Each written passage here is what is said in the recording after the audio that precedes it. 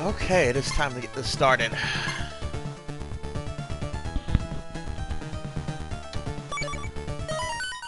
Time to try to beat the Castlevania adventure.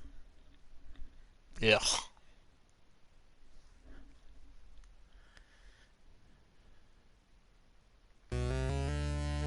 Alright, here we go.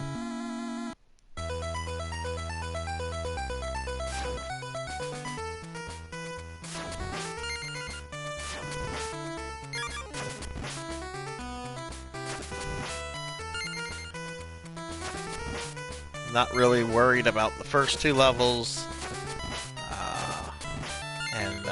It's the third and fourth levels that are going to decide how this goes. Though, last time when I played this, a week ago, I did get through the third level, something I don't think I've ever done before.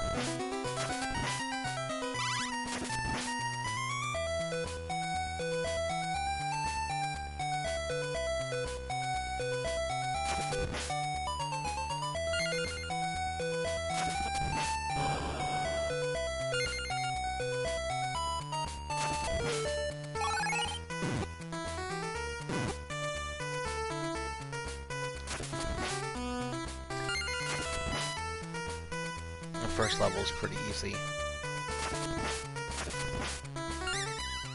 Mainly because it's been imprinted into my muscle memory since I was 9.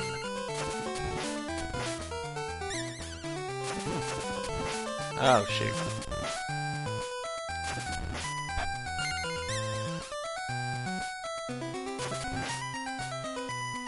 Spoke too soon. Oh, hey, saves a lot.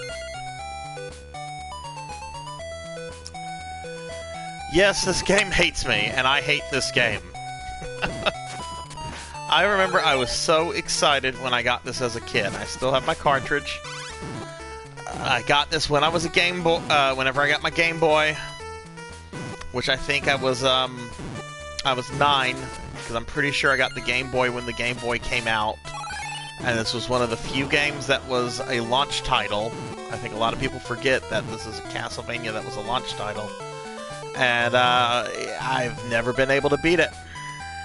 I'm going to try to change that tonight so that I can go onto the better one, Belmont's Revenge.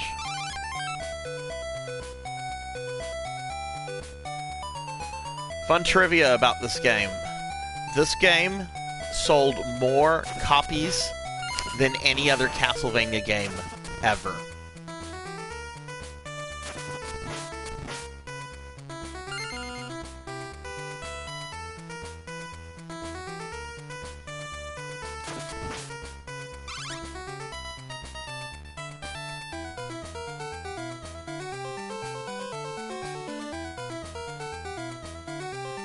Yeah, I mean, people wanted Game Boy games. And, Castlevania 1 had been out, and I think Castlevania 2 had been out, and people were like, oh, Castlevania, those are good games. Little did they know what they were getting for $29.99. Well, that's that price, even though I know that's like $19.89. Well, yeah, that is $19.89 price. $29.99 for a Game Boy game. I can't imagine paying $30, like as an adult, $30 for this game. As a kid, I wanted it because Castlevania, but kids don't think about money. And of course, parents back then were just like, "Oh, it's a game. Enjoy your game." But now, parents know games. I can't imagine.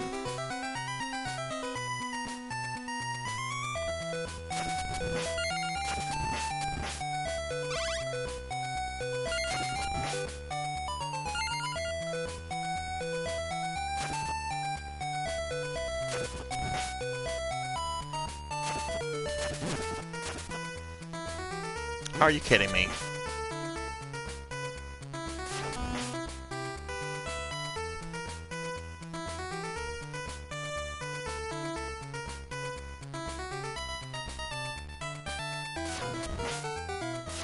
Oh, let me go down here and maybe I can get upgrades. Okay, there's one.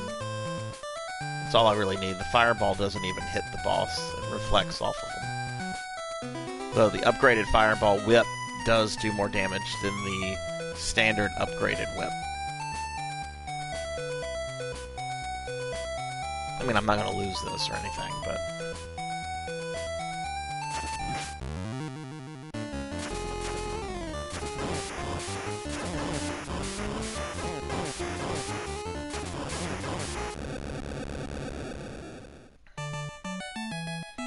There we go, first level done. Not that that means anything. I did. I finally beat Bloodlines. I'd been practicing it with John Morris about a week or so. Ended up beating it with Morris. Then I came back and beat it on the stream. And then same stream I beat it with Eric. Which the game is really easy with him compared to John, but still, I wanted to beat it with both characters.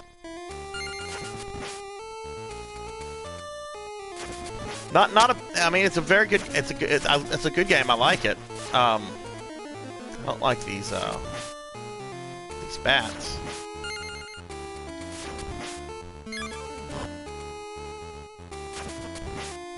One thing I really liked about the Bloodlines is that it was very boss heavy, and I do like bosses in Castlevania. They're one of the funnest parts of the game. Oh my god.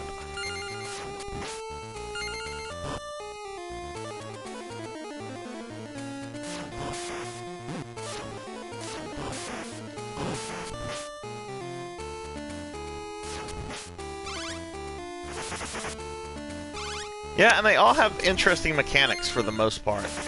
The only one that I think should be removed is in the second level, and it's a guy. It's like a water mage, and he's trying to make the water level increase, and it's just it's a waste of time boss. Like there's nothing challenging about it, and it's kind of sad.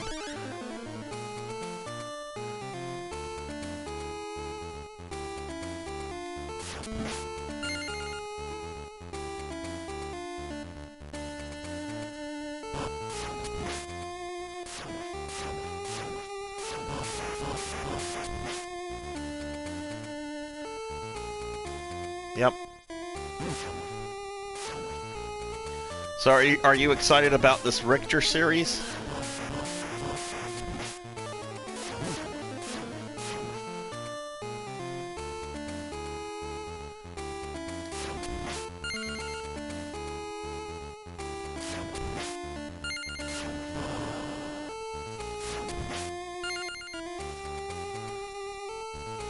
Yeah, it's sad we've reached a point where whenever we hear something that potentially sounds cool, we are a little more reserved about our reactions to it, as opposed to just getting excited, which we used to do because they used to put out, and when I say they, I mean just like media companies in general, used to put out quality content.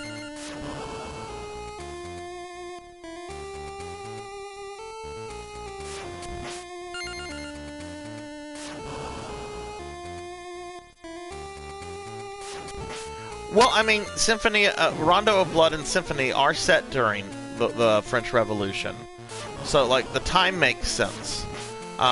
Why they're moving it to France? I mean,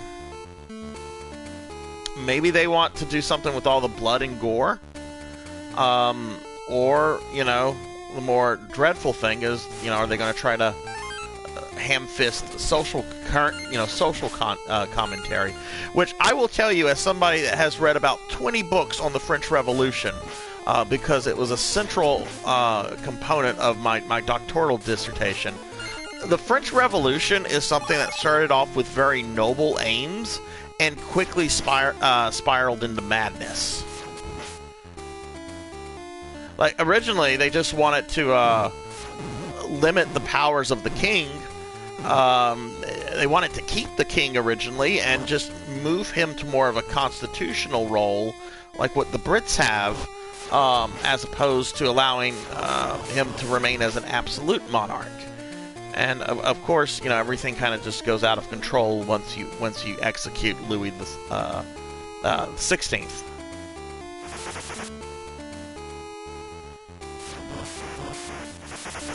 Well, and of course it doesn't end well either, because it ends with the creation of a dictatorship. Napoleon, while he was a brilliant military strategist, was a fucking megalomaniac who wanted to conquer all of Europe, just because he had a short person complex. Okay, it's time for literal whack-a-mole.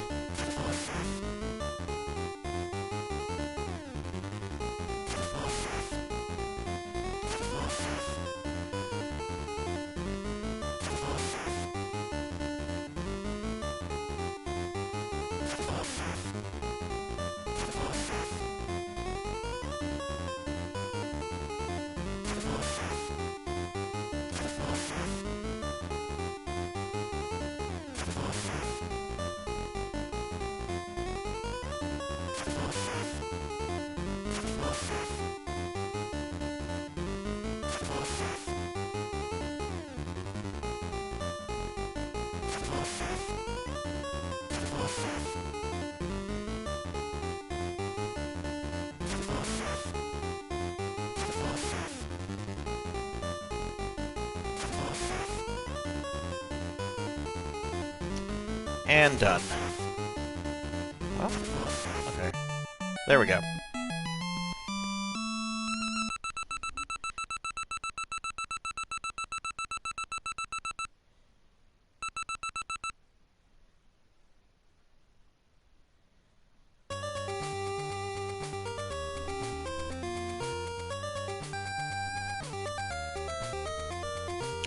Alright, this is the level that will determine everything.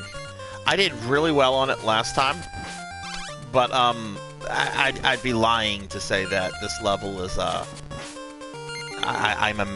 mastered this level, because I haven't. One small mistake and you die in almost any point in the level, and you practically need the fireball whip.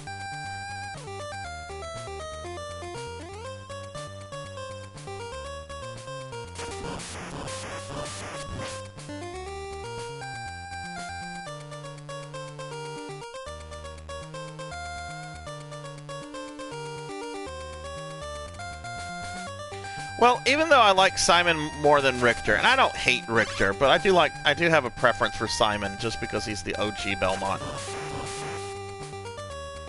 Hang on. That was risky. I mean, you did bring up a valid point in the text chat, in that Richter just has more supporting characters. There's more of a storyline to his stuff, you know. Okay, I'm gonna shut up for a few moments, because I gotta stay like focused on this entire section right here, because this is when the game goes from being like an early Game Boy game to just mean.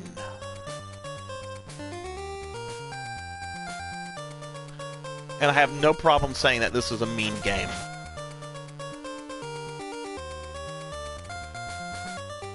It's not a bad game, it's a mean game.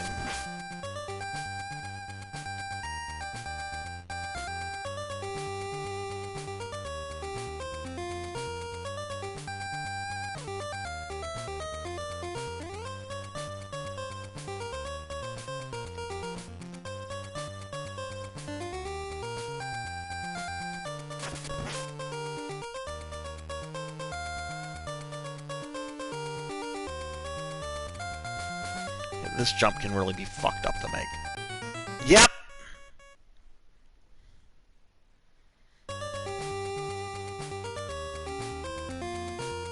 Now I have the shitty weak whip,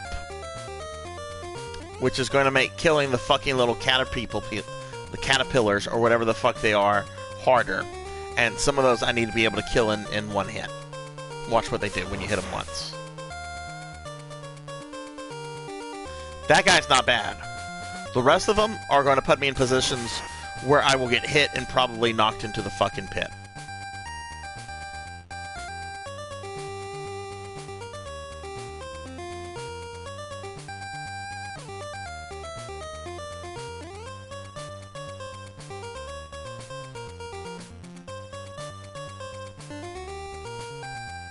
Hey, Intrinsic. You haven't missed anything. I died once on this part already. Because it's ass.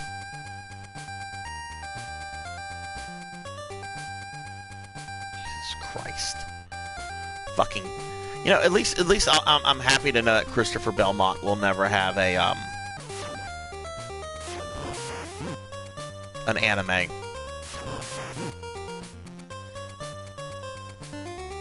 The slow-ass fucker.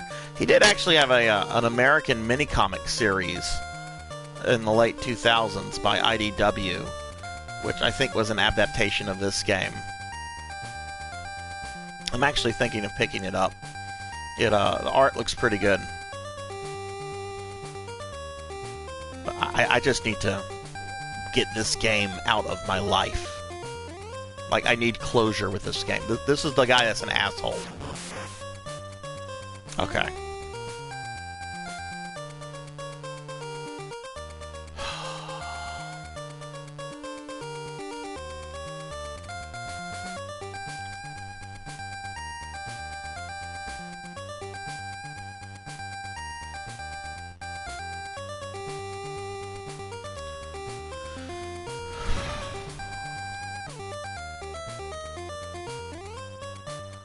Okay, alright, nice.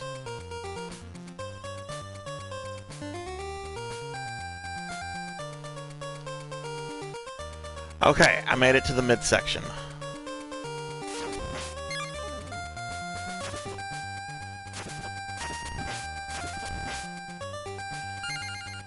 This, of course, has the hardest... This part has the hardest jump in the game to make.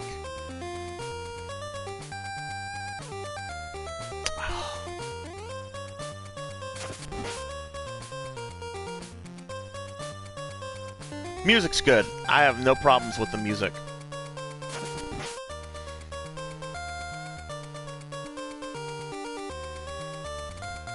I even think the graphics are decent for a Game Boy launch title. What is insufferable is the slowness. And then other mechanics such as, you know, you get hit once and your whip downgrades.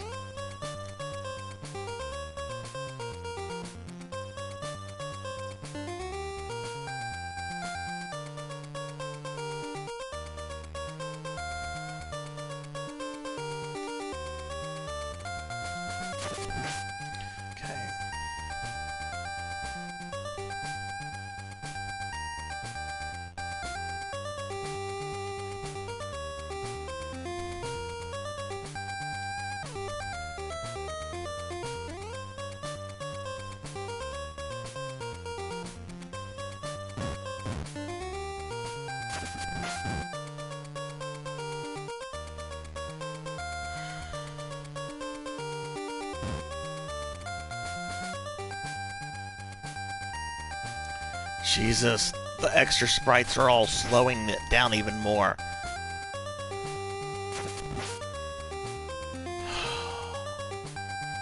Okay, I got through the section. All I have left is the boss. Which, to be fair, I'm not... He's not a bad boss, I don't have all his patterns learned as well as I did with the first two.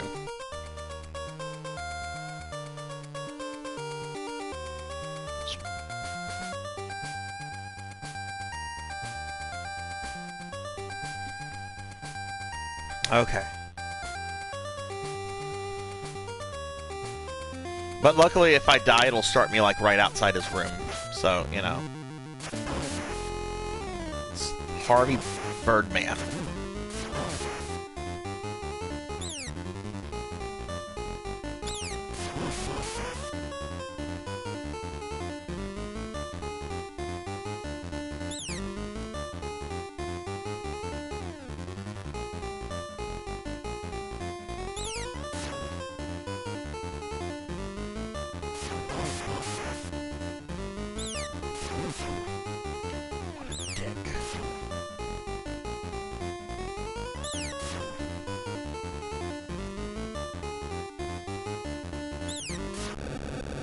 Phew! Phew!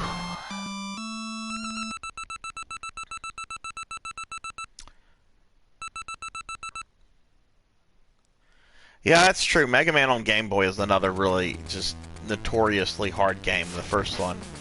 What is it? Wily's Revenge? Which I beat that one a few years ago. Like this one, though, that was a game that just frustrated me for years. It just really required me sitting down and trying to put the time in. Okay, so full disclosure here. After the stream last night, I did make a save state of this level, and I have practiced it.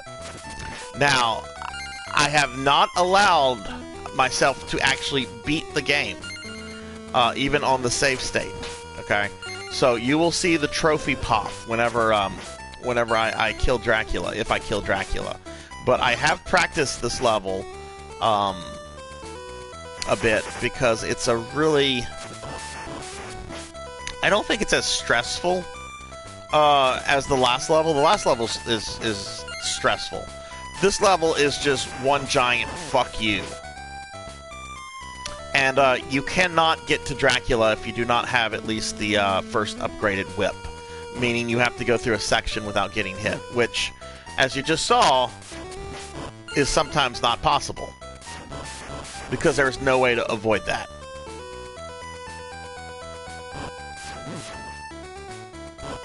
So anyway, how are you two doing? Good weekends, I hope?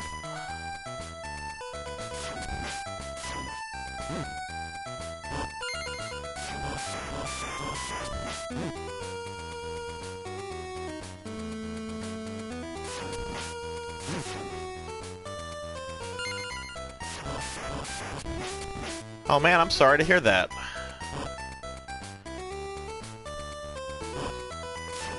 Difficulty with the parents, or other stuff?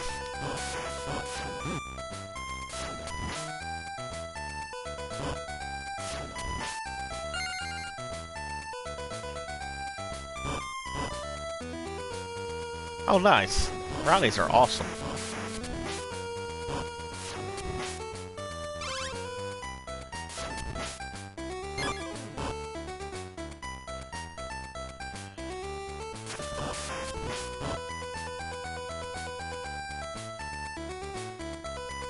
Oh, I'm sorry to hear that. That's... I have no problem firing a bad psychiatrist. In fact, I did that about a little bit over a year ago. I had waited several months to see a psychiatrist because I was doing very badly around this time last year. And, hang on. Oops. And, this bitch, I'm gonna call her a bitch because that's what she was, on a Zoom interview, it was like right after COVID started, happened, just got like really nasty with me, like on a personal level, and I was talking about some of the issues I was having with my daughter. Thankfully, a lot of those have kind of been resolved. That situation is not as volatile as it was, but it's still not where I'd like it to be. But this woman was just awful, and I just said fuck it and got rid of her. But I realized that you're not in a situation where you can do that, or it might be harder to do.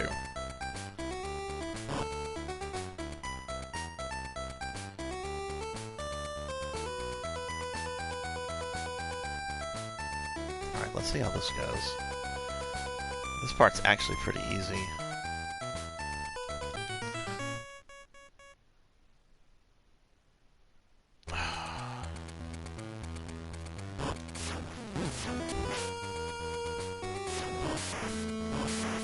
If you can find one, saves a lot, that you have really good rapport with, I think that they are great. I had both a counselor and a psychiatrist last year. I'm not seeing anybody right now, partially because I'm very fucking stubborn about certain things, but the counselor was okay, but my problem with her, and the reason I got rid of her, is that she had a very... it all works out for the best kind of attitude. And that's not fucking true.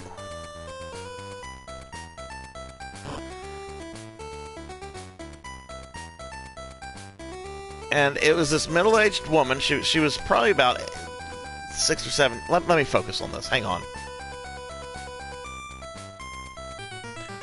Okay, fuck this. What is happening here?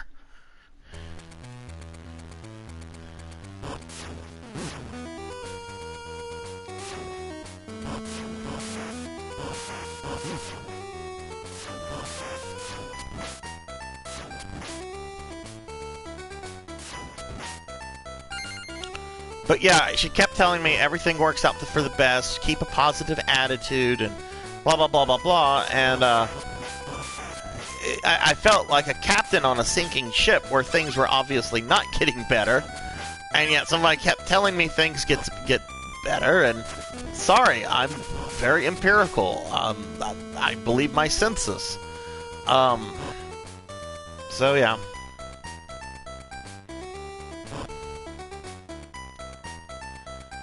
But no, I had a great counselor in my late teens, early 20s, Dr. Keith Neighbor in Lake Charles, and he was awesome. I remember one of our sessions, we talked about how terrible the Phantom Menace was. You know you have a good counselor there when you can talk shit about the Phantom Menace.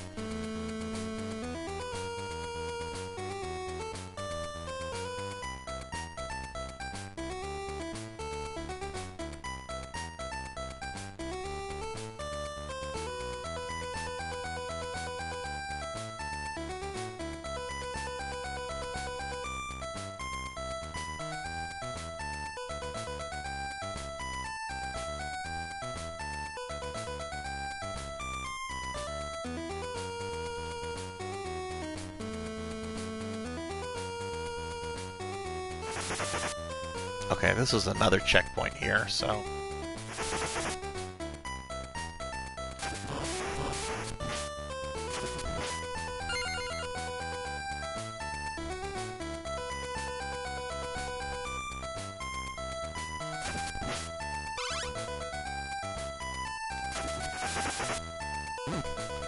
Oh, what a dick.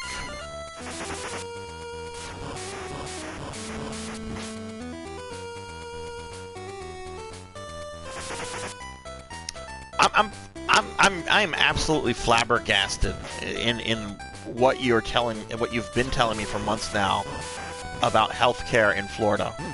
I mean, I know Florida has a reputation for things like Florida Man, and they've had a series of shitty governors. But Florida is a very wealthy state. So you'd think they'd have money for that kind of stuff. Louisiana doesn't have money. Just make this go quicker. Okay, Intrinsic. I don't know if you remember last week I had problems figuring out how to get this candle. Well, I have that mastered now.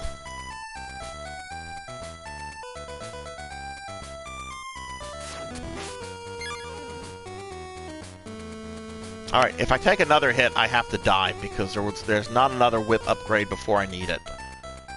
And if I'm gonna get hit, I'm gonna get hit here.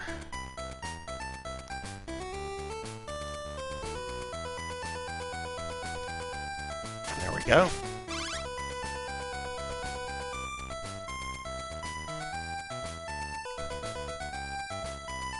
Okay, now this part...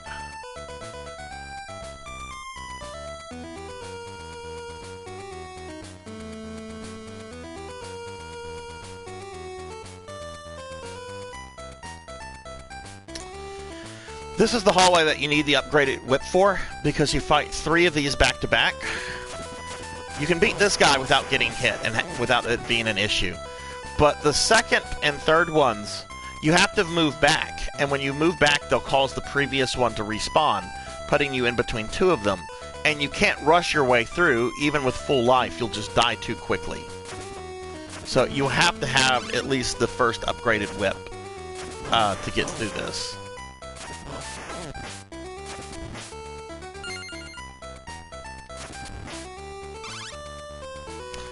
I would put this on, like, Ninja Gaiden level bullshit. It's not Battletoads bullshit, because Battletoads, in my opinion, is a broken game. But I would definitely put this on the level of Ninja Gaiden bullshit. Okay, and then right here, I have to get the candles, otherwise I will be unable to beat Dracula's first form. Beautiful. Alright, I should be able to beat... next up is Dracula, and I should be able to beat him. We shall see.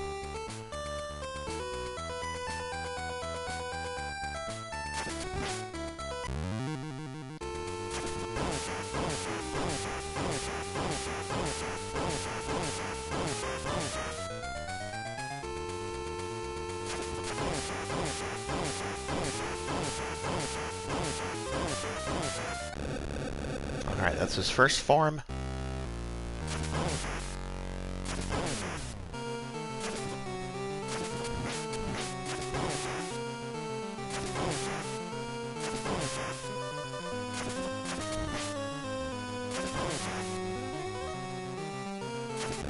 I'm done. And there's that trophy.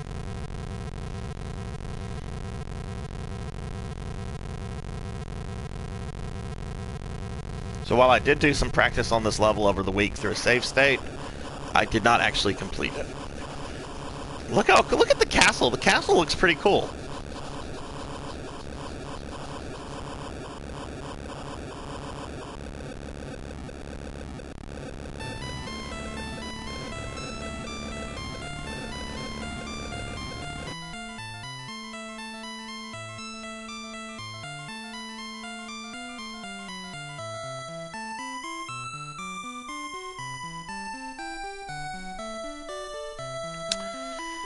Well, it only took me,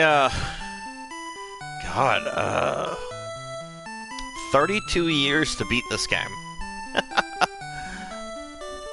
What an incredible ending.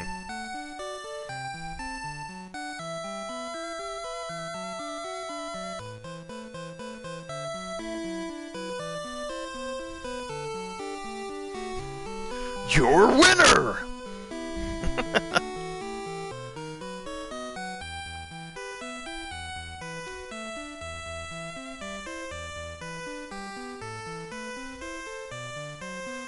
I'm actually looking forward to the next one. I've played a little bit of it. It's not a game I ever owned until I got the Anniversary Collection. That's such a good episode, too, that you're quoting Intrinsic. It's so sad that his quality has just gone off of a cliff in the last few years.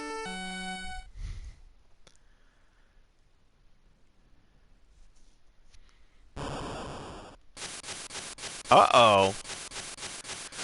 Oh no, Christopher Belmont was not thorough.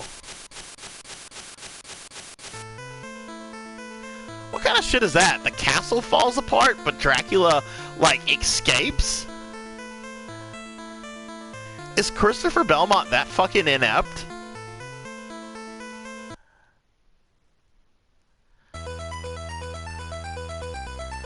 Oh, it wants me to play on a harder version than the one I just beat.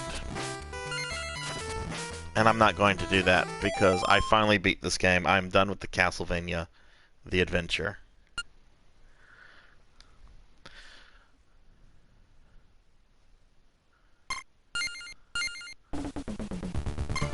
Well, in Leon Belmont's defense, he didn't fight Dracula either. He just spoke to him for about half an hour. That's a really long cutscene. Alright, just give me a second. I'm gonna just update my stream info to reflect Belmont's Revenge.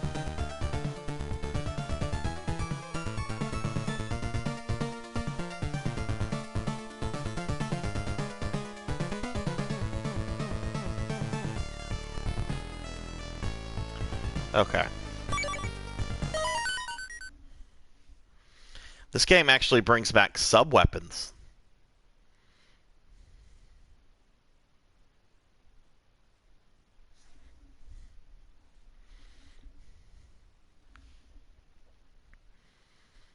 there's an actual intro that if you wait a little bit at the screen, it'll give you the story of this riveting game. Yes, after I beat this game, I'll be moving on to Kid Dracula to wrap up the Castlevania Anniversary Collection.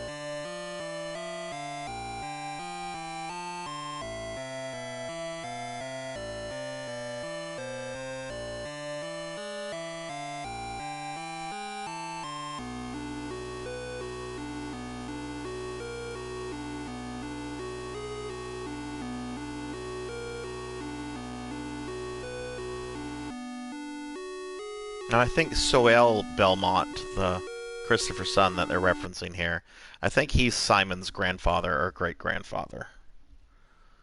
Alright. So, this game has done some interesting things. In the vein of Mega Man, we have a stage select. And I can go to all of these castles, which look like they're made out of penises. I mean, that looks like a penis and some balls. Penises, more penises, and even more penises. So I have to go through the 4 penis castles with Christopher Belmont. And I like how they don't even like give you a name. They have names, and I'll learn their names whenever I go to them. But I have to clear the level, or at least go to the level before I get to learn the name of the castle. Yeah, it's very reminiscent of the Little Mermaid cover on the original VHS, which I have somewhere, or is at my dad's house or my sister's place. One of us has it because my parents bought that movie for us back in the day, and I remember looking at that cover and just going, "That tower looks like a penis." This is the Plant Castle. They're very creative with their names. But check out the graphics on this. The graphics are so much better. Like, the background graphics is cool. Christopher no longer moves like a slug. Like, he moves on par with how Simon moved in the original Castlevania. Hearts are back to being ammo. And look, I can get hit and I don't lose my whip. I think there is one enemy that does downgrade your whip, but most of them don't. We're back to having doors. The music is really good for a Game Boy game. So I've never really played this game. I never had it as a kid. Never played it. I mean, I've been aware of it forever.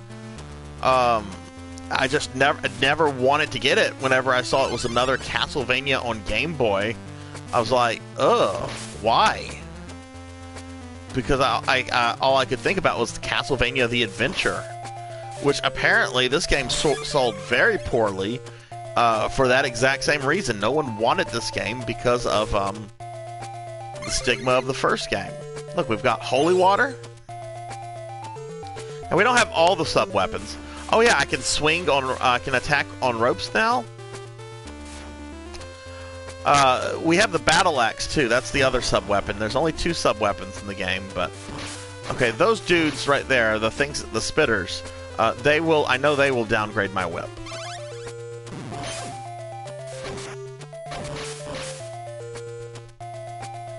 But most enemies won't. But it's still, I mean, you have these kind of enemies, you have the eyes, right? So they're obviously, you know, building off of some of the more interesting things that they did in Castlevania Adventure, which was to kind of have like a unique cast of monsters. But yeah, I've been aware of this game forever. Never played it, never wanted to own it. I don't own the third Game Boy game, the one with Sonya, Castlevania Legends. Though I've heard that's a pretty bad game. But I'm excited to play through this one. I've played a little bit around on it. I've beaten one boss, but some levels I haven't even gotten to the boss yet. So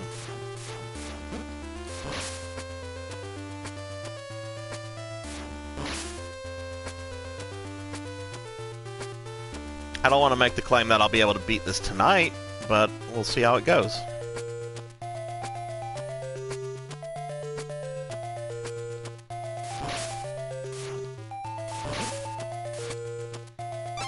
Oh my god, the respawning enemies, though.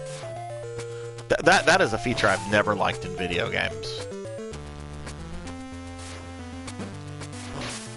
Oh, I'm not going to get the axe in time.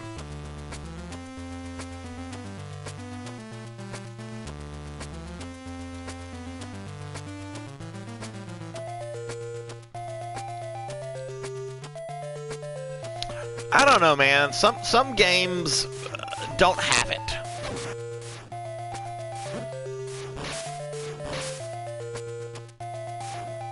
So I don't know if it's a glitch. It could be lazy programming, though, which I guess you could consider a glitch.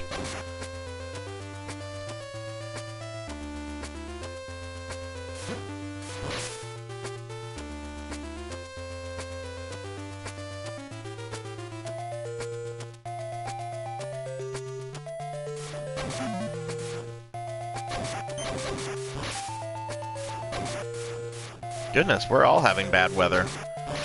It's been real rainy over here in Lafayette today. It's supposed to be pretty hectic throughout the week. We're going to our D&D trip on Thursday.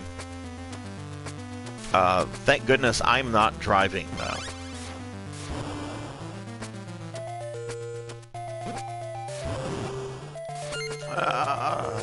No, I'll keep going this way.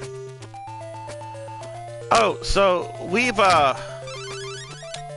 rented a cabin in the hill country of Texas, like in the Wimberley area, and it's a nice cabin. I didn't know this when I rented it, but it's a $1.8 million cabin, and my entire D&D campaign is going, and we're basically going to just kind of hang out and play D&D for a few days while in the middle of the woods.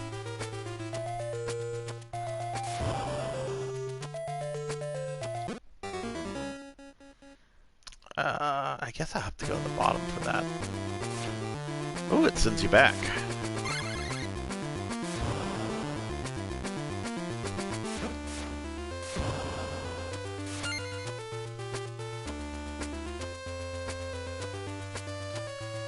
I've never watched Cabin in the Woods, and I have no interest in ever watching it. I cannot stand Josh Whedon movies.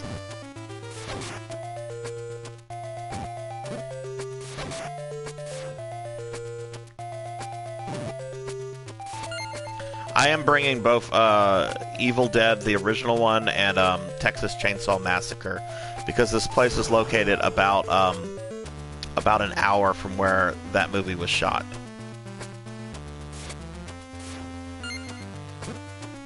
Yeah, except Alien Resurrection.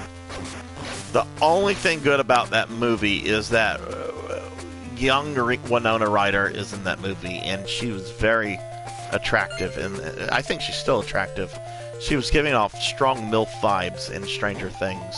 I've only watched the first season of that, so I don't know if she stays in the film or not, in the series.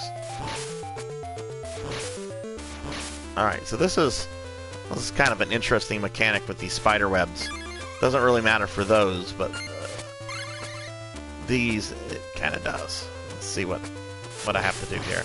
Okay, I fucked that up.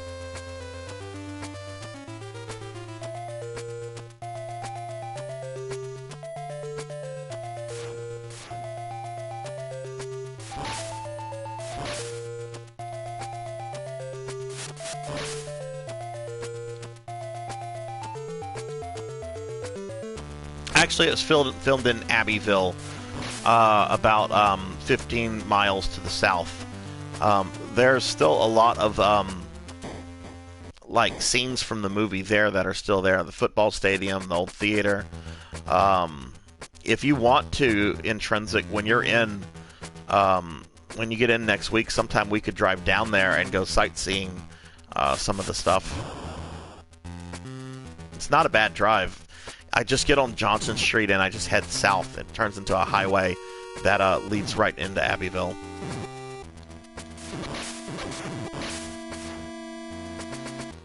The Red Letter Media guys actually did a review on that. They really liked the remake of The Blob, and Mike Stoklasa, who I have a man crush on, in a total hetero way. He's like, I want to go to this Abbeville, as he would call it. I want to see all the Blob stuff, and I was just like, I should email him, but that kind of gets like into creeper territory, so I won't do that. All right, here's the first boss. I have beaten this one before. This is the only boss I've beaten.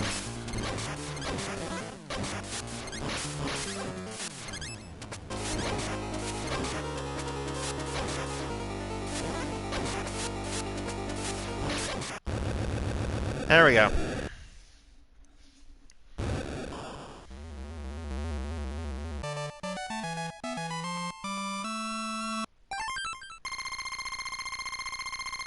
Oh, it's fine. Saves a lot. It's one of those things I did not know until I moved here, and then I just kind of found out about it. Abbeville is a big hub for like oil and gas people, and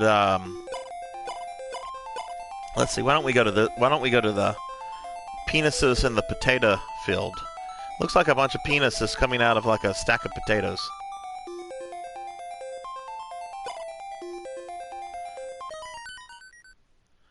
I remember when that was shot there too. It was like some sci-fi original movie. I think they oh, I can't remember. I think they shot that like the day after we had like a Warhammer night. Our Warhammer nights are on Wednesdays, and I want to say it was either like right before or right after. I've never seen the movie though. I've seen some pictures of it, and the lead actress was cute. I don't remember her name, but cute actress.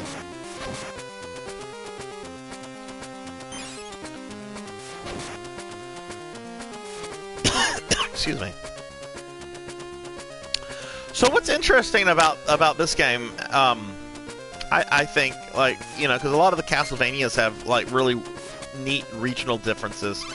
The Japanese version of this does not have the battle axe. It has the cross.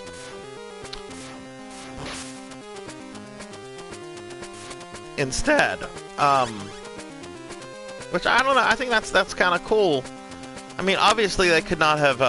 They probably could not have gotten all three of the sub weapons into the limited. Oh God. Yeah, it's a regular enemy now. The mole people from the adventure.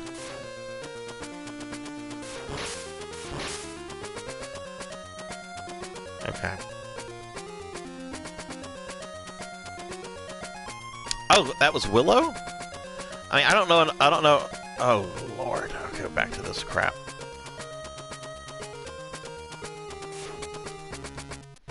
At least the little lights, like, at least those have lights that come on. Kind of like warn you, like something's... Okay, I got more mole people here. Was Willow the character that came out as gay in the series? I remember, like, one of the characters in Buffy came out as gay, and it was a big deal because it was the 90s. I also might be thinking of Xena. Didn't Xena's, like, little blonde-head sidekick, I don't remember her name because I could never watch that show. Lucy Lawless was really attractive, but that show, it was way too campy for me to ever get into.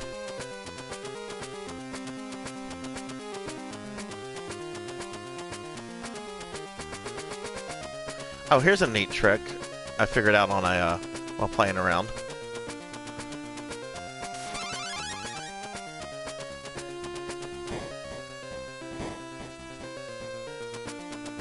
just jump through the wall.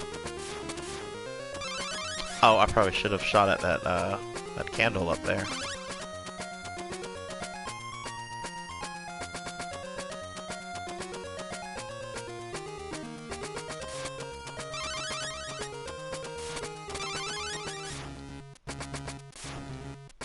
I saw they announced something new with Evil Dead. What are they doing with it now? Are they making a new movie?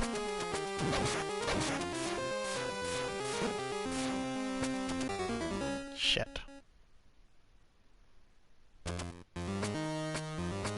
Hey Intent, what's up?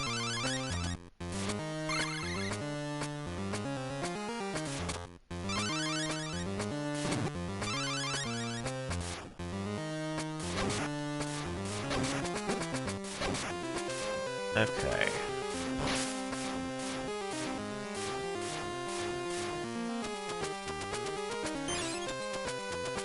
This part looks... I don't know. This is the first real time I've ever played this game, so...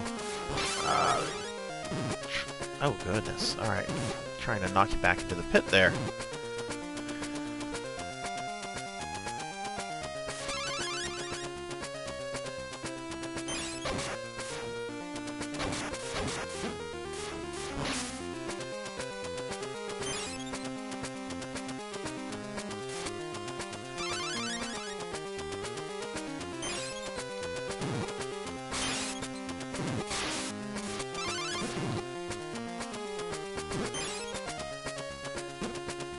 Oh my, alright. Oh cool, you can stand on those.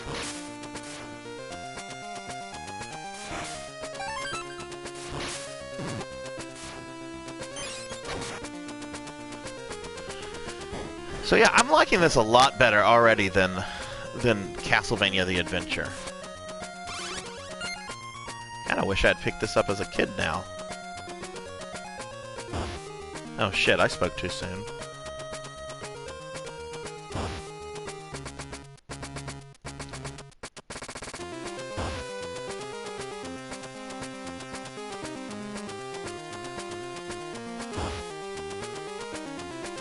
Yeah, there was the TV series, Ash vs. the Evil Dead, but I know they canceled that a while back. Didn't they just announce something new with him in it? Or something new for the Evil Dead franchise?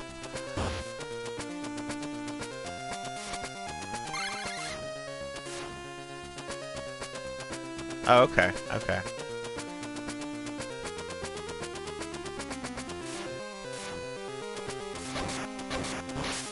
I actually thought about doing an elaborate prank since we're staying in this cabin in Texas in a few days.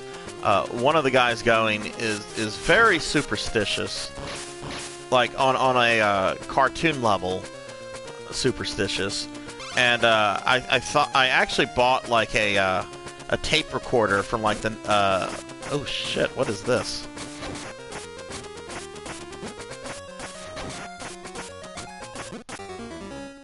Okay, I probably should try to kill him. Anyway, superstitious friend, a bunch of us going into a cabin in the woods this weekend. So I bought like a tape recorder from the 1970s, and I was gonna like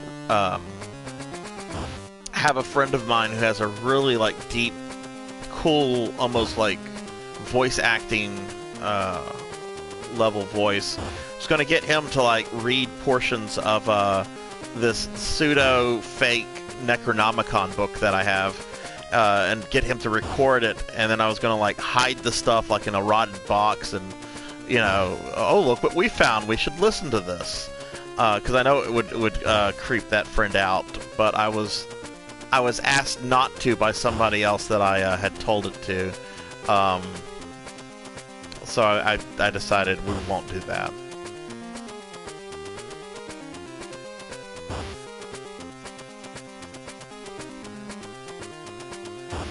Oh, cool, cool.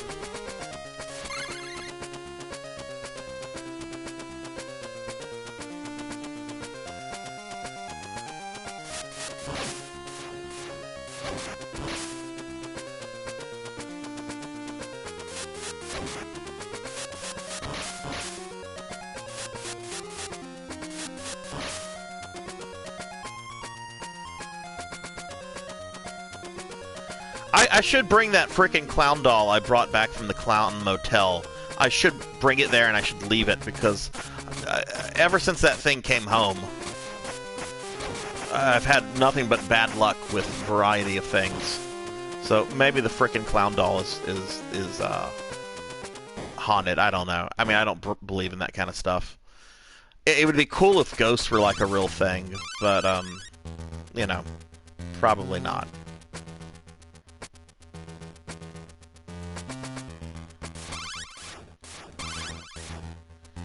Alright, let's see what this boss is. Oh, Lord. Okay. Big dude.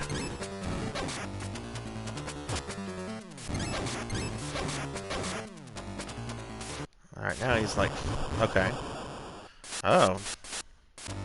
Oh, that's cool.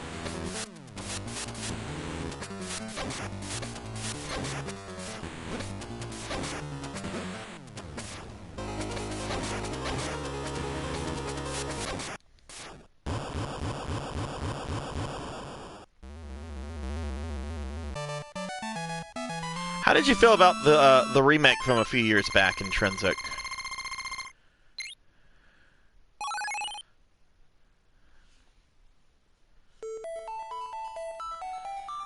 Alright, 2 castles down. Let's go with this one.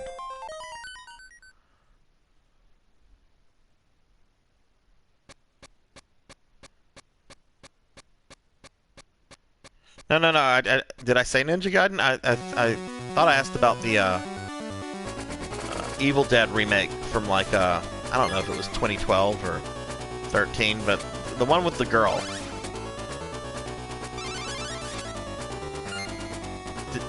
Don't think it had Bruce Campbell in it. Might have had a cameo. I don't know. I only saw it in theaters, so it's been a while.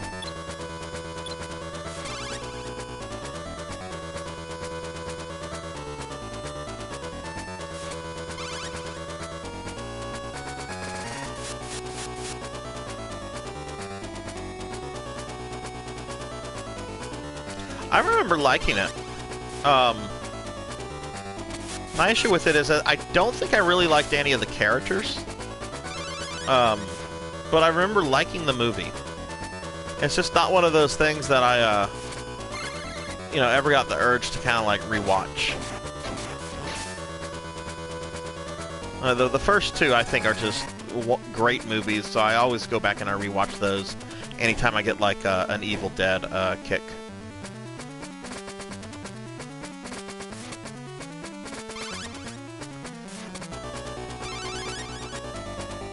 These graphics are really good for a Game Boy game of this time.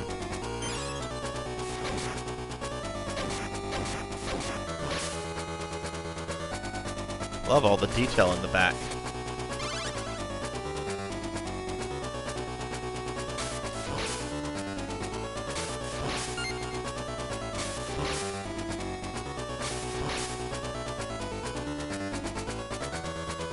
Oh, it was an aftercut scene? Yeah, that sounds about right. Like I said, I haven't seen that movie since it was in theaters. Much better remake than some other horror movie remakes from that time, like the Rob Zombie's Halloween movies. Which, okay, the first one,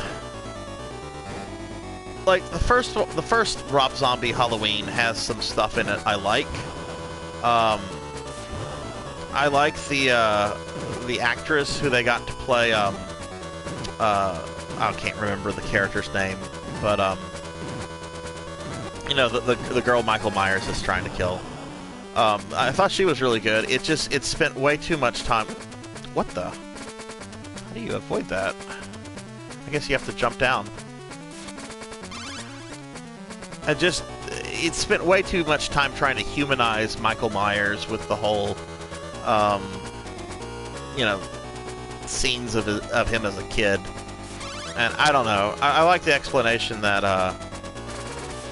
Dr. Loomis gives in the first movie, is that he's just evil. You know, there is no explanation.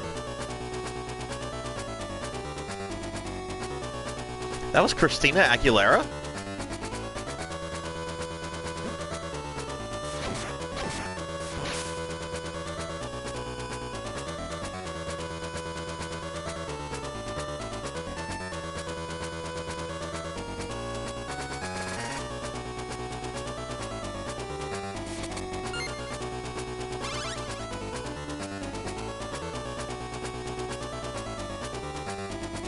What do you like about those scenes in 10? I haven't how do you get down without those hitting you? Oh, okay. Been a while for you too, then. I don't think I've seen either of the remakes since they came out in theaters. I might have rewatched them whenever the Blu-ray sets came out, but that's been a few years too.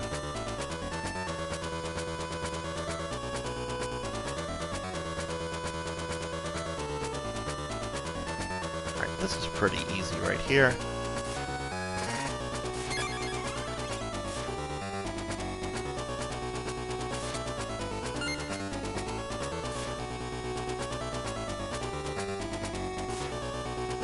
Do you just have to take the hit here?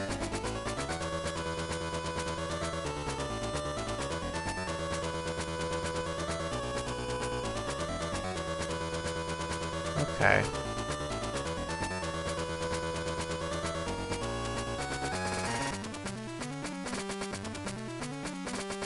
Yeah, the first movie definitely I think is a commendable movie.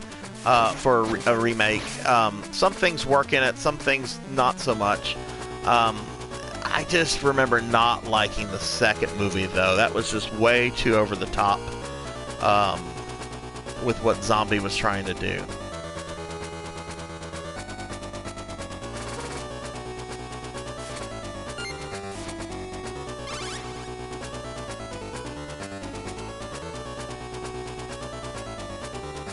Let's see.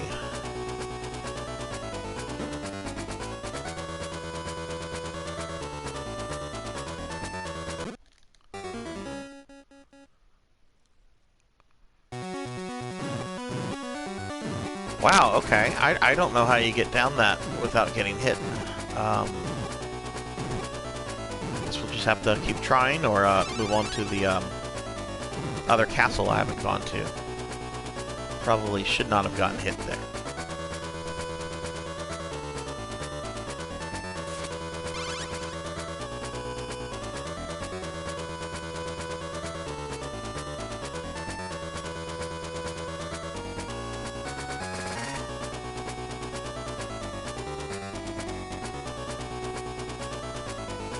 Well, there's no slide mechanic in this game.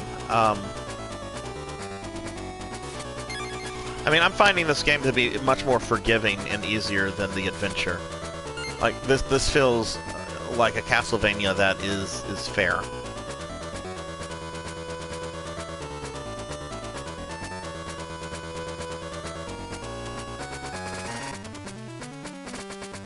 Yeah, we could try that. Maybe if I jump down instead of taking the rope. Just gonna try not to jump on the spikes. The rope is stopping me.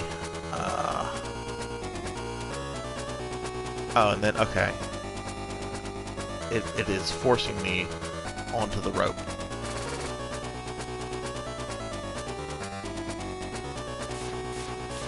Is there a button to fall off? No?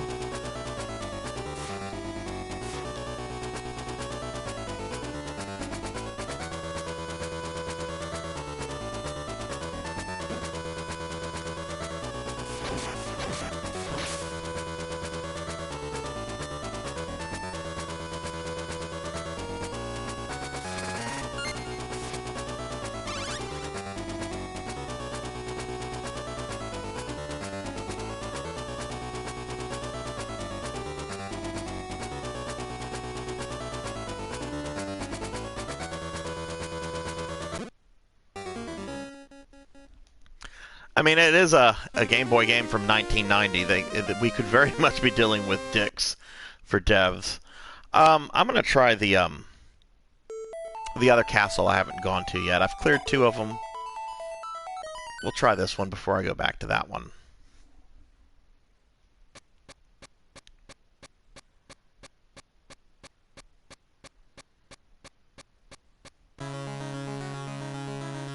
Other than that section, this game has been really straightforward, though, and fair. Oh god, birds. These are my most hated enemy in a Castlevania game. freaking birds.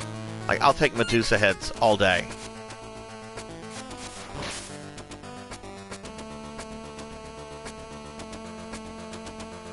Okay, there is. Cool, cool.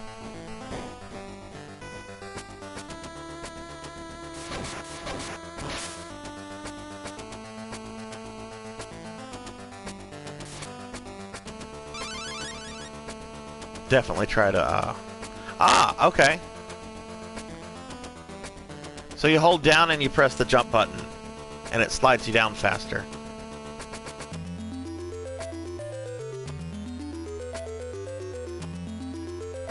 Cool. Alright, so that's how you move down the rope faster.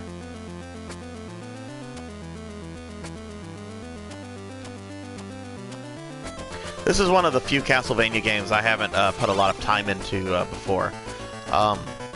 As a kid, I was burnt out on Castlevania The Adventure. Like, I had it for the original Game Boy and everything. So when this came out, I was like, no more Castlevanias on Game Boy. Which is a shame, because this game is really good. This is so much better than The Adventure. Whoa.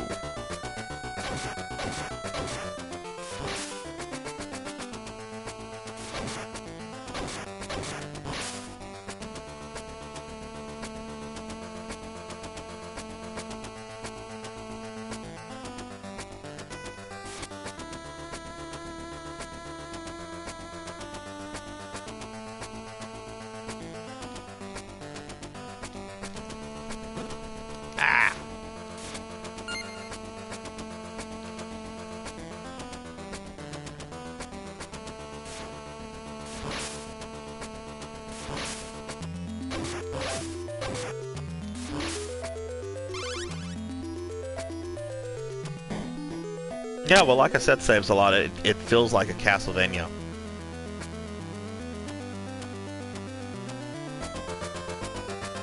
Ooh, so this one is, this level has gotten spike happy like, The Adventure did. But this isn't too bad.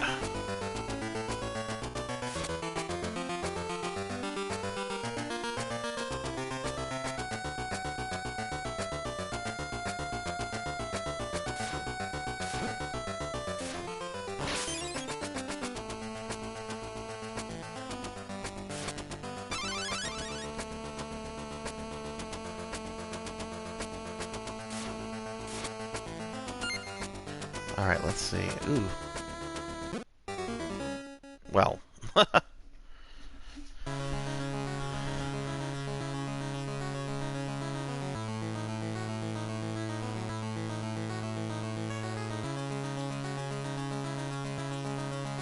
It's actually pretty fair, because spikes in these old Nintendo games generally mean insta-death, and that's not always the case from what I've seen in this game so far.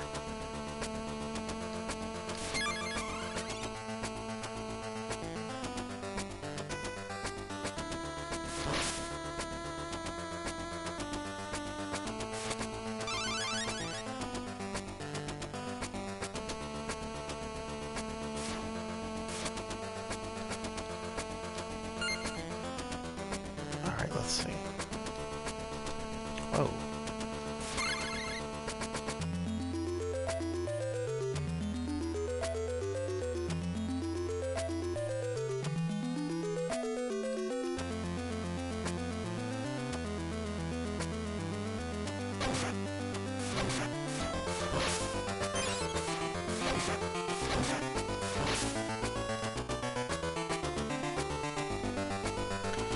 There's a really funny video on YouTube. It's old, but it's called Wily Does It Himself, and it's got a live-action actors in it and everything. And one guy playing Dr. Wily gets frustrated with like his accountant and his contractor and all that, and he's trying to just build a level that he will know will kill Mega Man. So of course the level that he builds is a level that has spikes everywhere. Right, like Mega Man cannot theoretically make a jump without hitting a spike in this little skit, and it's actually pretty well done. It's old YouTube, like we're talking like 2008, 2009, but it's a fun little video.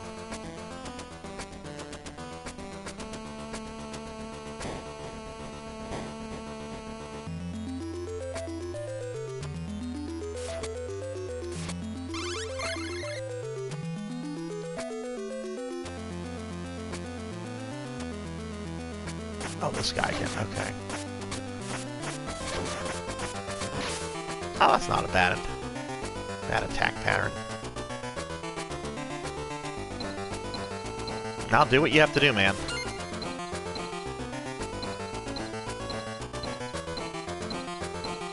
Oh, okay. Neat.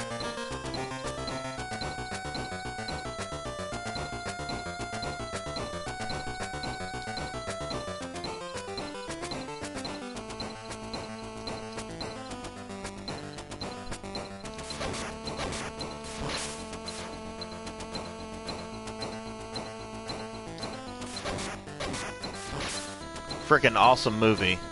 I love Scarface.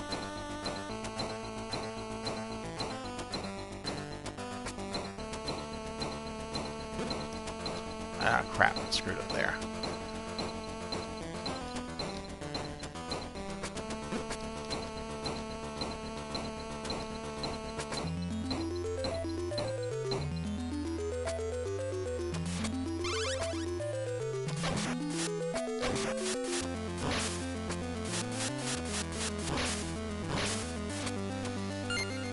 Forgive me for cheesing that guy from below, but I got hit by too many of those in the adventure when it was not possible to avoid it. Oh, we're at the boss. Oh, we're close to the boss. I forget that there's like a pre-boss area in this game.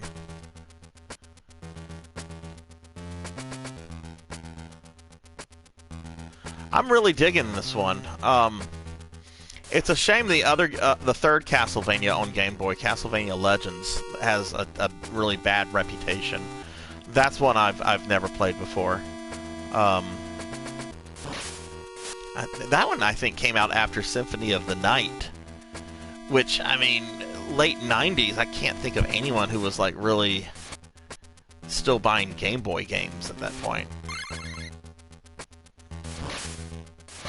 I don't even think it was a Game Boy Color cart. Of course, Game Boy Color did well, the Game Boy Advance did well, but like 97, 98, people weren't really buying like original Game Boy games anymore. Okay. Oh, this looks fun, whatever this is. God, this looks like a boss from Gradius.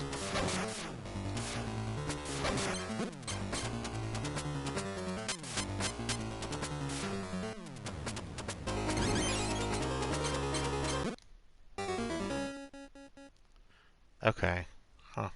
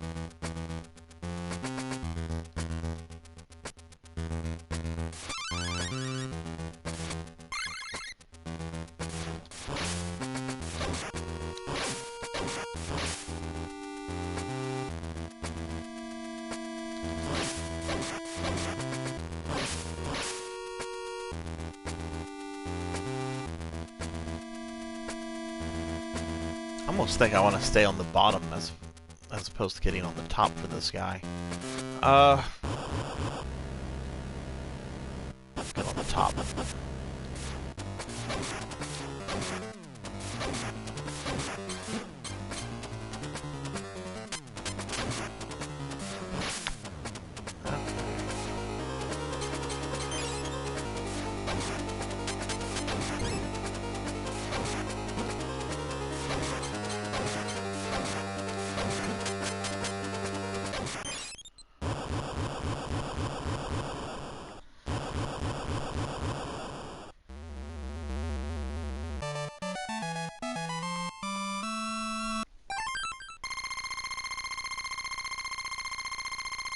So far, I've really liked the bosses in this game.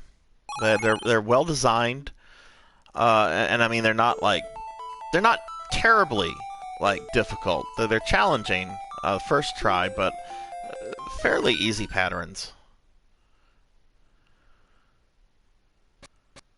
Okay, we'll try this level again, and then after that it should bring me to the last level.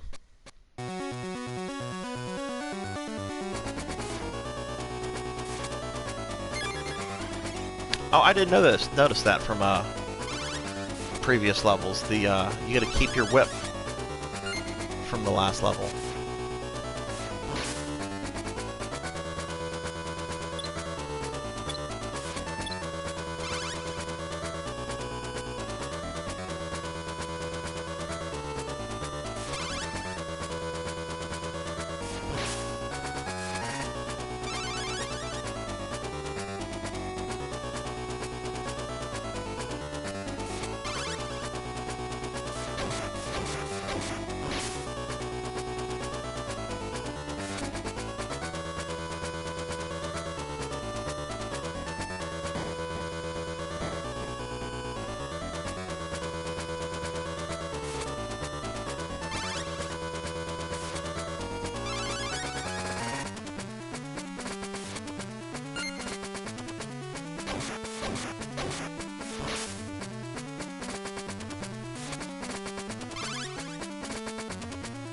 Yeah, if I do finish this game tonight, I think I might move on to Kid Dracula, since that's the last game I have on the Anniversary Collection.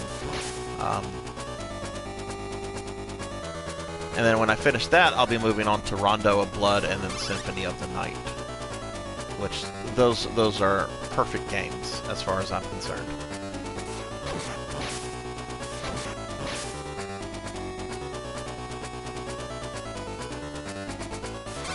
But I'm hoping, because I think there was some news reporting on it the other day. Apparently, Konami filed a copyright in Australia for a game called the Castlevania Advanced Collection. So they might be doing another one of these collections that includes at least the Game Boy games. Hopefully, it would include the DS games too.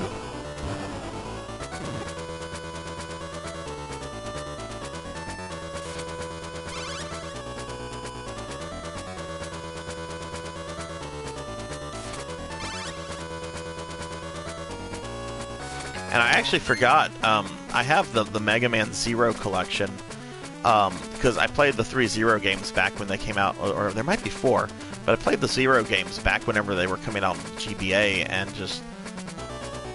Oh, this is cool. That's fun. I've never seen anything like that in a Castlevania before. That's fun.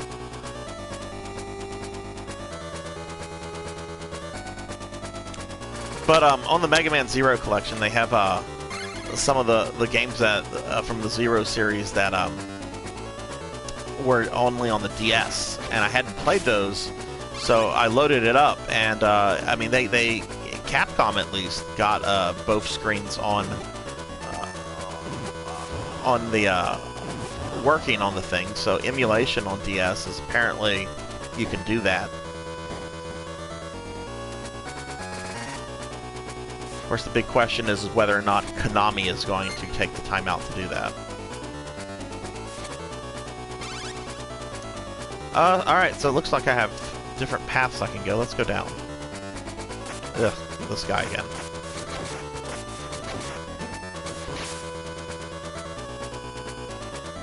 Wonder if this is like actual branching paths, or you have to go the right way, otherwise it repeats like it did in the adventure.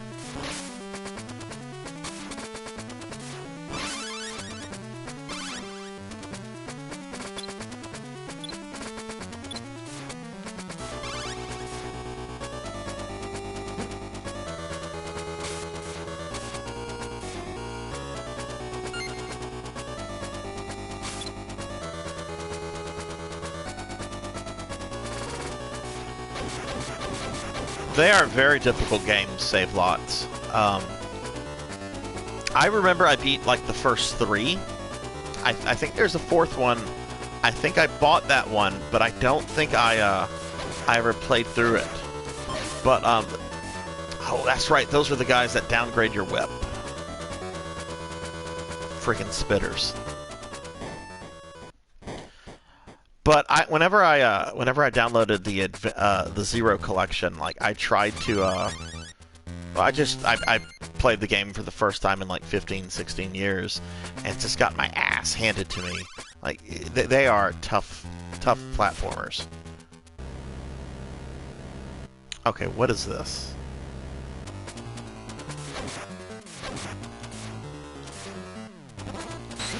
Okay.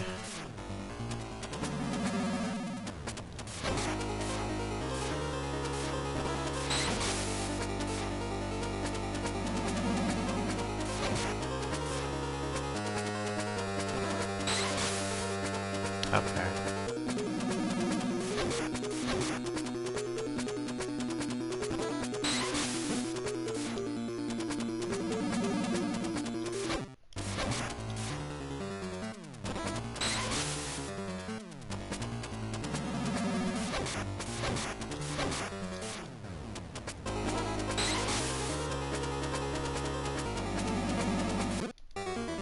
Oh, come on.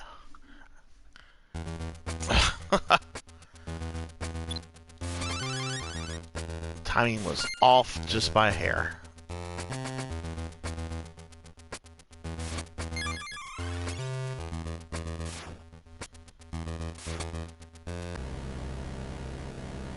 Not a...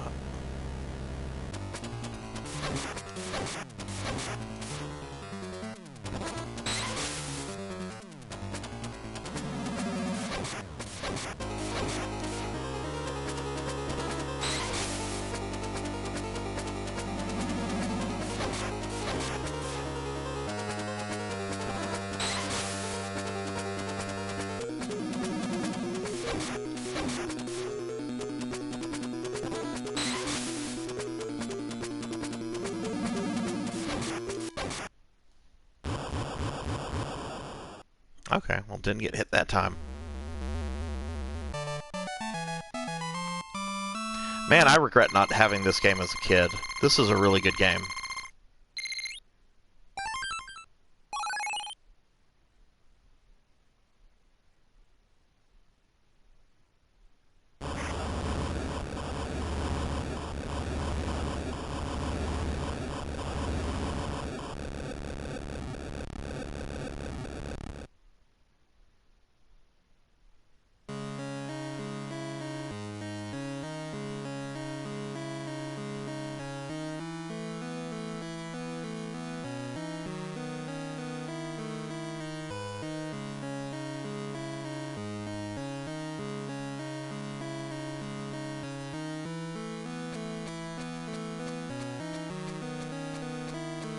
Which Mega Man games did you have intent from back then?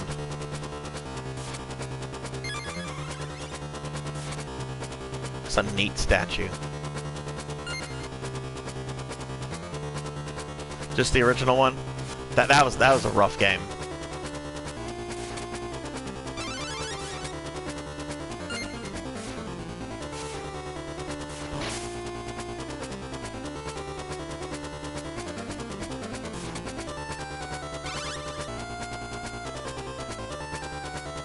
Yeah, I could never beat that one as a kid. I did a playthrough several years ago where I went through and I beat all the classic Mega Man games on NES and Game Boy, and whatever system, what other later systems like 8s on PlayStation and so forth.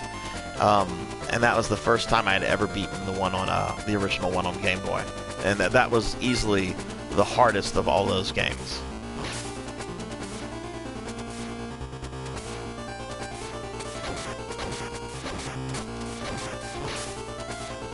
Oh, that guy has the same sort of attack pattern as those Reaper dudes from Castlevania the Adventure. Okay, cool.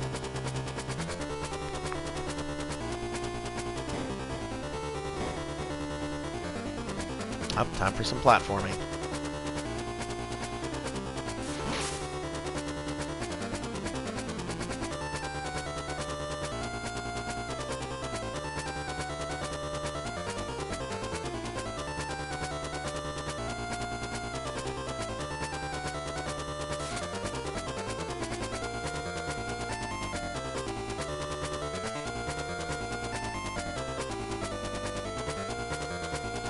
beat some hard games when I was a kid.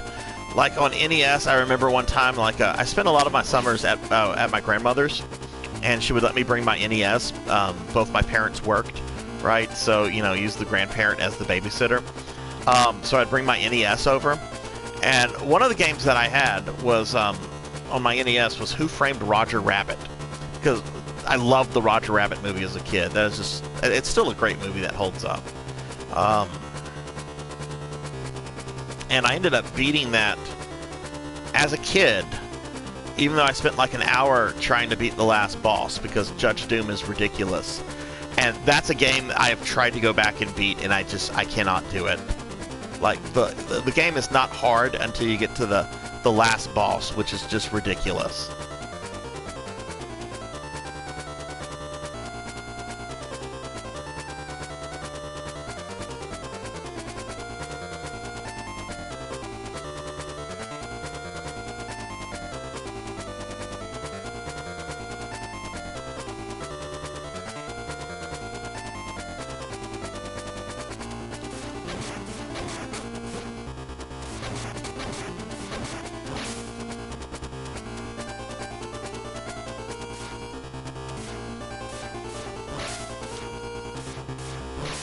Well, one game I could never beat as a kid. I never beat any of the Castlevania games as a kid. It wasn't until I was in my late teens where I sat down and I beat the original 3 on NES. But I could never, as a kid, beat the original Super Mario Brothers.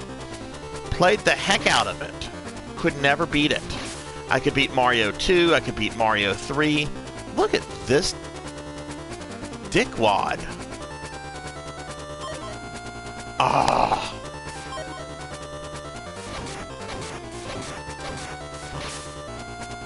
I hate those things. But anyway, yeah, I could never beat Super Mario Brothers as a kid. And I never thought anything of it because, I could beat some of the Mario games. I could beat hard games like Roger Rabbit. And it wasn't until I was like in my early 20s. Not gonna get killed by that, or try not to get killed by that. Shit, I need the longer whip.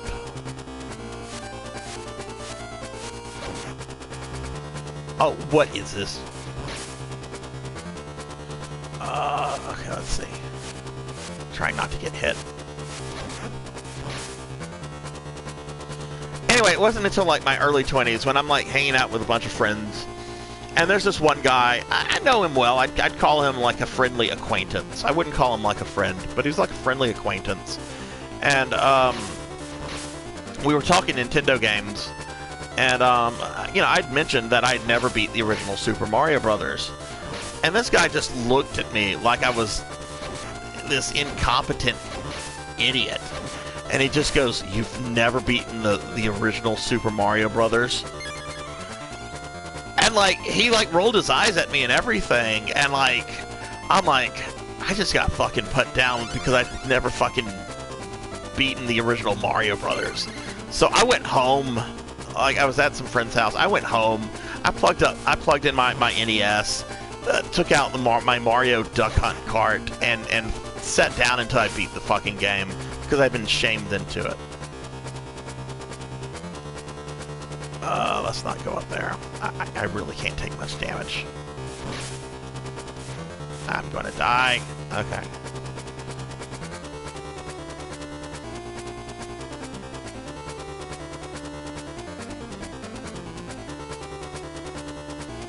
Oh my god.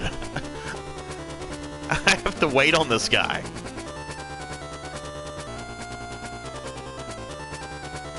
No saves a lot. I've never even heard of that game. What is it?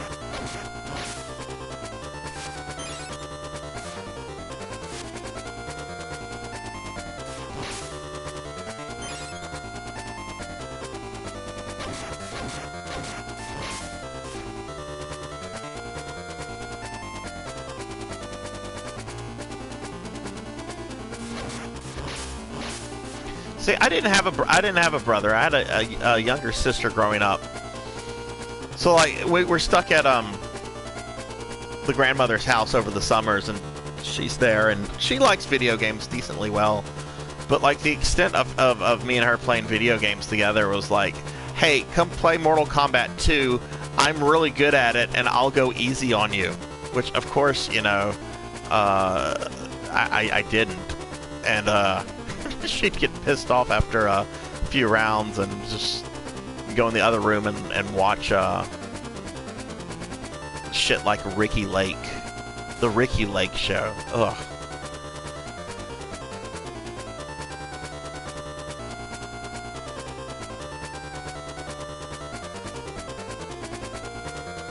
I really want to see what that candle is, but I'm really trying not to get hit.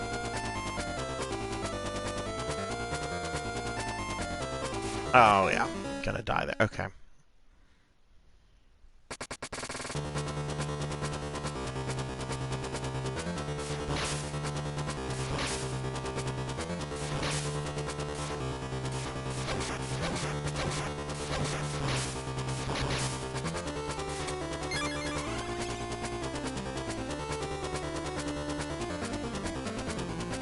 I'm not sure if I'm ready to call moments like that bad game design. I just think I was trying to not get hit there, trying to be a little overcautious, I guess.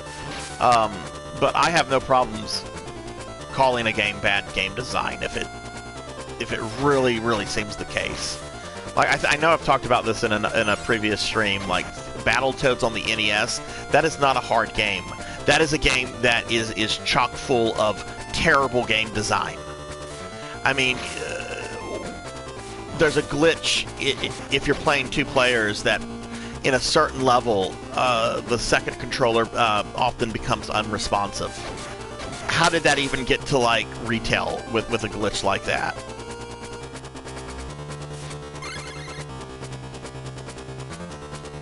Okay.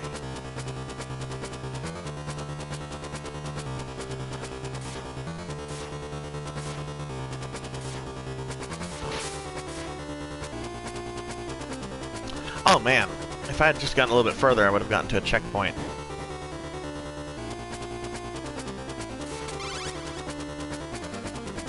Alright, looks like we have more branching, another branching path. Should I go up or down? I have no idea which way I should go.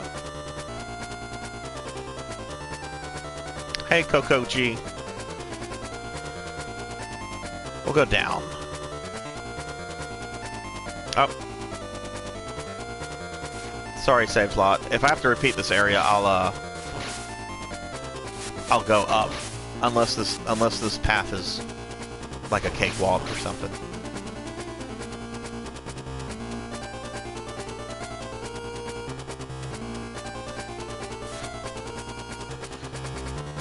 So Coco G, you missed earlier. I finally beat Castlevania: The Adventure after not having been able to beat it for several decades.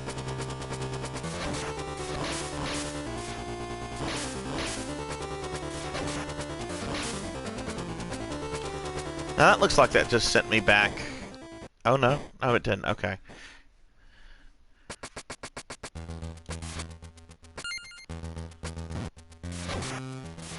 Oh no, the Muckmen.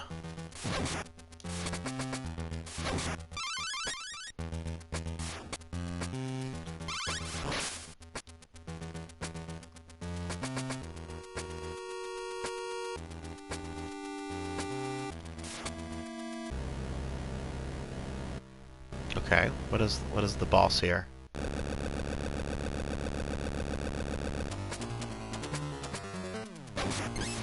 Oh!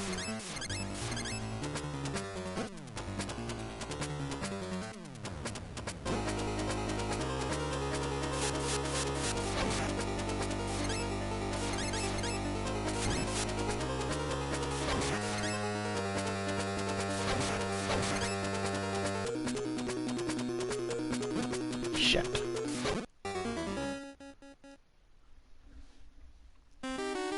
Okay, that's gonna be fun.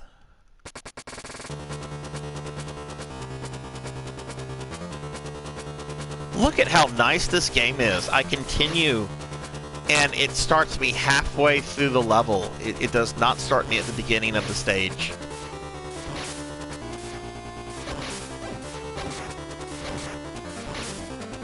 That is very generous for a Castlevania game.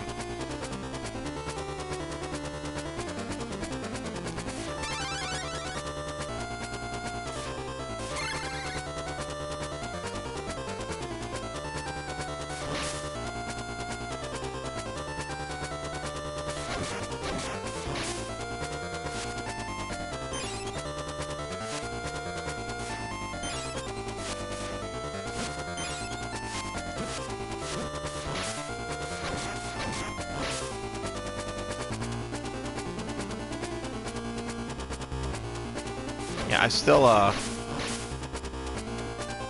it's probably because I played it with all the characters, but I still, anytime I see that game over screen and I click continue, I expect to start at the beginning of the level, just because I went through Dracula's Curse so many times, just a few weeks ago.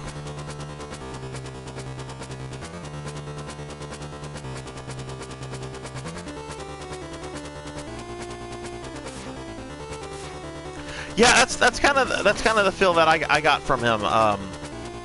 Once I realized what was going on there, I don't think it'll be too hard if I can get there with a decent amount of health. But yeah, just like you said, it felt a little janky with the scrolling and the movement speed of my character.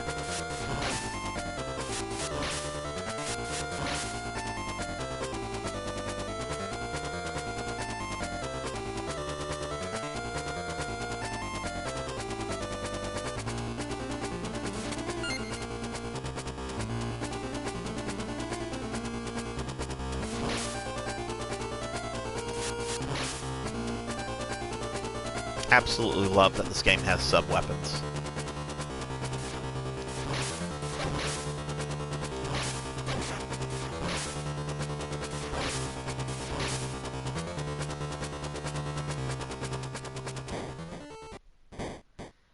Alright, well, let's try this dude again.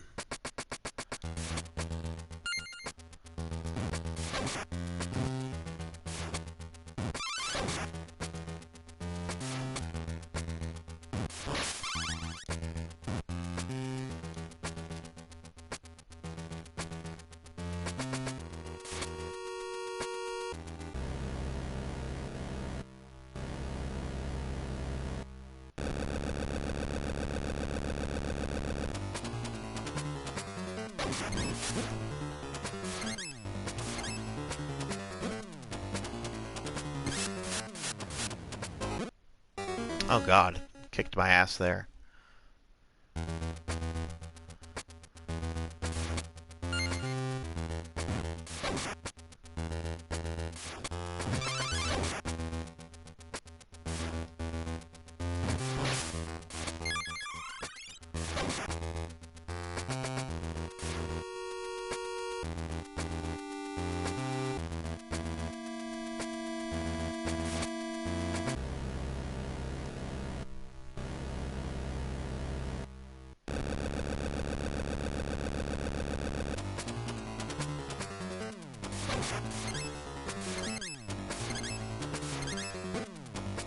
Oh, okay.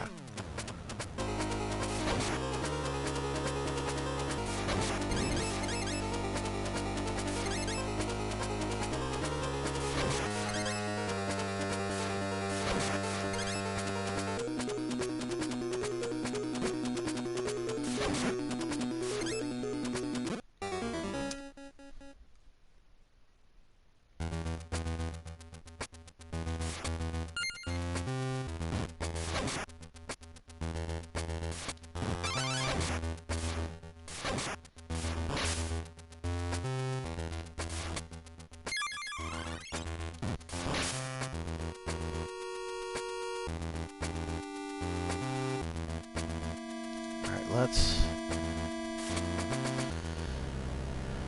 Maybe third time is the charm, right?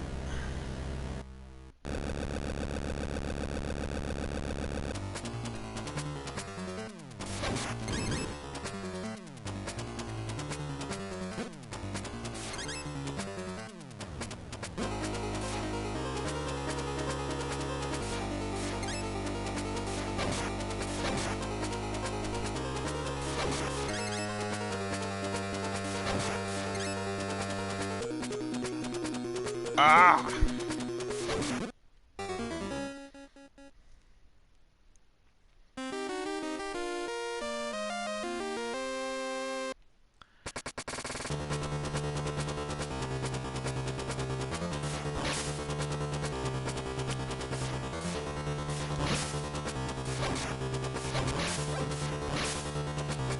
Okay, well, we'll just keep trying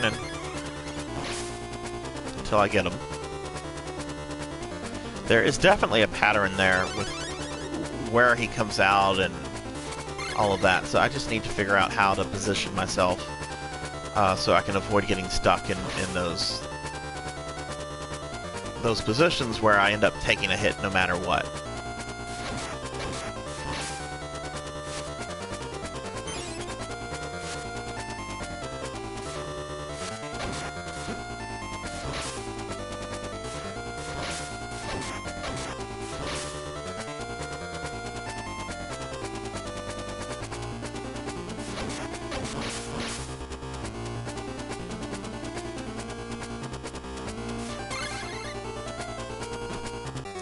Oh, crap. Okay.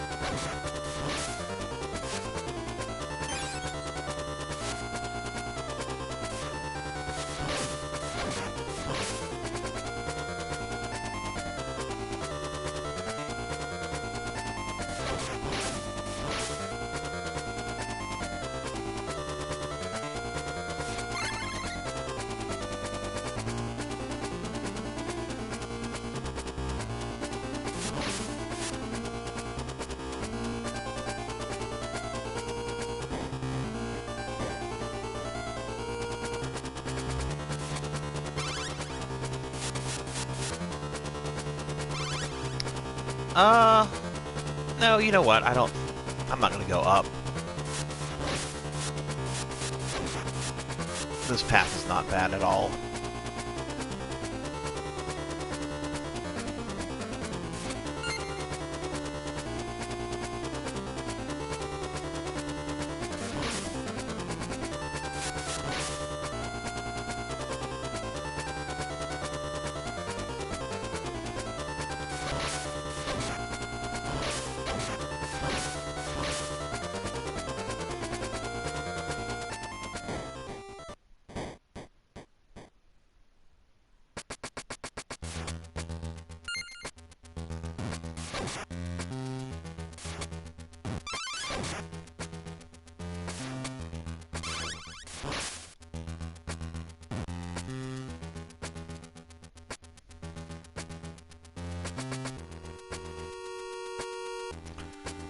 Okay, so let's see. Trying to get a sense on where I should stand.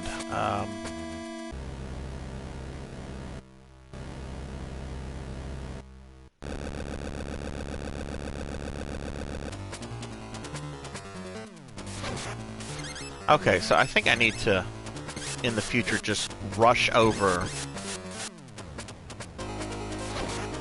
immediately and get on the other side of his head when he comes down the first time.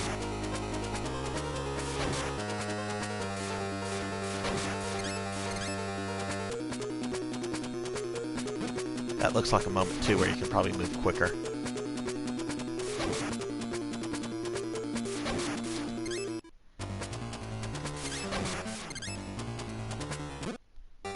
Oh, goodness, almost had him.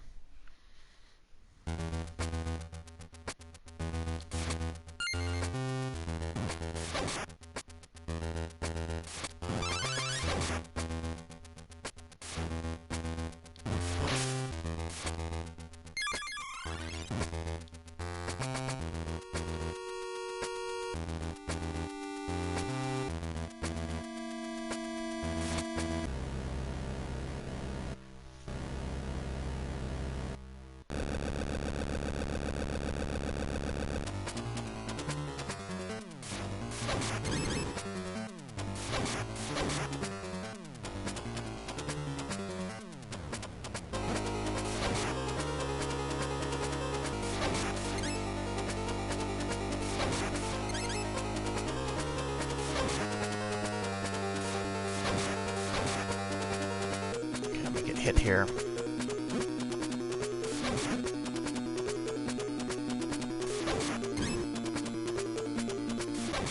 There we go.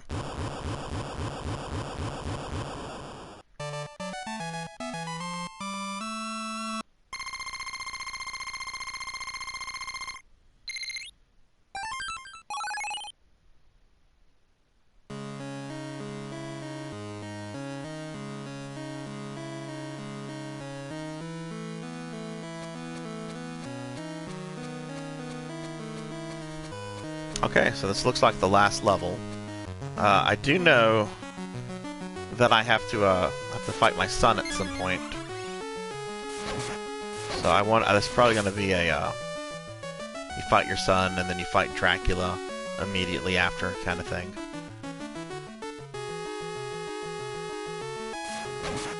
Oh no, these guys.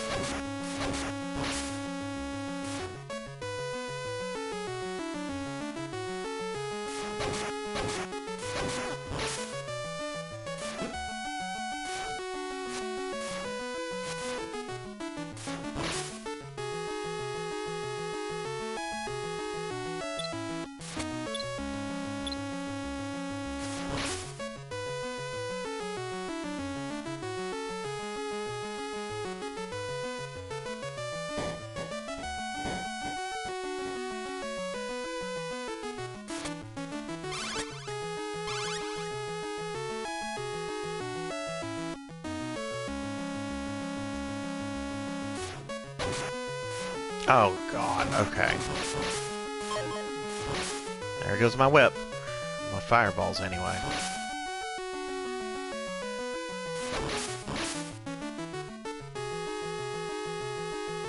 You know, of all the enemies to take that, to power down your whip in this game, they had to choose what I find to be the most obnoxious enemy from the first Castlevania on Game Boy.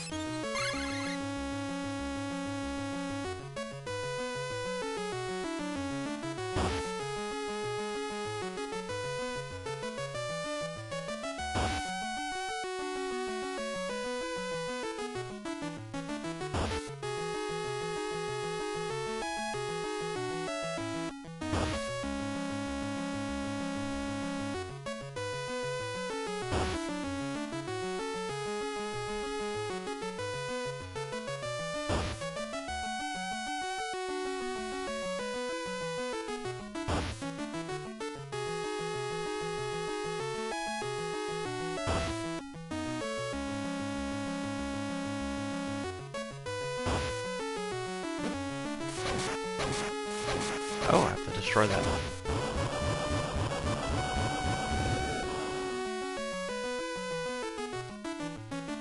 Thought it was just like background.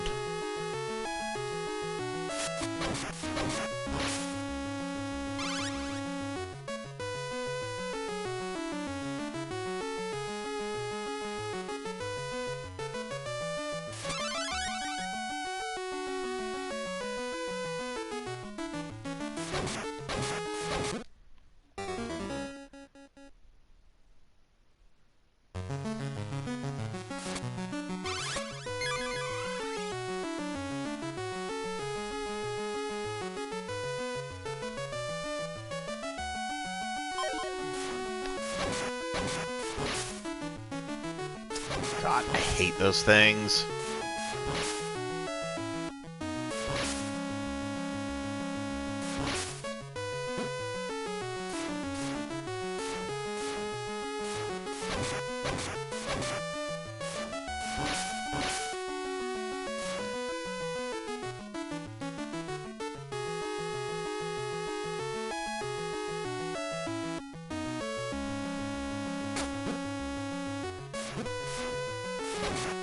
Oh my god, I'm gonna die here too.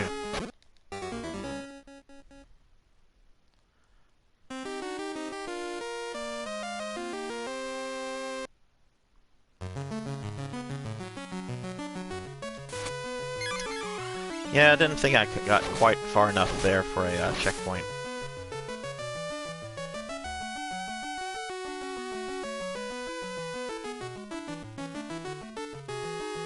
I really like the music of this level, though. This is really nice. Background graphics are really cool, too, for Game Boy.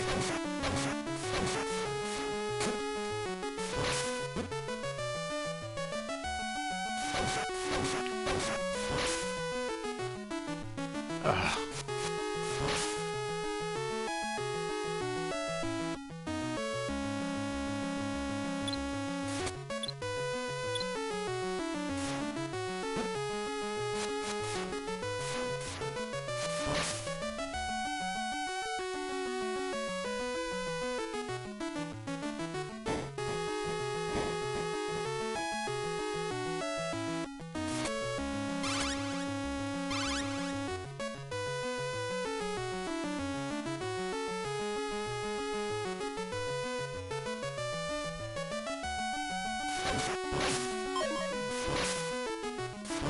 I only got some hits in before he took it.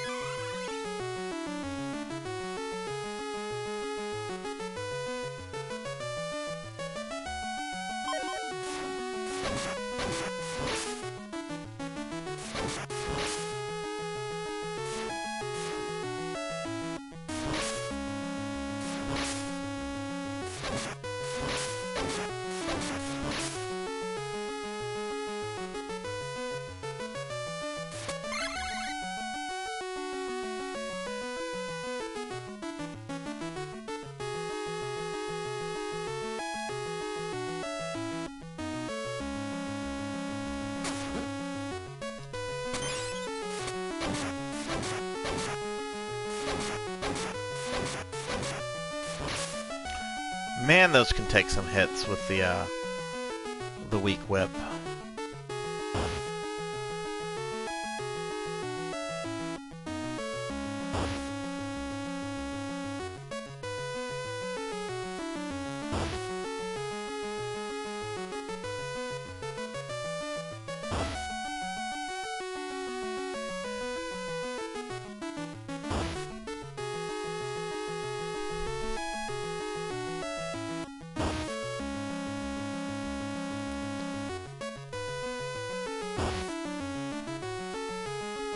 That saves a lot. If you're still there, about how many hours did you put into beating Ninja Turtles?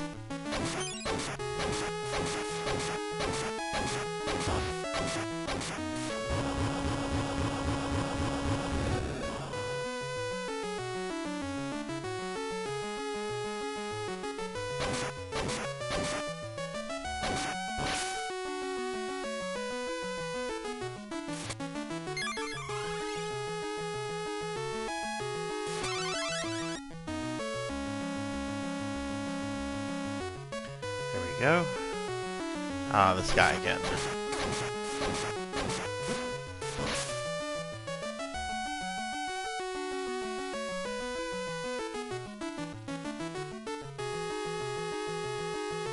Alright, this doesn't look too bad.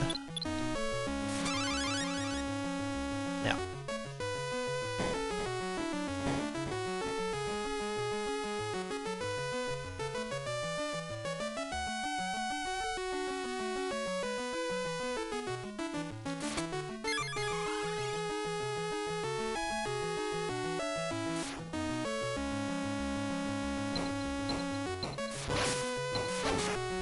Oh, these things again, okay.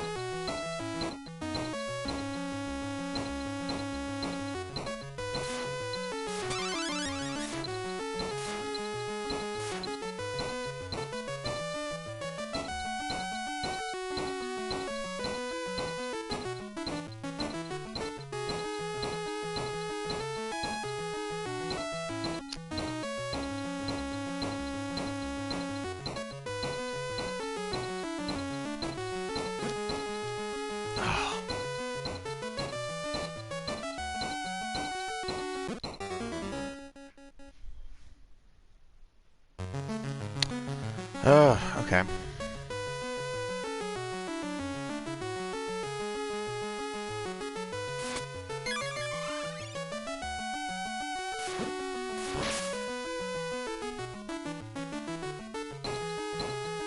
Well, if the continues, if they start me here, that won't be bad at all. I screwed up twice at that last part. That was totally me.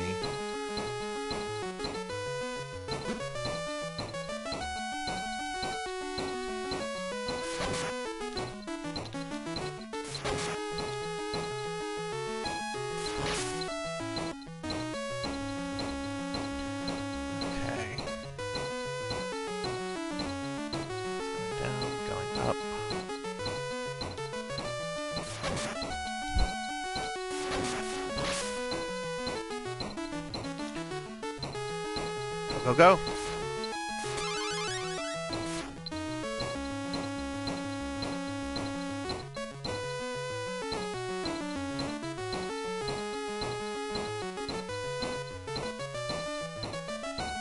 Oh, I bet that's something good over there. Probably a 1-up.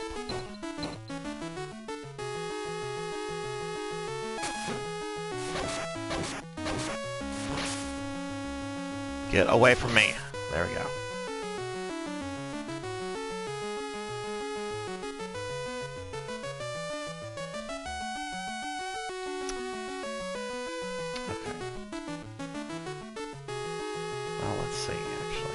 No secret.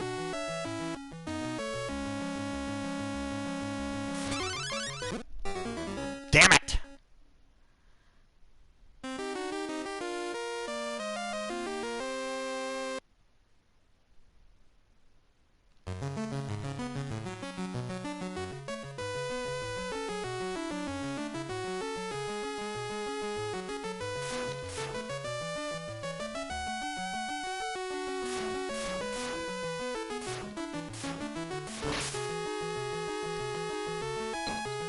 Okay, well, good news is that,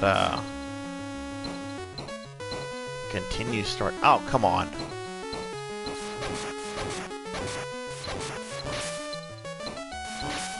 The continue started me right here, so.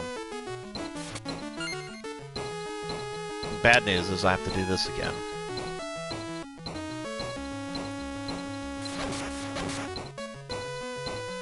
I really should have grabbed that whip upgrade.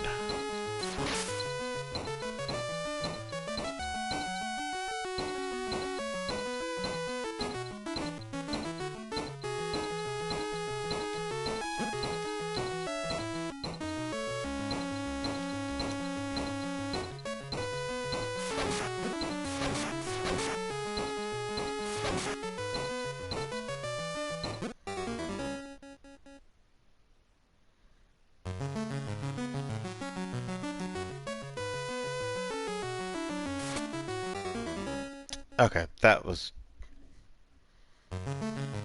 me being an idiot.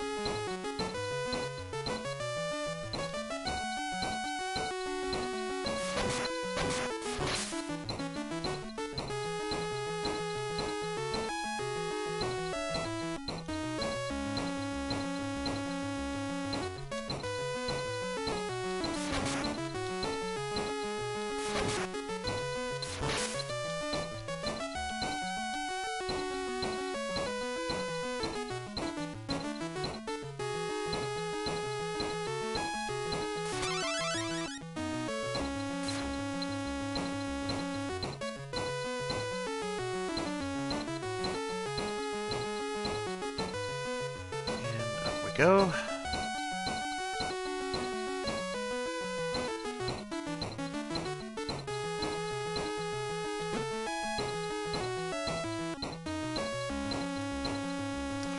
Alright, so let's see, I'm gonna have the Bat and the Reaper here.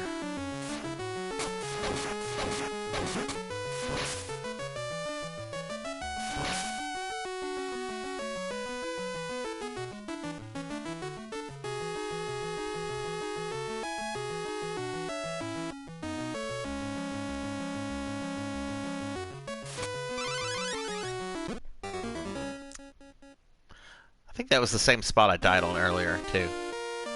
Or at least the first time I got to that room. It's a really unassuming jump. Like, it doesn't feel that it would be hard, but, have to do my short jumps there.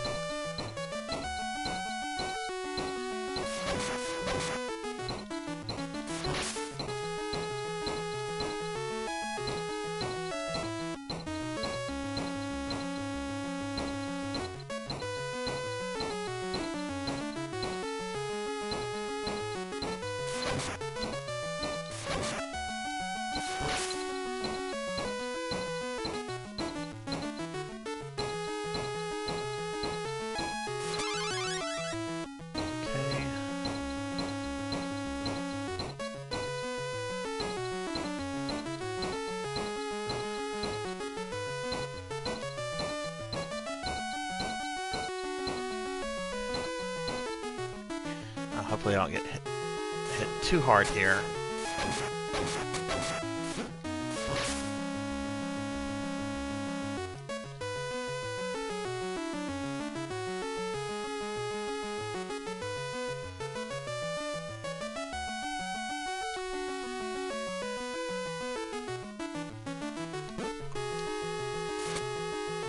Still got hit there.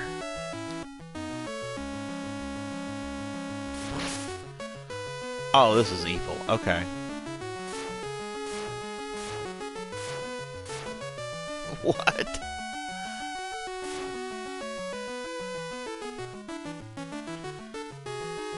Oh, this is evil.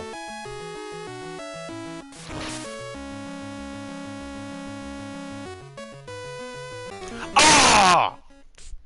Damn it!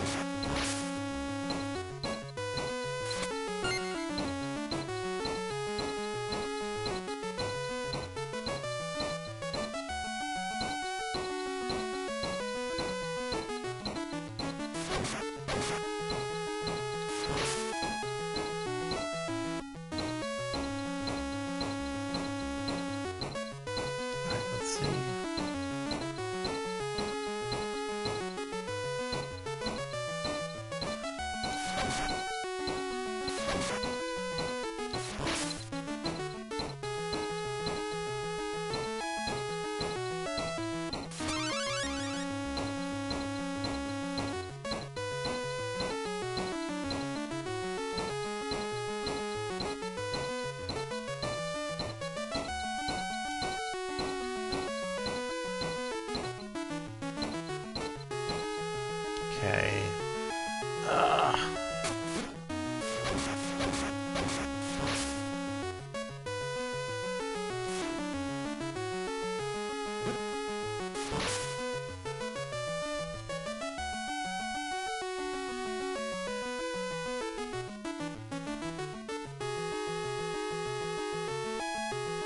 Oh my god, you can just walk over it. Ah. Wow, okay. Knowing's half the battle, right? Oh, look at this. Got a secret room, it looks like. Hey. Got the pork chop. Got the fireball whip.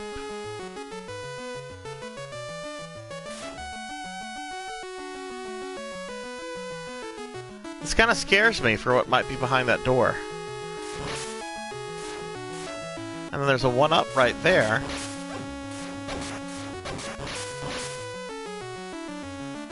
I wonder if the one-up will fall on the platform.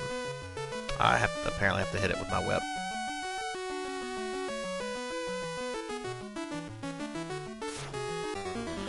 Oh my god, okay.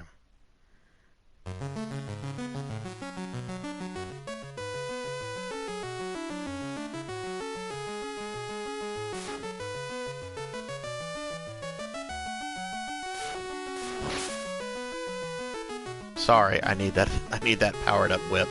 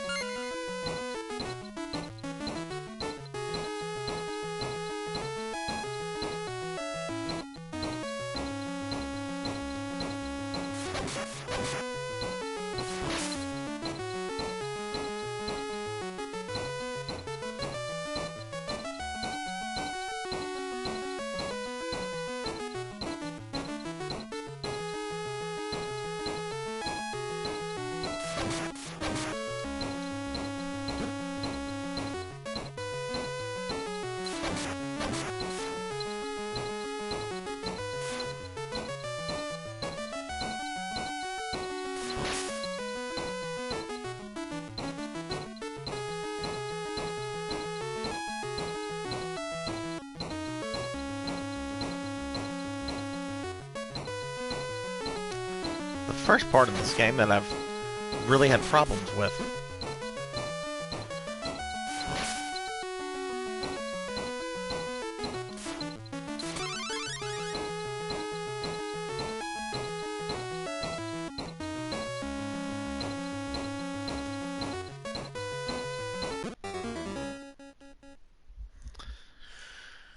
I got too impatient there.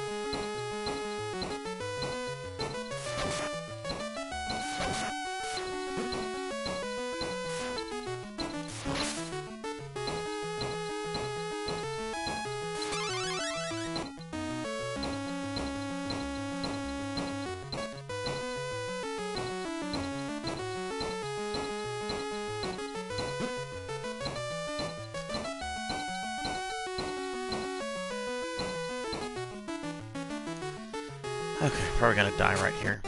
Yep.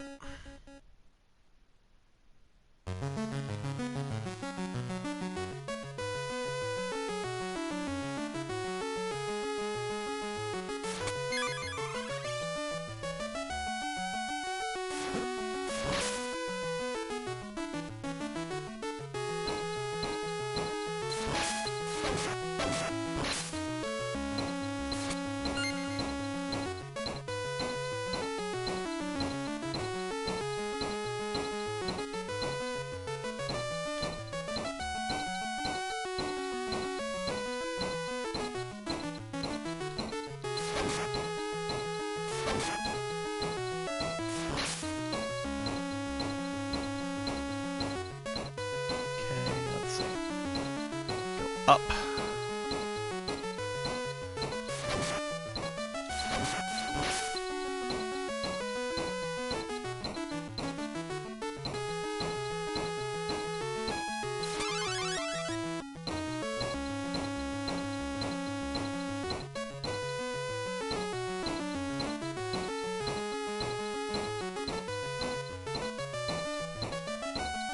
There we go.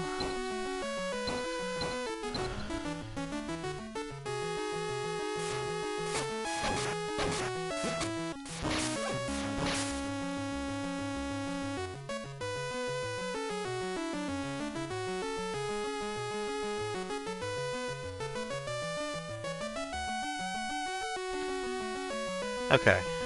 I can just walk across this section right here. Oh.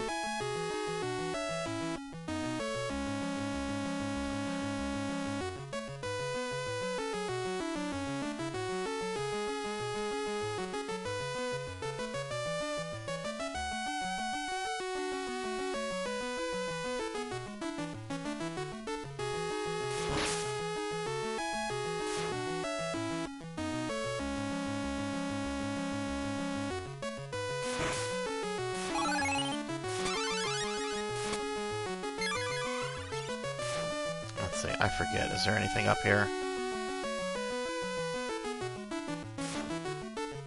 No.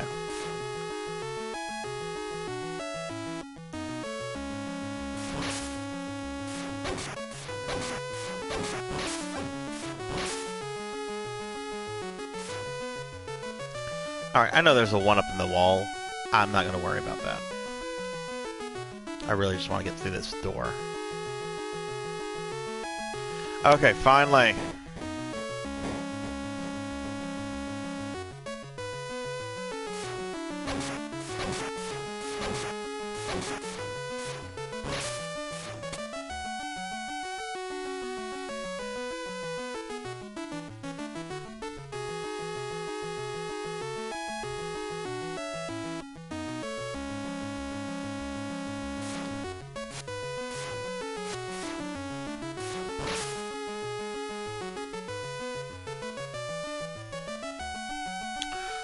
This level certainly cranked up the difficulty.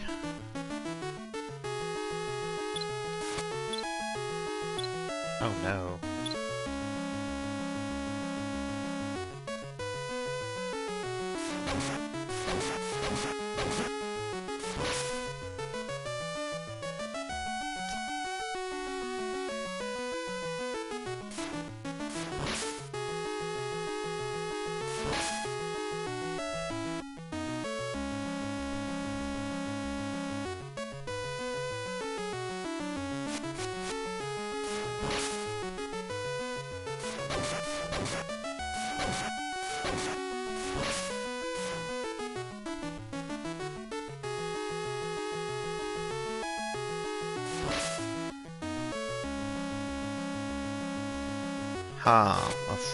Okay, that's probably going to be helpful here.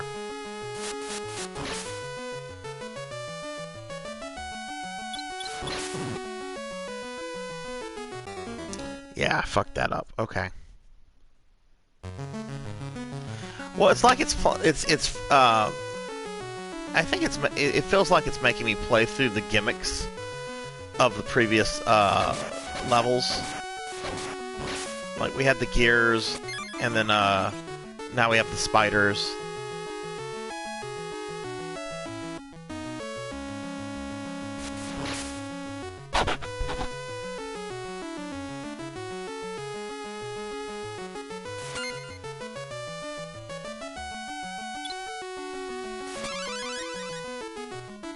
And even though this level does feel like the difficulty has been cranked up, I don't find it to be cheap like Castlevania the Adventure, for the most part.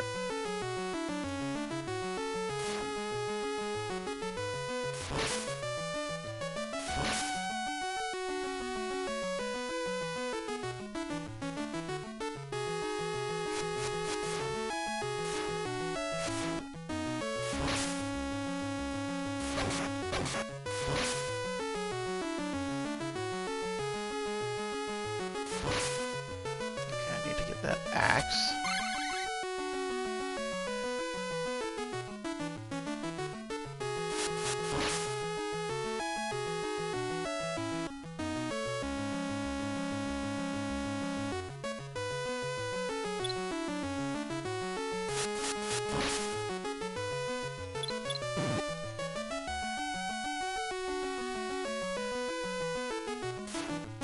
Oh no.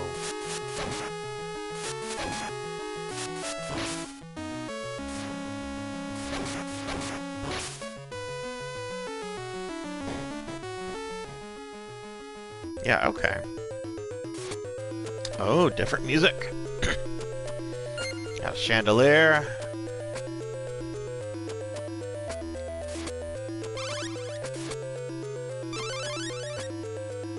No enemies. Got some platforms. Feels like a boss fight, right? Oh, it's my son. So yell, Belmont, or however you say that. Oh, we have actual like text.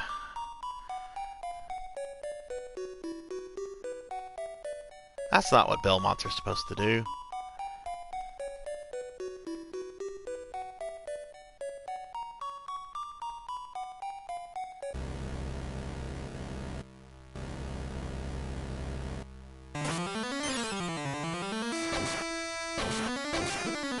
Ooh.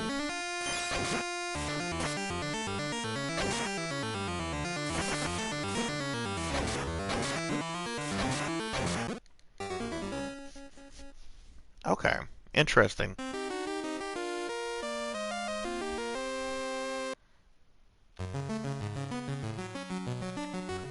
What? Oh no.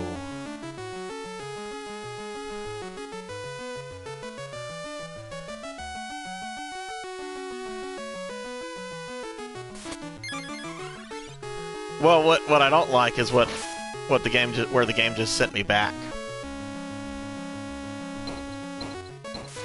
Granted, that was from a continue.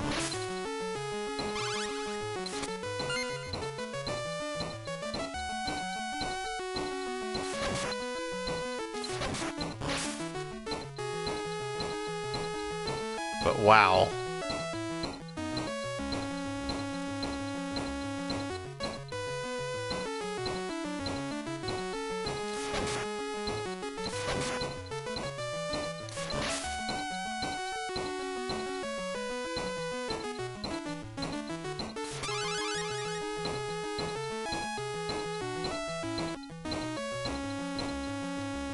Like, I'm surprised it was that harsh with sending me back. Like, I could have seen, like, sending me back to the section with the spiders, like the beginning of that part, but...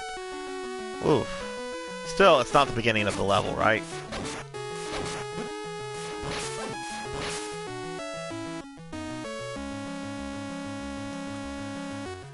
That makes me really want to figure out how to grab this one up, though.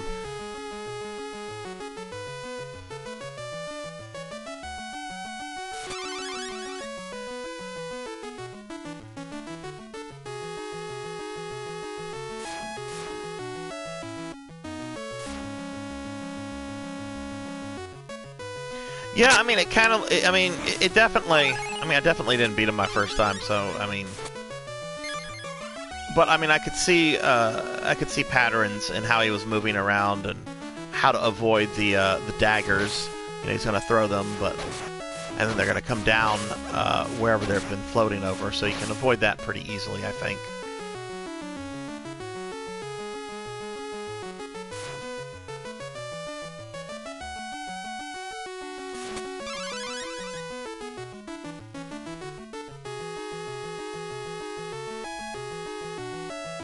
Well, I've not died yet, so I'm not gonna risk it for that one up.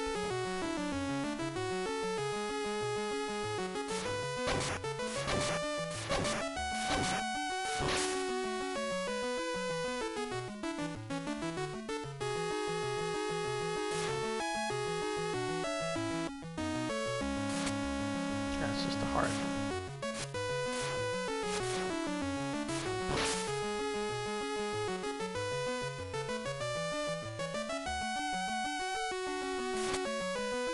I just hope that if Dracula is after him, I hope there's like, I hope the game is generous and allows you to, like, continue at Dracula or something.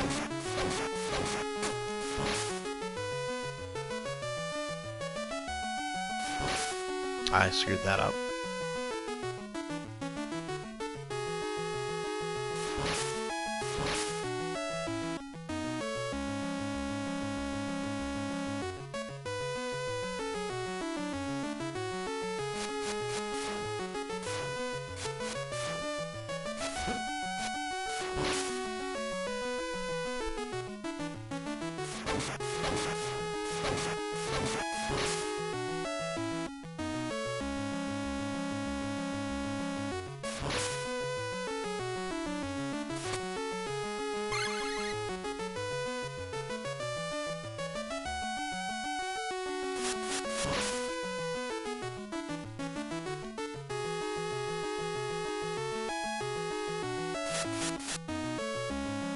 What?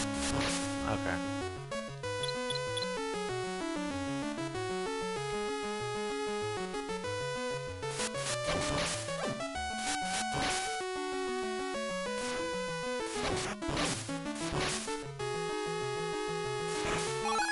Oh, hey! That's nice to know that that's there.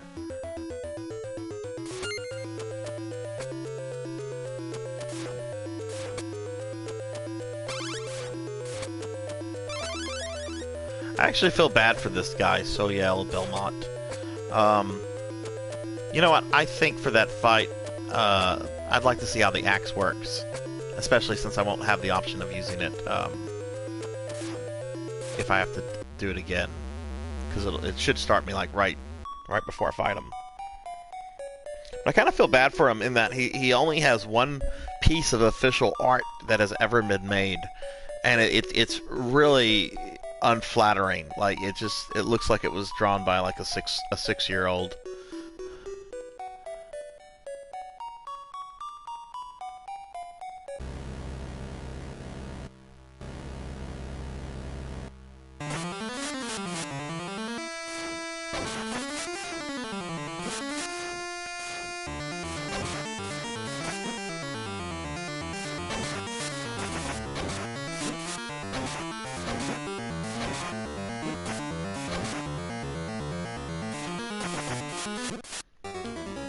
Okay.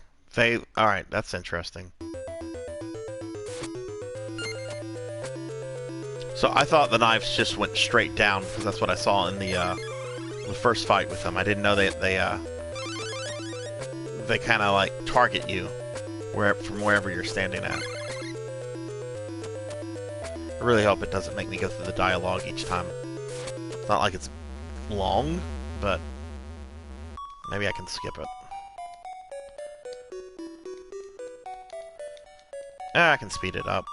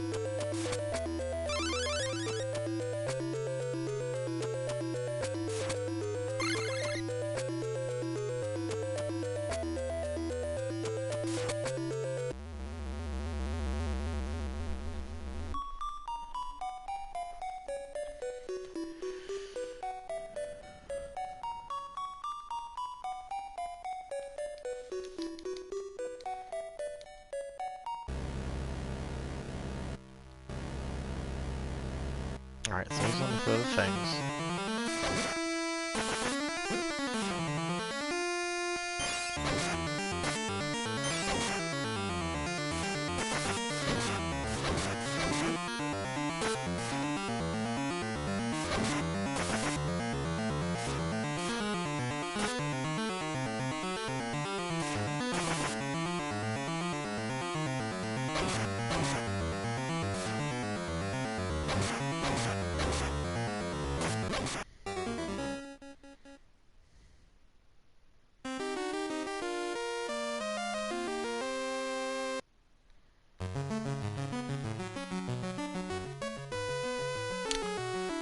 Oh, okay.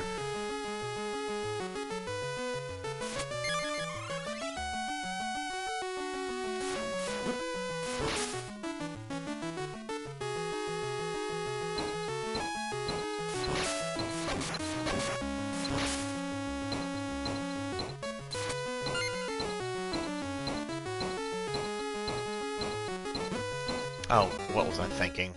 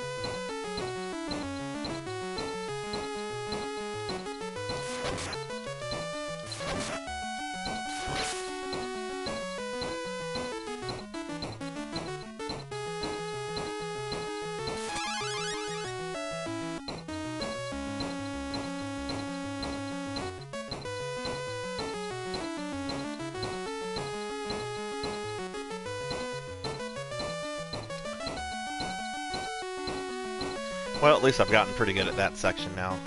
I really should see what that candle is. If it's a 1-up, I should really consider getting it.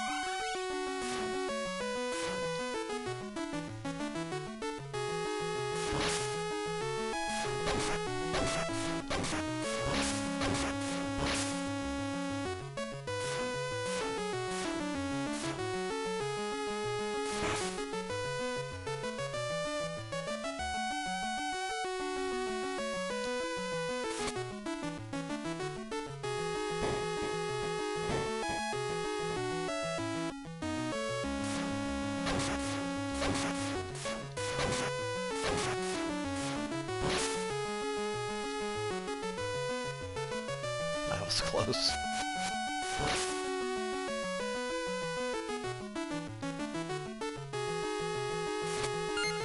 So I think for the boss fight, I will stick with the holy water.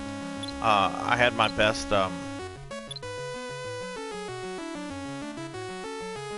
go at him with that weapon, and it's kind of nice because it lingers, and he moves around so much, he's prone to walk into it.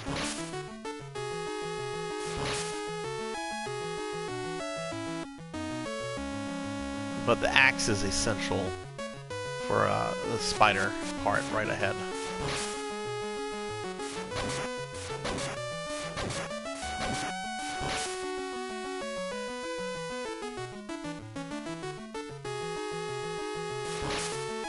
There we go.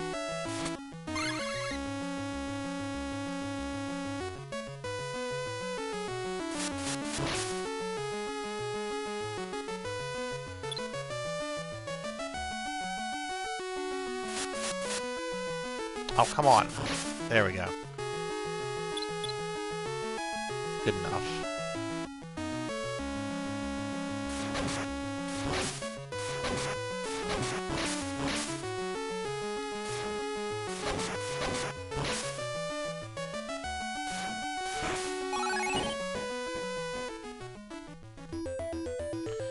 All right.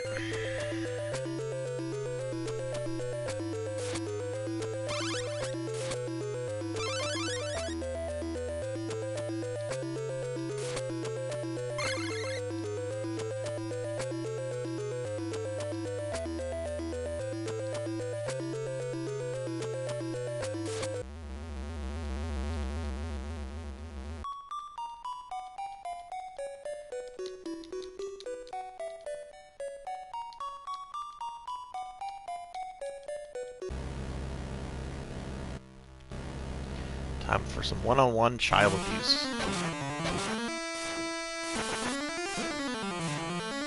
Well.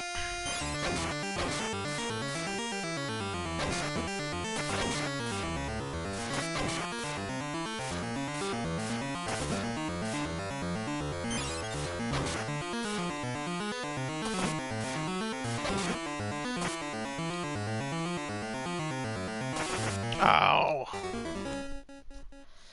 Man, that is tough.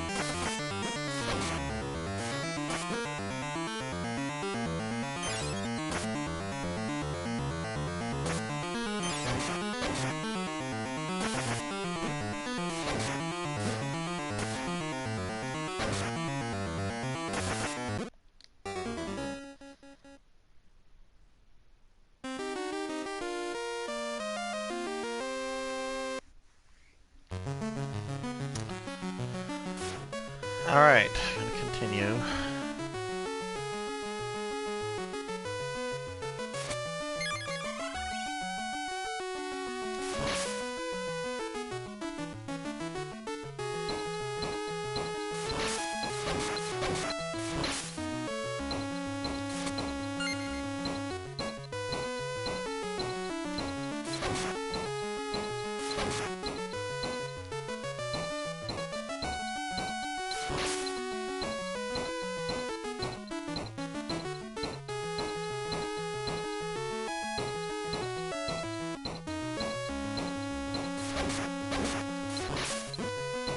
Shit.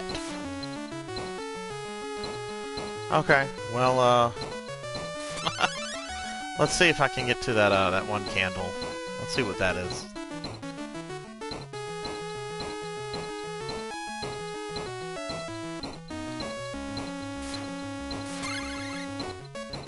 Oh, it's just the axe.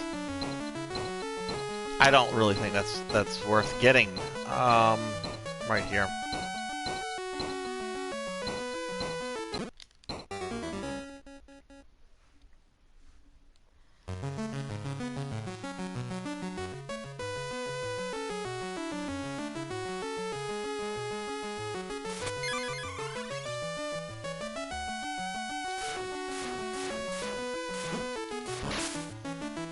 Yeah, definitely won't try to grab that. That's...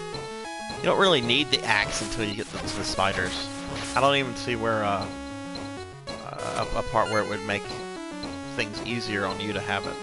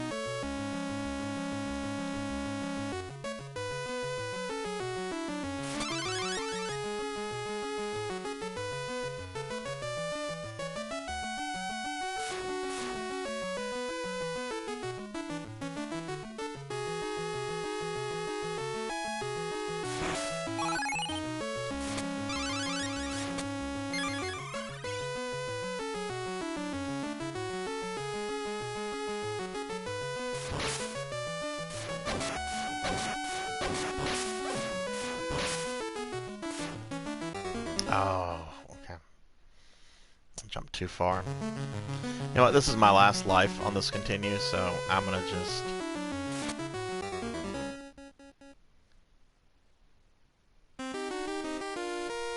We're just gonna continue from there.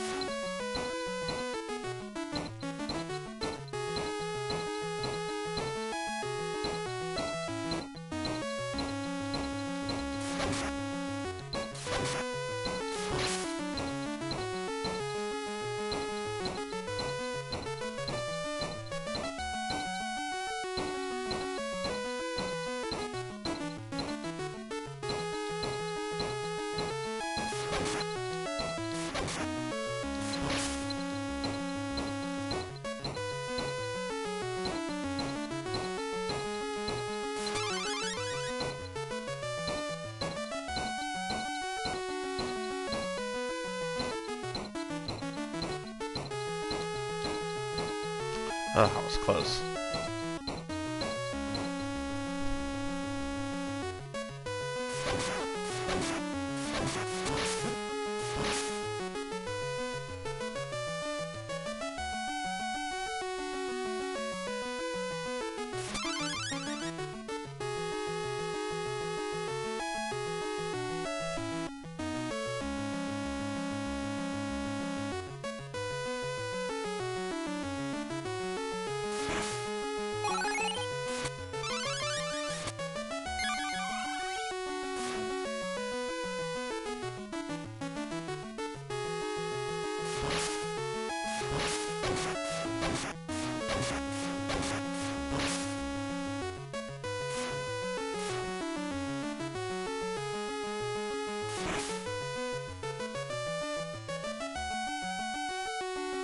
That is really...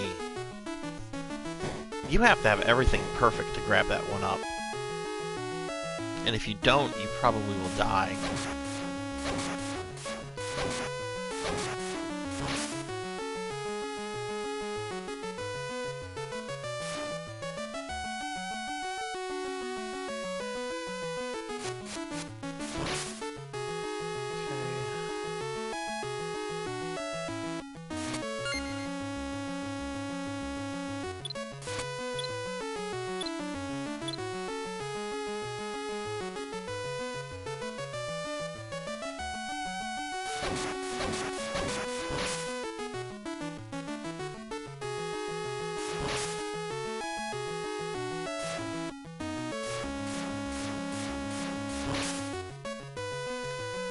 Go.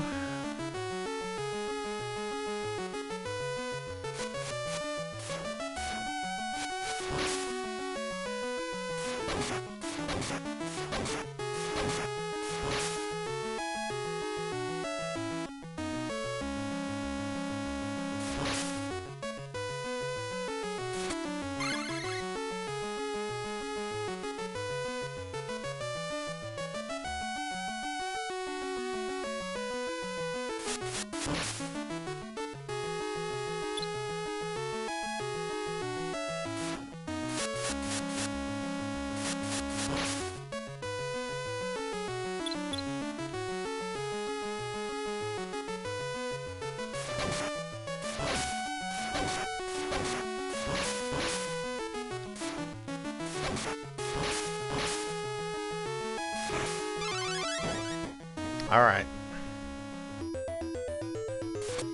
So does the chat have an opinion on if I should use the axe or the holy water?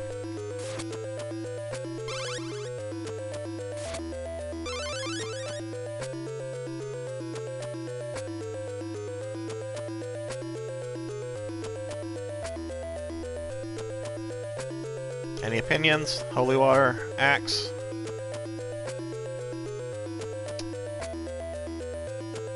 I'm gonna try the axe. And I do have the flame whip too. That just doesn't seem to mean much with this guy.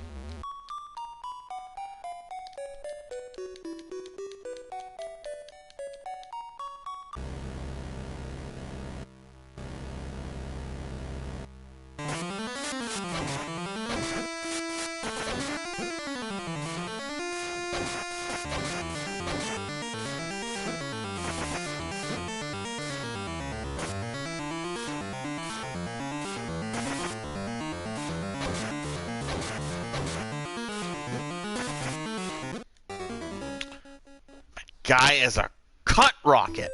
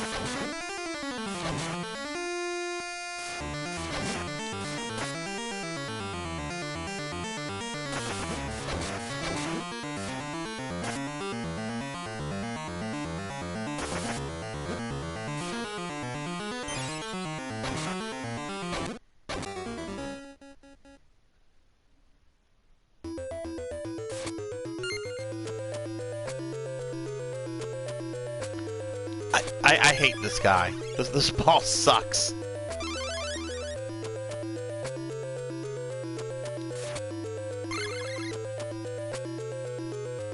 I'm glad this guy never got his own Castlevania game.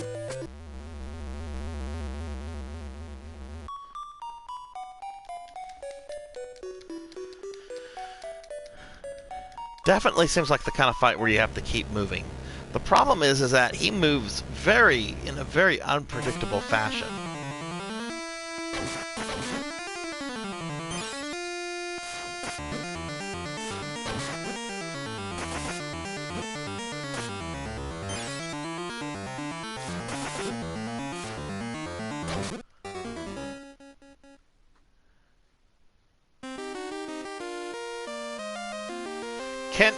Have I destroyed his knives? Like, I don't think I've been able to. I wonder if you can destroy his knives or if they're just something that's indestructible. I'm gonna take just a moment just to kind of stand up and stretch. I've been sitting for almost 3 hours, a little bit longer because I was setting up some stream stuff on my laptop.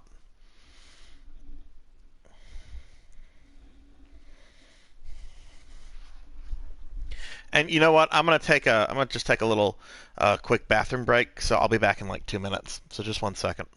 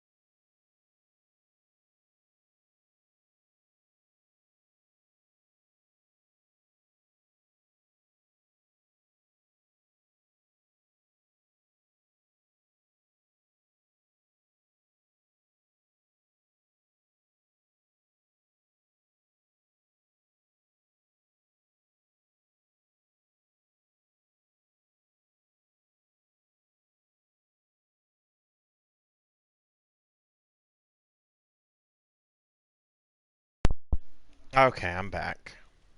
Alright. Sorry about that. Getting older is not fun.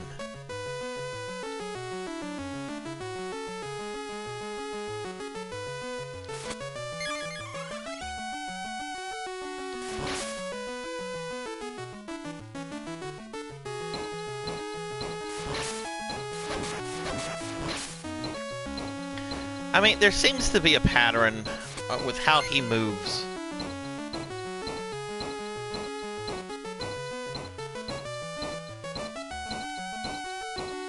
The knives are just evil. I mean, there's no warning that they, you know, when they go up and they've been floating in the air, there's like no warning that they're about to come after you.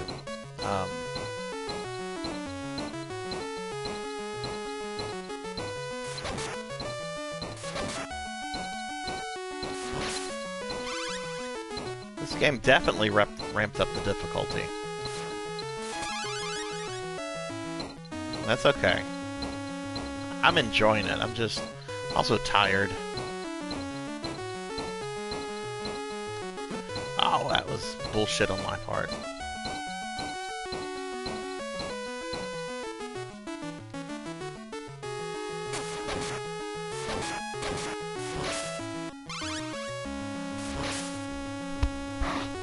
But, you know, I'm gonna try this for at least an hour more.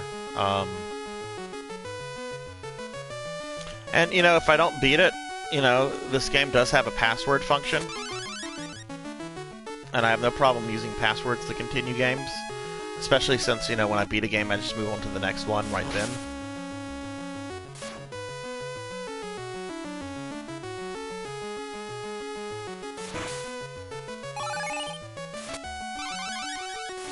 So, if I don't get it tonight, good chance I'll get it next week.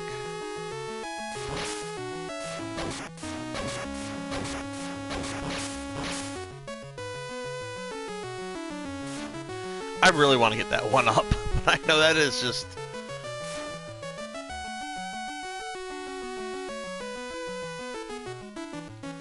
If it happens, it happens. If it doesn't, I'm not going to beat myself up over it.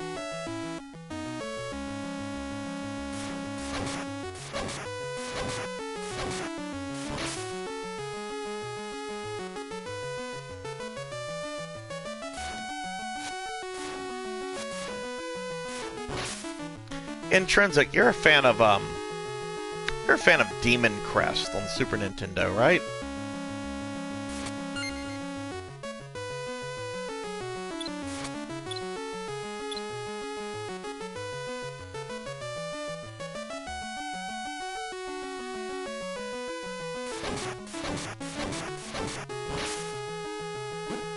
Oh.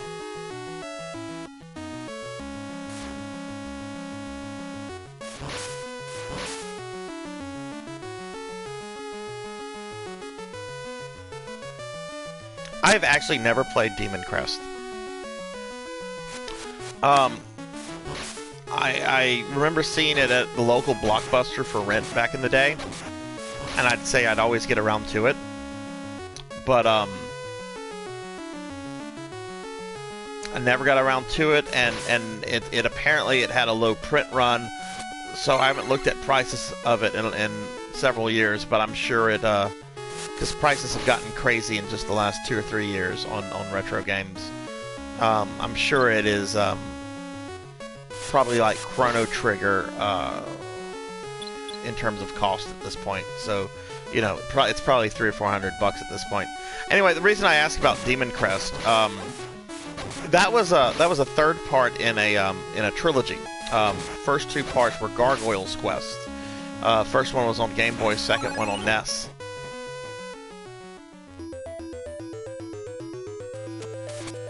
I assume 130 is cart only, and the 2000 is probably mint in box.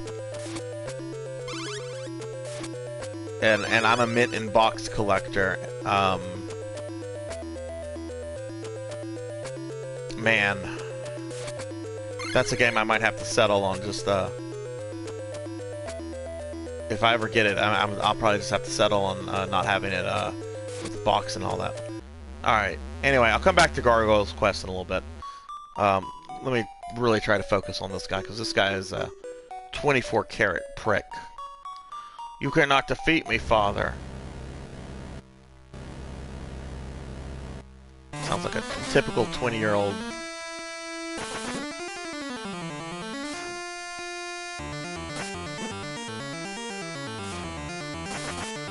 Oh my god.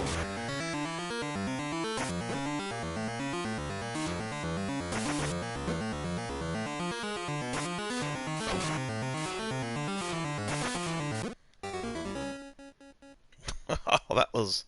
I think that was my worst attempt at him.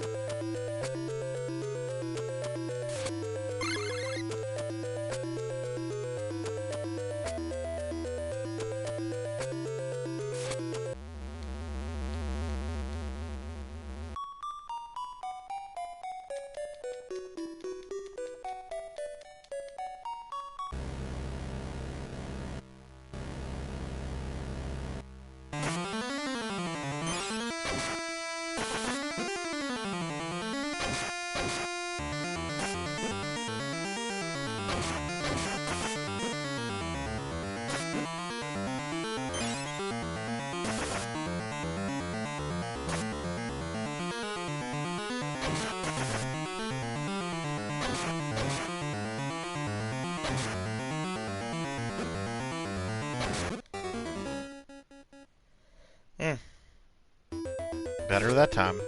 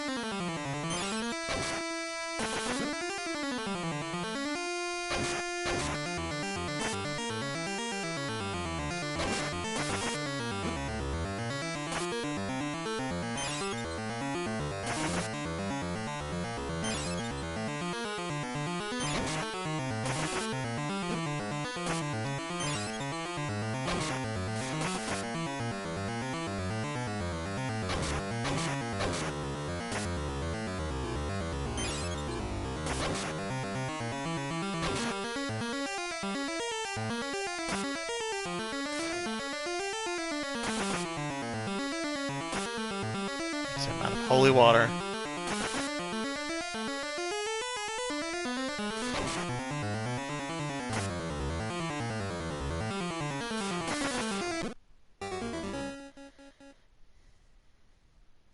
I think that's the longest I've lasted against him. And I kind of figured out a way to kind of cheese the knife, like to stand in the spot that they won't hit you. So I do think I have I do think I'm figuring it out. Hopefully that wasn't a fluke.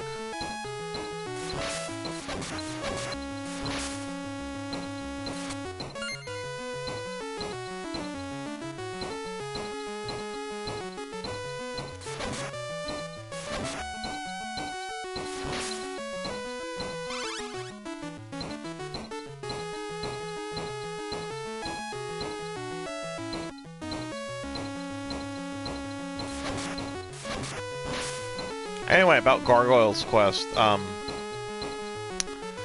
Yeah, so I never played Demon Quest. Or Demon Crest. Not Demon's Quest. I don't even know if that's a real thing.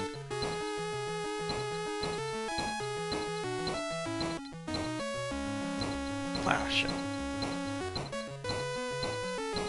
But yeah, I played Gargoyle's Quest a lot on my Game Boy. Didn't even know it was related to the Ghosts and Goblins series when I got it. And ended up beating that It was actually a really cool moment when I beat that game because I played. This was God, I think this was in between 4th and 5th grade for me, which was a weird year because my parents had bought a new house, and I was going to be moving school districts, going into a different school for elementary school in 5th grade, not the same school I'd been at. And for whatever reason, like I mentioned earlier in the stream that I spent a lot of summers at my grandmother's house when my parents were working. But this summer, for whatever reason, my parents decided to send me and my sister to the summer care program at Trinity Baptist Church. And I thought, looking back on that, that was a little odd. Because they had no connection to Trinity. They were both, and still are, pretty dedicated Catholics. But for some reason, they sent us to the summer care at Trinity Baptist. Intrinsic, this is actually where I had my first encounter with Verette. I'm sure you'll appreciate that.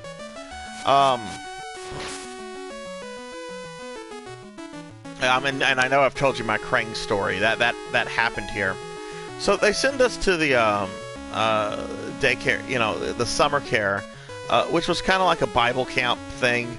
And this is when they had their location downtown on Ryan Street. And there was a definite Christian element to it. There was parts where we did have kind of like Bible study, but it was Bible study for elementary school kids, and stuff like that.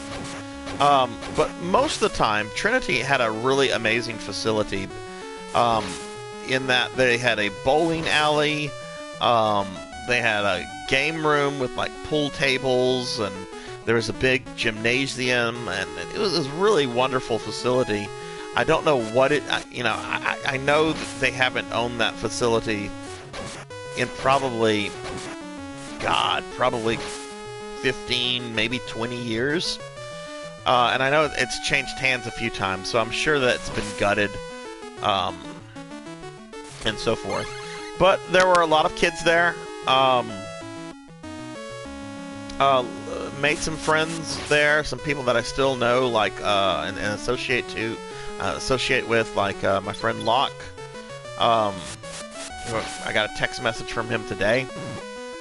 But I would bring my Game Boy every day, and play the game and Game Boy games and let other people play them and share and so forth. And I remember I had been working on Gargoyle's Quest for like weeks. Oh, that bastard stole my whip. And anyway, I ended up beating Gargoyle's Quest like at the summer care program. And when I beat it, I had like 3 or 4 guys like around me, and we're like huddled around my Game Boy screen, and like I ended up killing the final boss, and we just like all let out like this jubilant cheer that I had actually beaten the game there. It was really, really cool.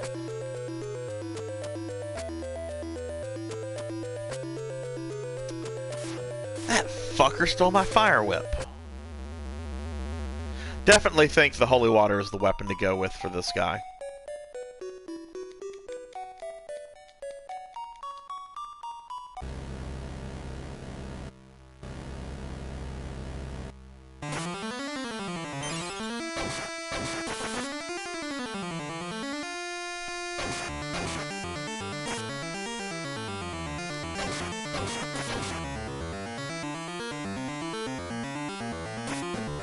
You asshole.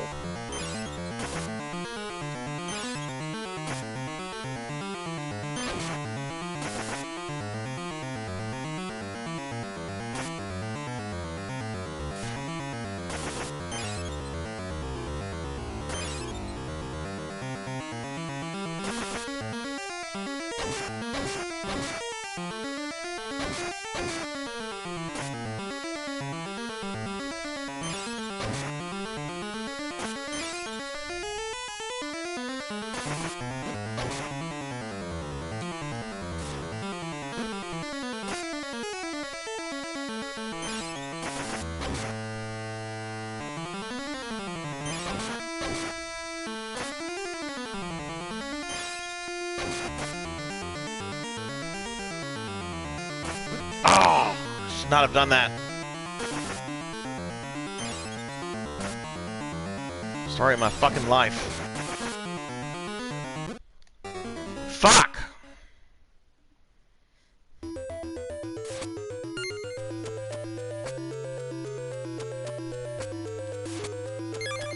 I'm not gonna have as much holy water this time around.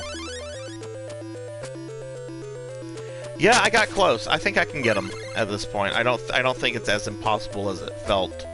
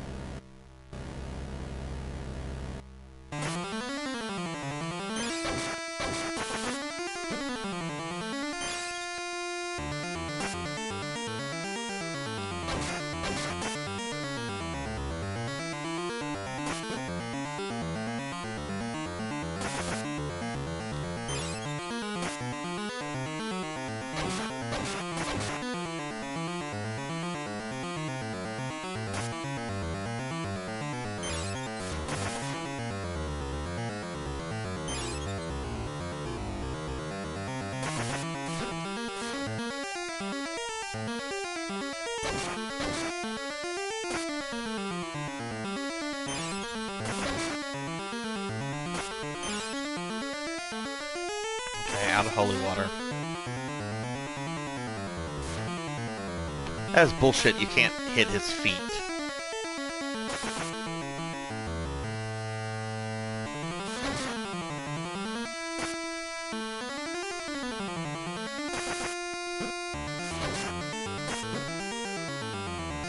He's gonna get me.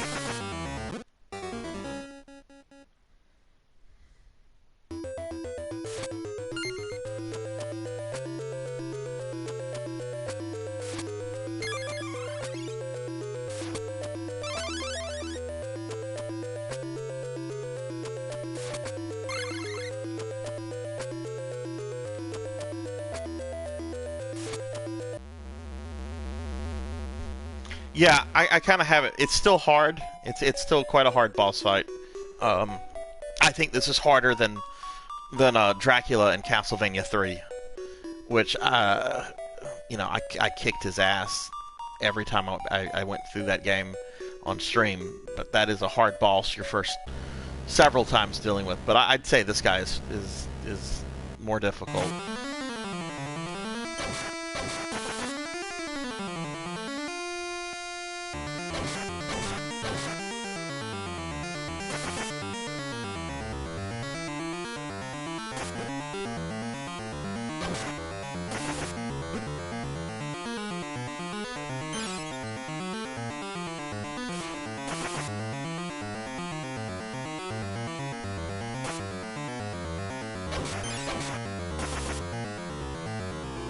I wish I could just stay here.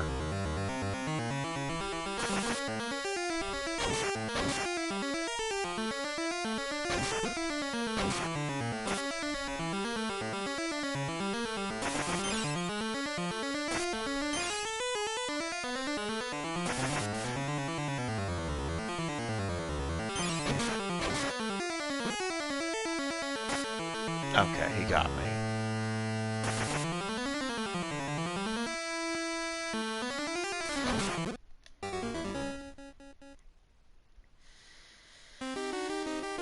Okay, I think those were all good attempts, so I do think I will get him at some point.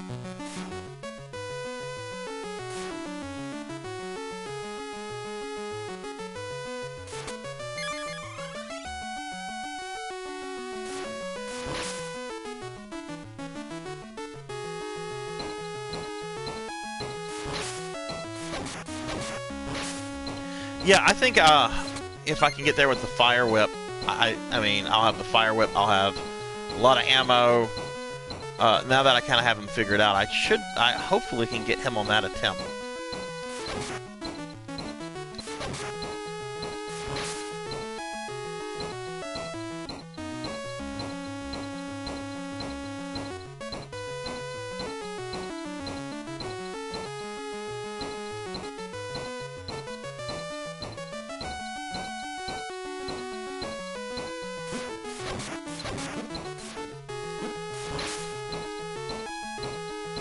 don't fucking die here, Jesus.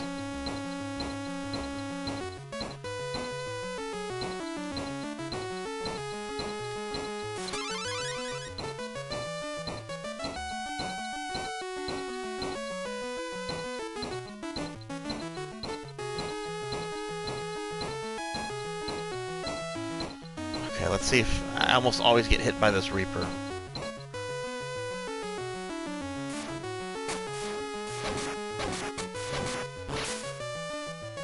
It's not the Reaper, it's the bat.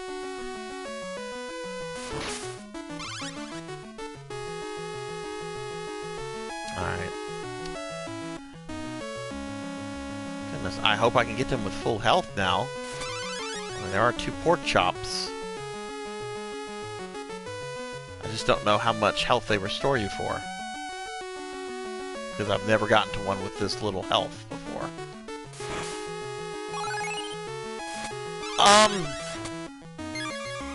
If I don't get hit, I mean, that was like half my life bar. I could potentially still get them with full life.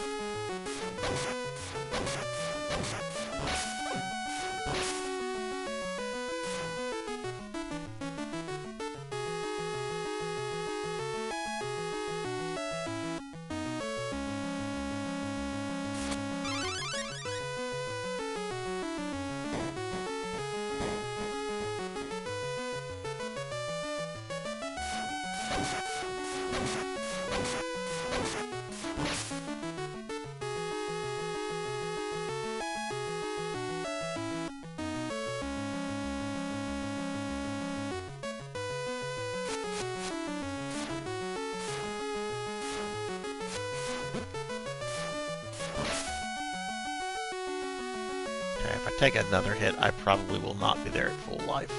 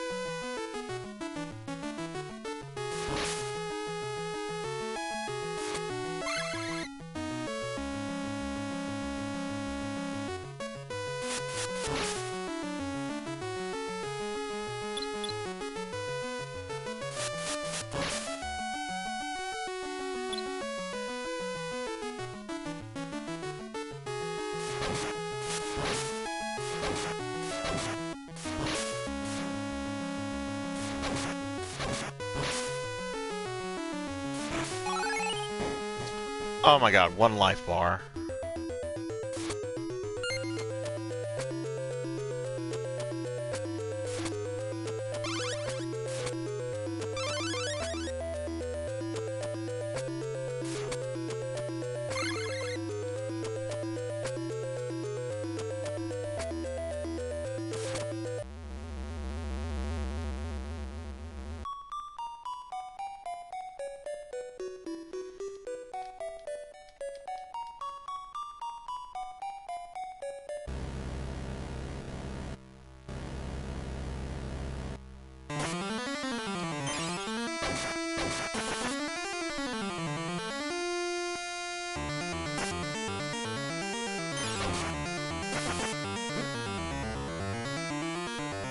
Oh, I should not have jumped there.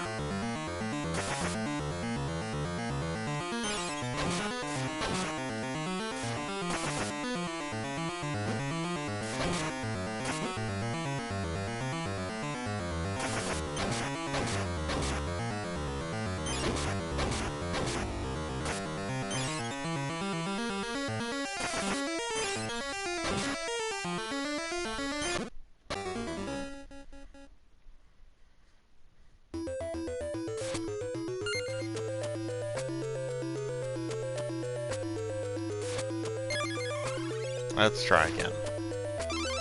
I actually found the fire whip to kind of be a distraction there, because once you start whipping them with it, you kind of get into that, and then you kind of ignore the other stuff going on, and then you get hit.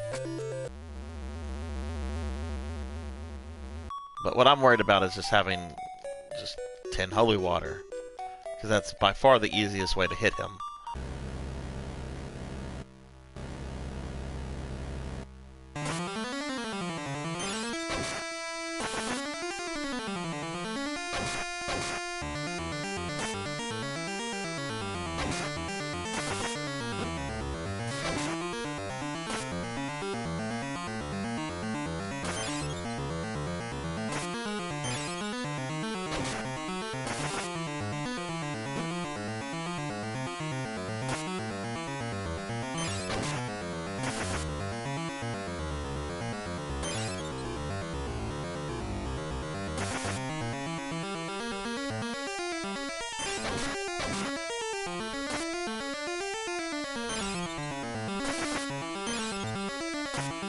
I'm out of holy water.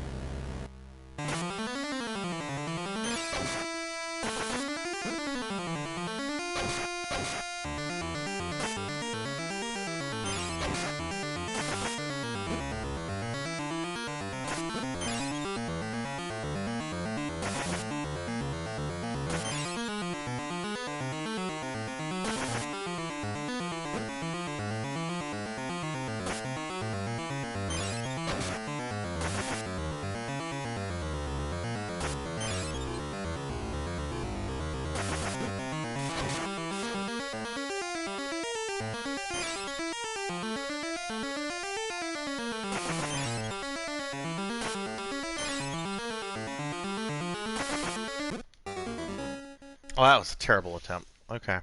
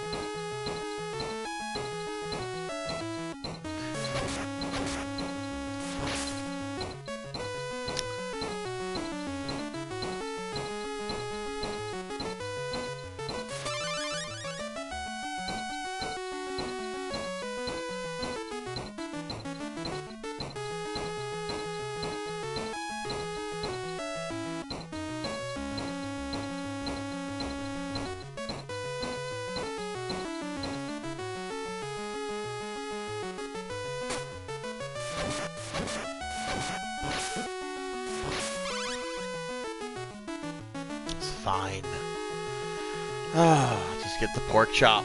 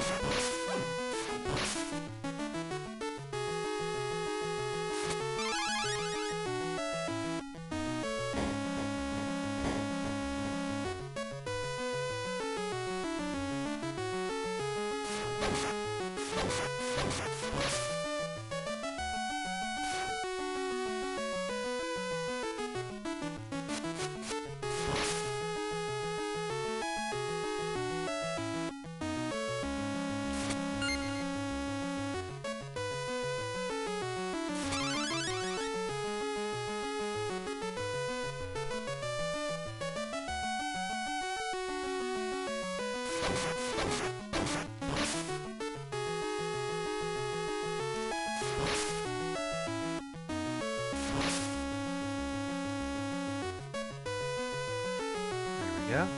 Alright. Another bird.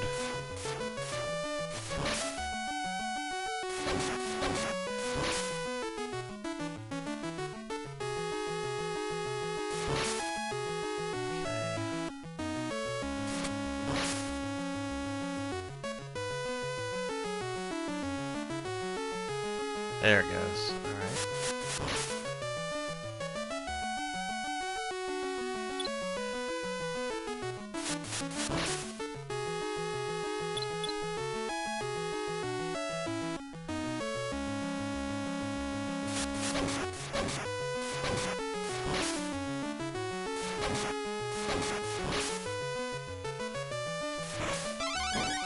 Hey, more hearts. Okay, I'm gonna just try to ignore that I shoot fireballs, because I found myself getting distracted with that last time I got to with the fireball whip, and I need to be focused on, well, just trying to douse them in holy water when I can, because that's the best strategy, I think.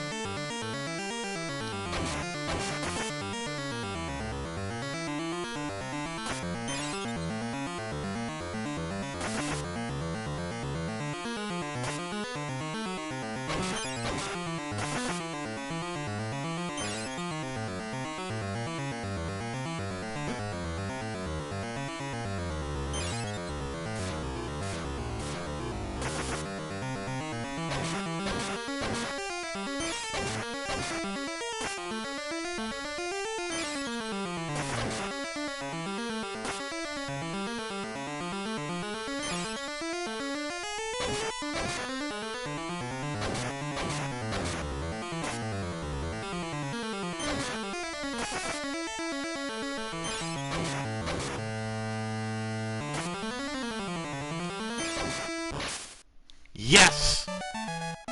Finally! Ooh! Sometimes taking a belt to a kid's ass is what you need to do. I do not condone violence against children.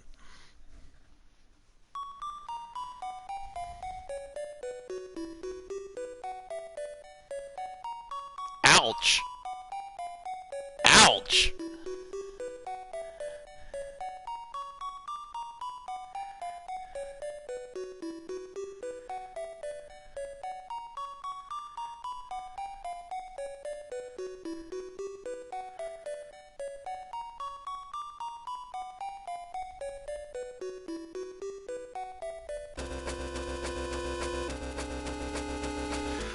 Okay, Dracula has his own level apparently. That's good. Because I was worried about like having to go directly into a Dracula fight and then losing and then having to do all that over again. Look at those cool skeletons in the background.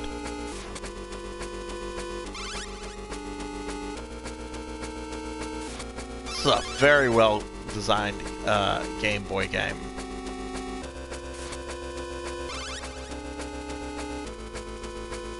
Nope, nothing up there. Oh, wow, okay.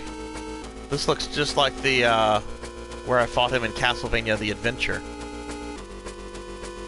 This room looks almost exactly the same. Alright, let's summon the asshole. Let's see how many forms he has.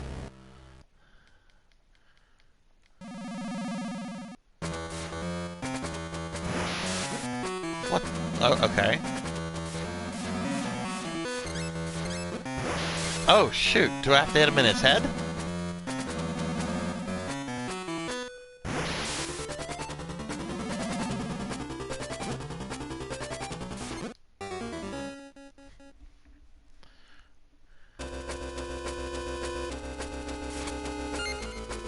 He thinks we're going to be seeing those skeletons many times.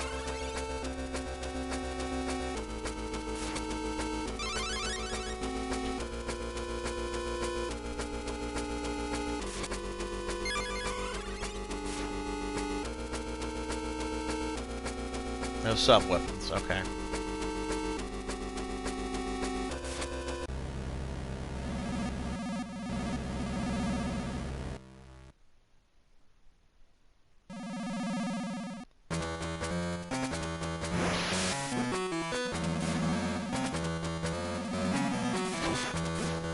Okay, you have to hit him in his head.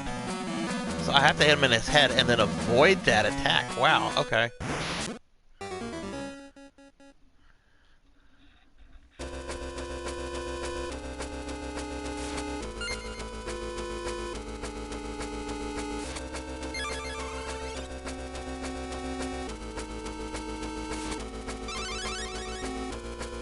I will probably finish this game even if it goes past my normal 4 hours. Since I'm like right here, there's no resistance, and it's just a matter of learning what this boss does. I hit him last time. That was something, right?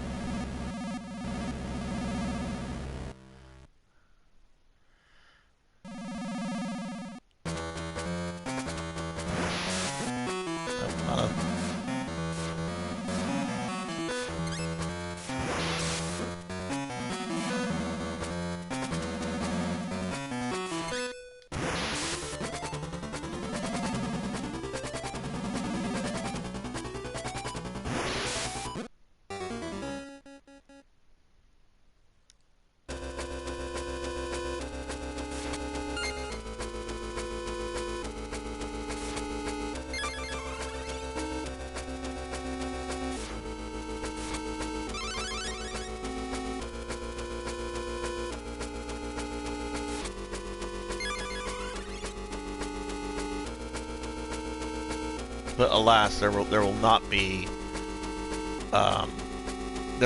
any Kid Dracula tonight, even if I beat this before 4 hours.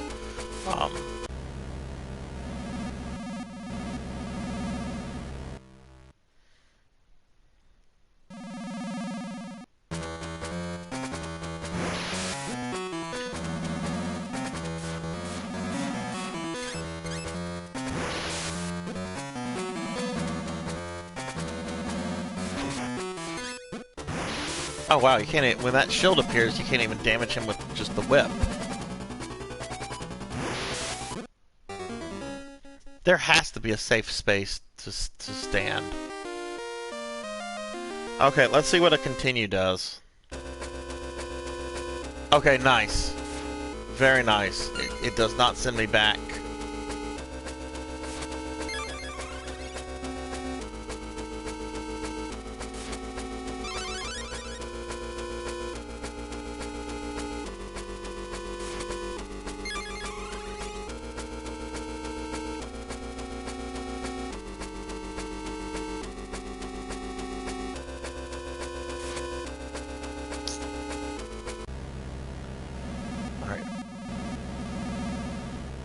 I don't think I can get to him in time on the when he first comes out here.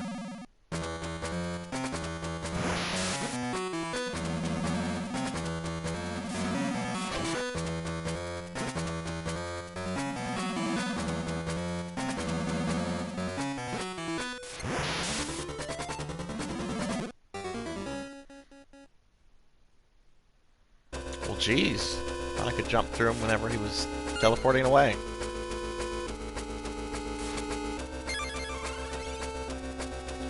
This is a very fine dance you have to do. You have to know where he's going to teleport. You have to know where to stand and position yourself to avoid getting hit by the balls. And then you have to just basically rinse and repeat until you kill him. So this is going to be a very long, drawn-out fight.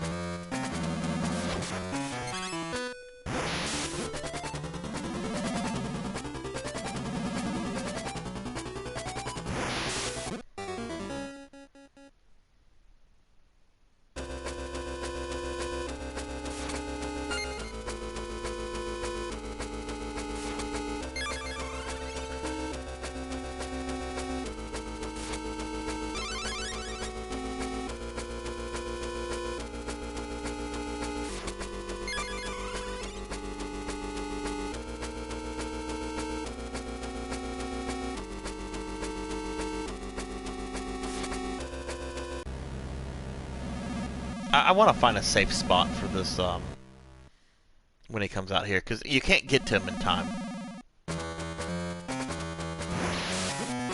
That's not it.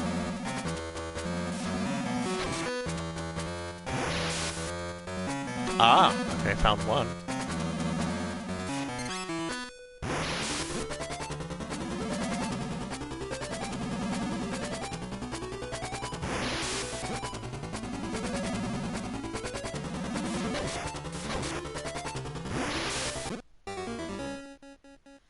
Goes into the center, okay.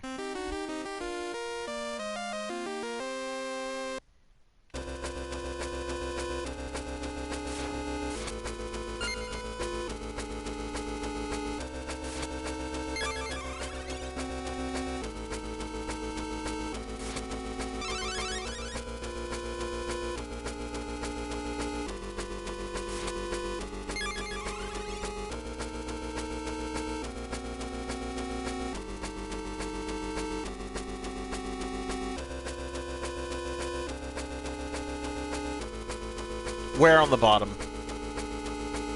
Like, just anywhere on the bottom?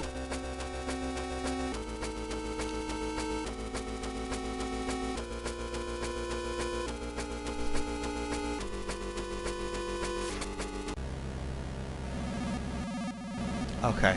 Depending on where he's positioned. Gotcha.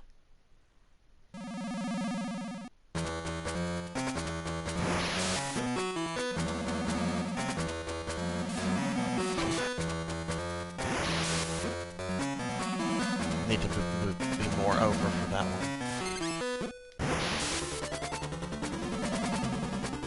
Jesus, vampires are assholes.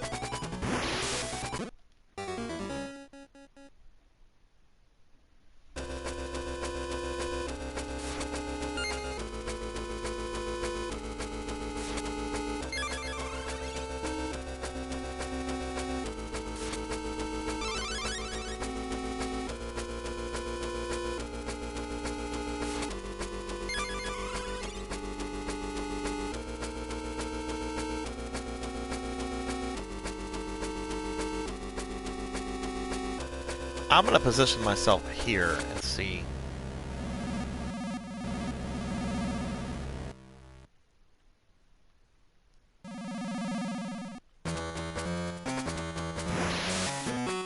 No, should be more over a little bit. Jesus, okay.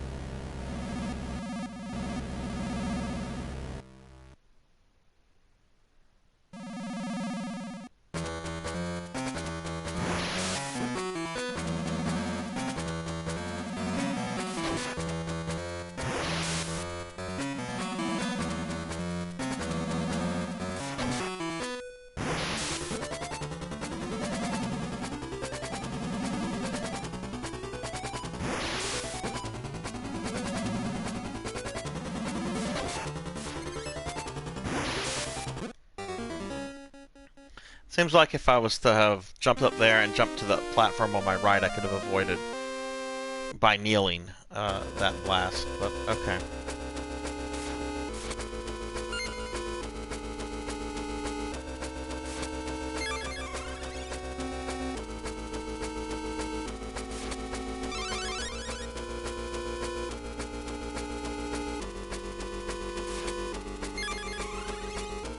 Really, it's just knowing where to stand to be safe. Oh god, yeah, I'm glad this has unlimited continues. That this isn't a Bloodline situation. Bloodlines was much... There was no boss this difficult in Bloodlines. I'm still trying to figure out where to stand for this first volley. There we go, got that figured out.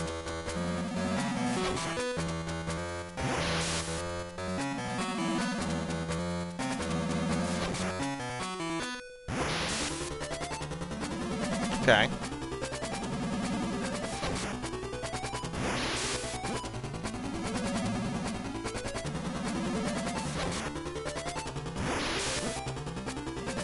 That was a poor choice.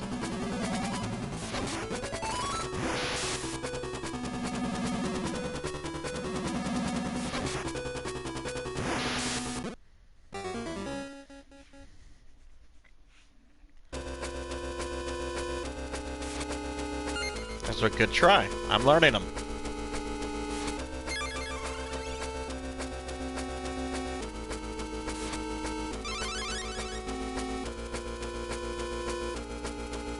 See, that's one of that's for things like this. This is basically, the game has basically put me in a safe state, putting me right like before the boss, right? I can keep on trying as long as I don't turn the thing off, right? And I think you know, when the game doesn't allow that, if you use an actual save state from an emulator, I think it's perfectly fine to like get your practice in on that. I just don't think you can legitimately use like a save state from an emulator to beat a game and then claim you beat the game legitimately. I mean, that's why Twin Galaxies threw Billy Mitchell's Donkey Kong scores out, because they caught him using save states. But you can certainly use them to practice, I think. I think that's totally cool. Oh, shit, okay.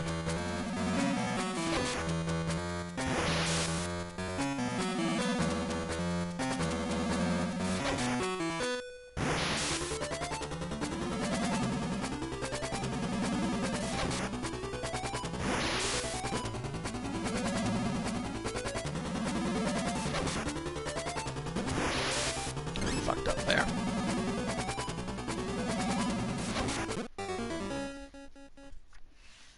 First time I fell in the pits. And the spikes.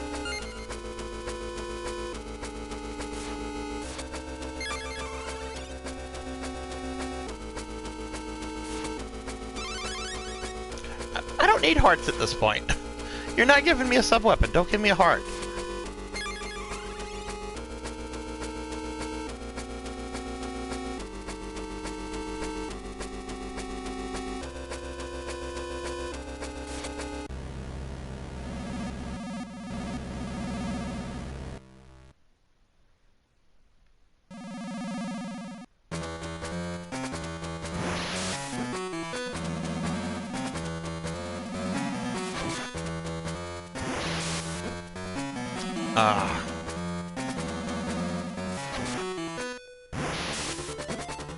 What the?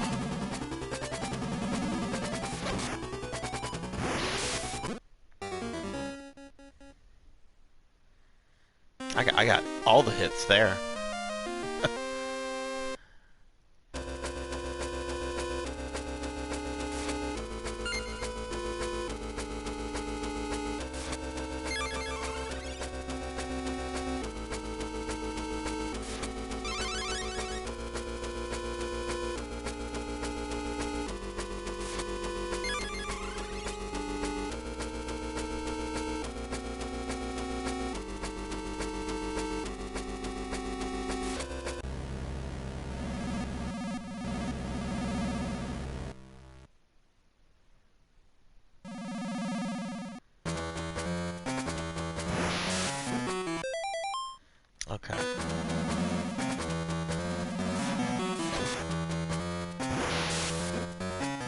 Jesus, okay. Doing something wrong.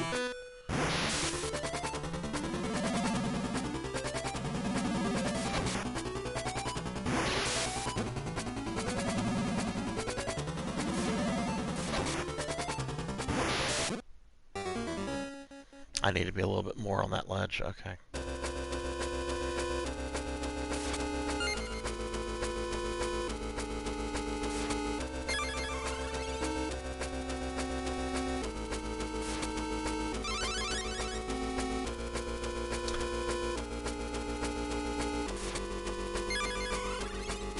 Imagine if this didn't have passwords, didn't have a continue, and was only on Game Boy. Meaning you had to have your 4 AAAs ready to go.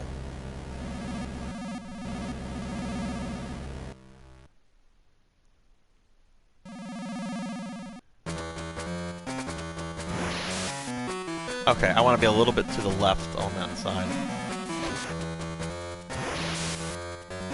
Alright, nice.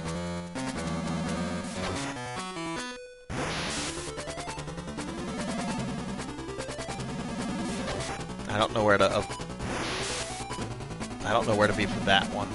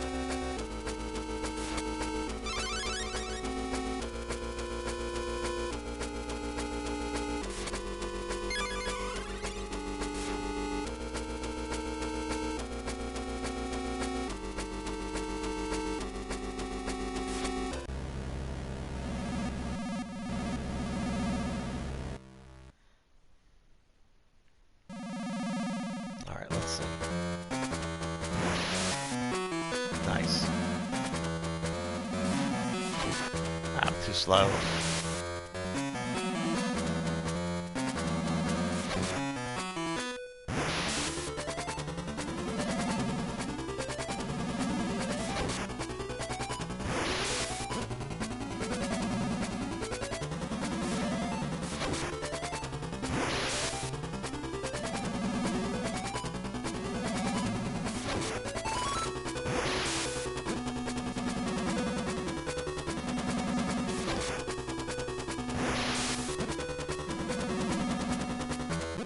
Shit.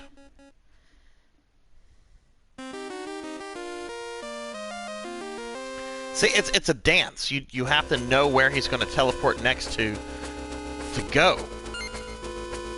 And I didn't know he was going to teleport back into the center so soon there.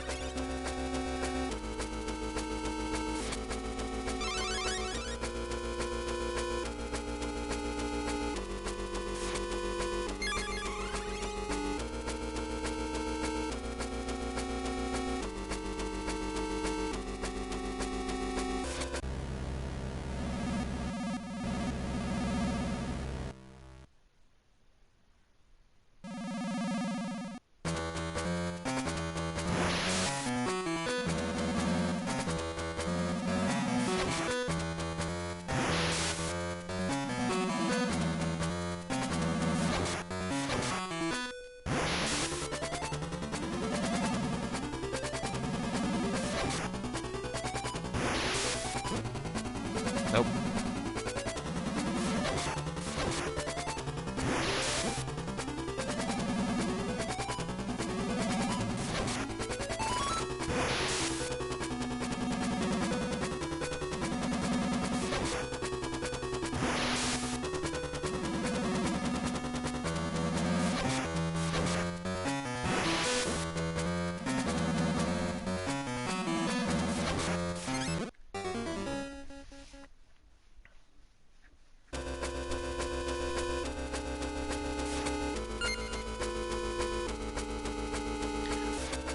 Close, and I was hitting him twice on sometimes. I thought I could get it a second time in there. Alright, I feel good about this. I'm gonna get this. It's just a matter of when.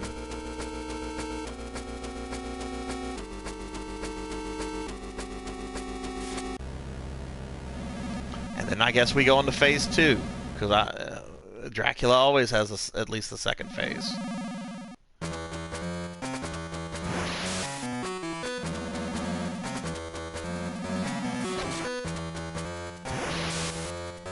Let me not be greedy.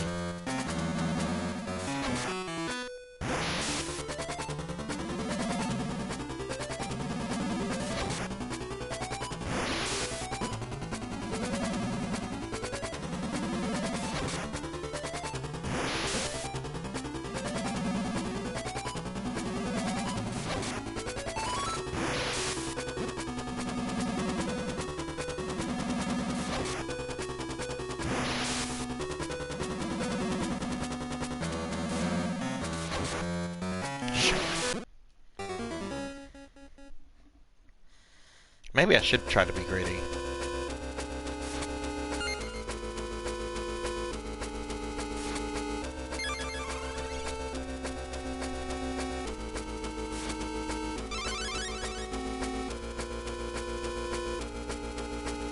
Because he does the same amount of damage to me in one hit in what takes me to do in 4 hits.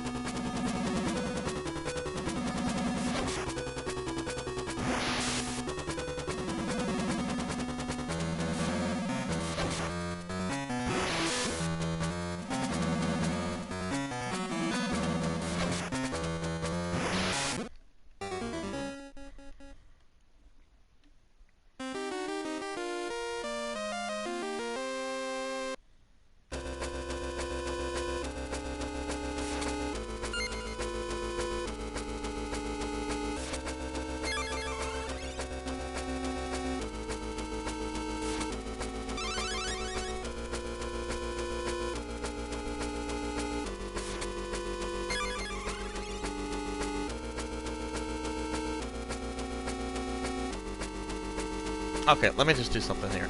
So when Dracula is here, right? I can't, when he's here, I don't know where to go to avoid getting hit by him. But I've never actually had Dracula appear over here, have I? No, I did once. I did once. And you avoid him by coming over here. So, because this is symmetrical, my high school geometry that I can remember would tell me that I need to be over here to avoid him when he's here.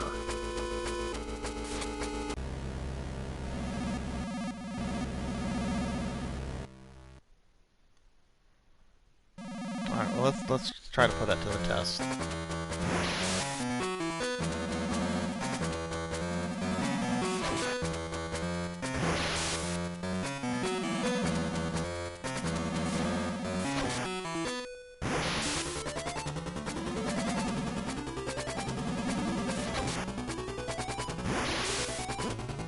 No, I got hit there.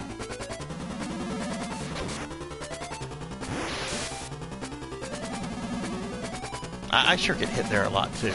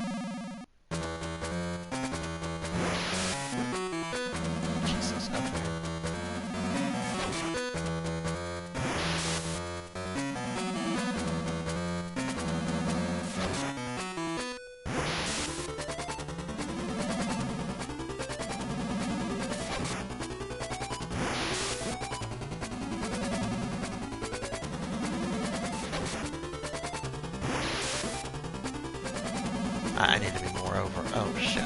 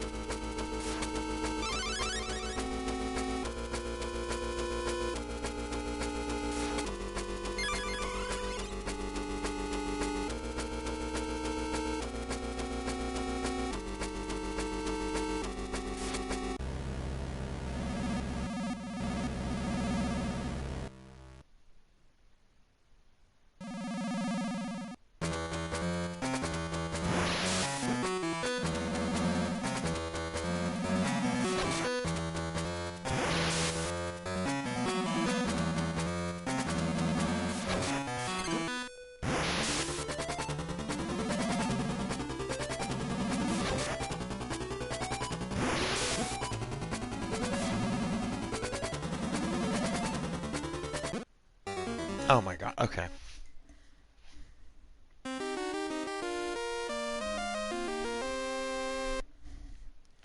Alright, I'm gonna give it one more continued try, and then I am going to take my dogs out for a quick 5 minutes. I don't like to... They're in their kennels right now, otherwise they'd be running around making lots of noises while I stream, and I don't like kenneling them. I mean, I took them out for a good half hour before outside and ran them around. They're sleeping most of the time, but I don't like to keep them in their kennels any longer than that.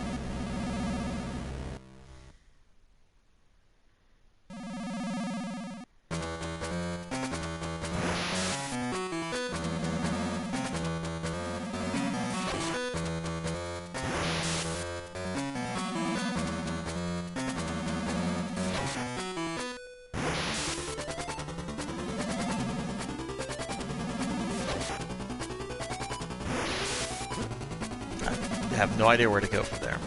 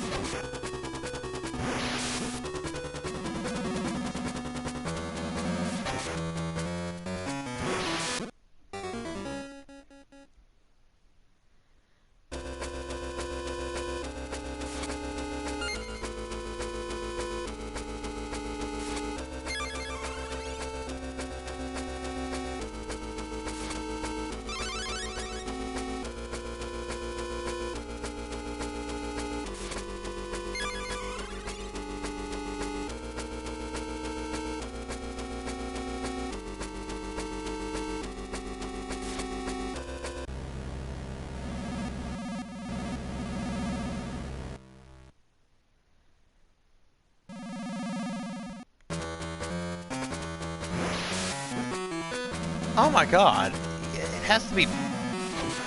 feels like it has to be pixel perfect.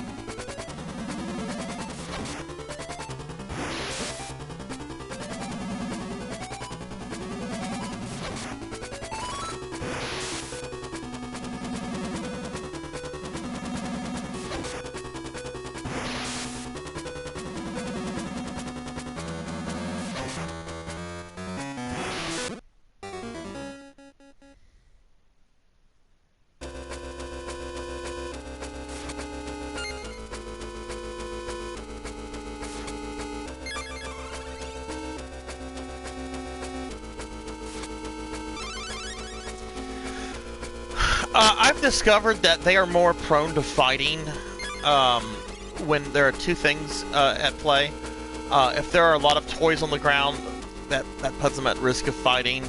And if there are people that are around that are not me, especially if I have a lot of people over, I've found that the fighting is a little bit more prone to happen because they're excited and everything. So, like, they've had some fights whenever Oh, let me focus on this fucking vampire. I'm not even calling him Dracula anymore. He's just a fucking vampire.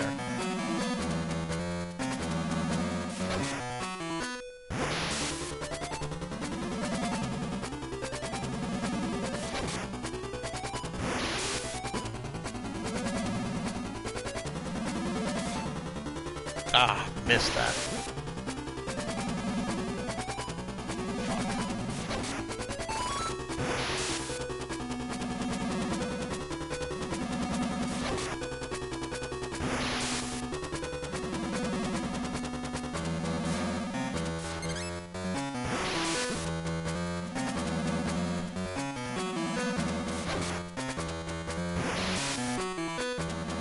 Okay, I don't know where to go. Okay, back over here.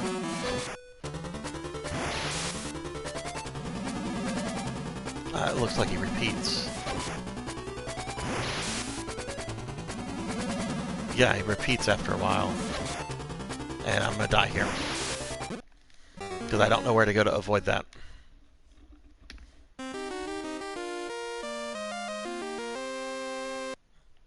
Okay. I'm gonna pause it, and I will be back in 5 minutes. So yeah, I'll be right back.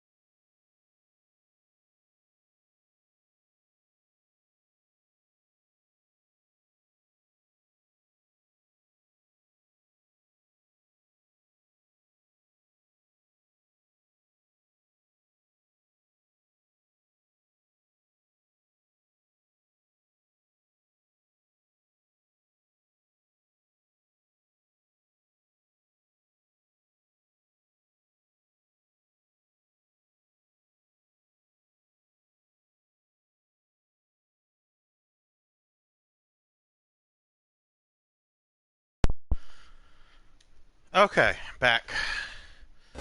Wasn't really 5 minutes, but we're back.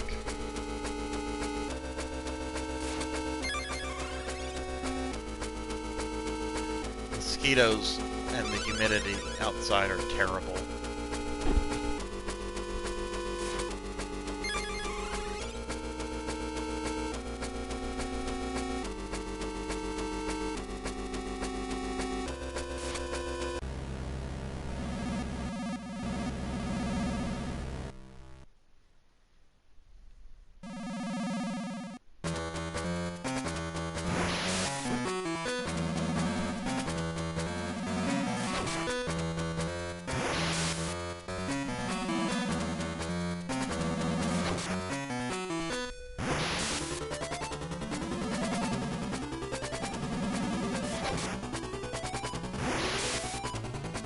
Oh, okay.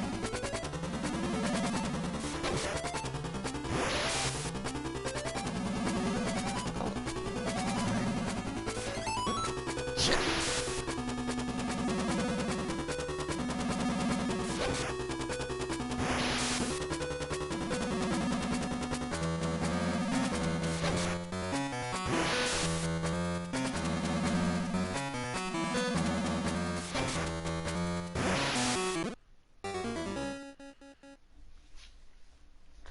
Okay. I didn't get hit that one time that's been hitting me.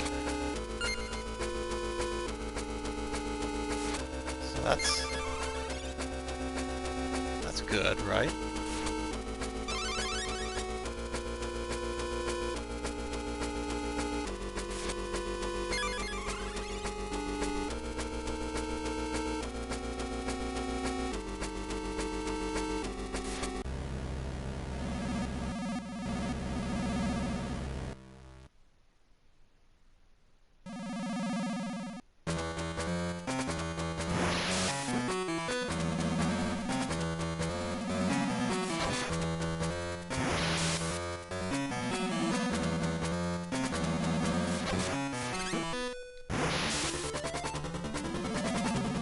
Let's see if that...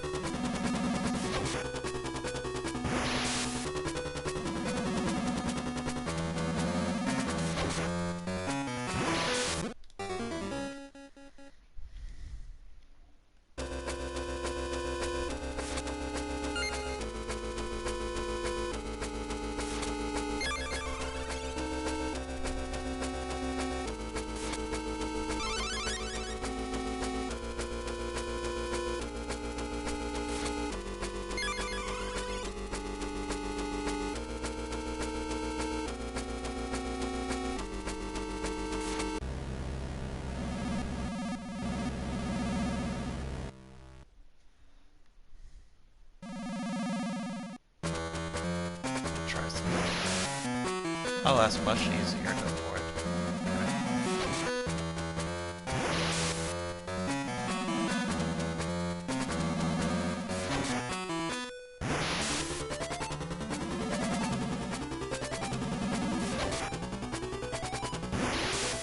Oh yeah, that works great. Okay. Shit, too slow.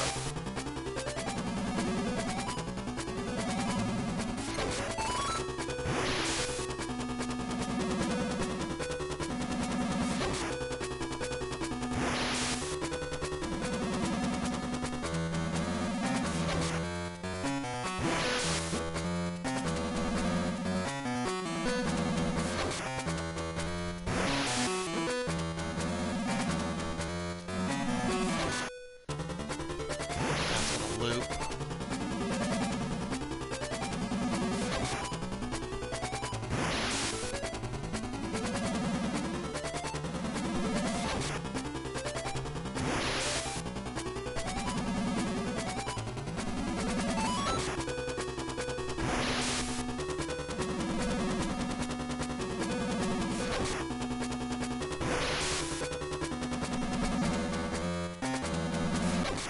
Fuck vampires.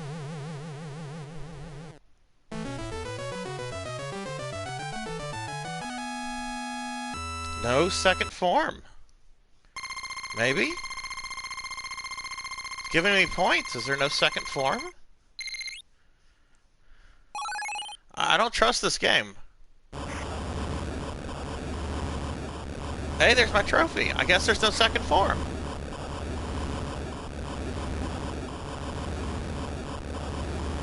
Cool. No, push that asshole off the cliff. I don't want to stand there with him. Fuck him.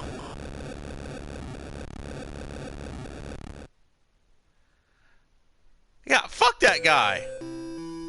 That's that is the worst. I don't like that guy. He was difficult. He was mean to me.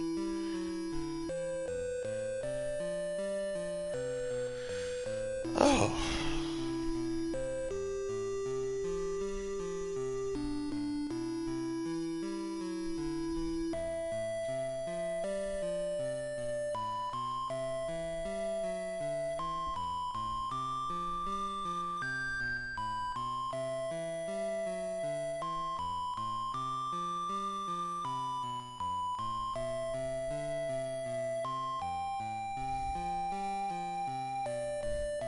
Because of the combined power?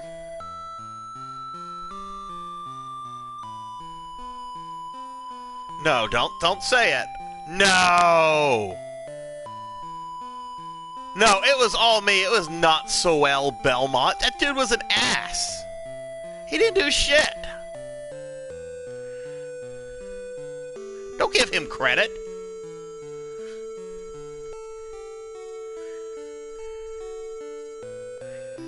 Yeah.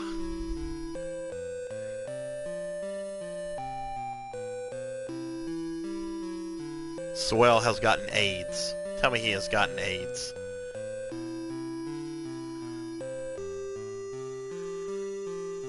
Overcome the dark curse? Okay, maybe he got AIDS and overcame AIDS. You could look at AIDS as a dark curse, I guess.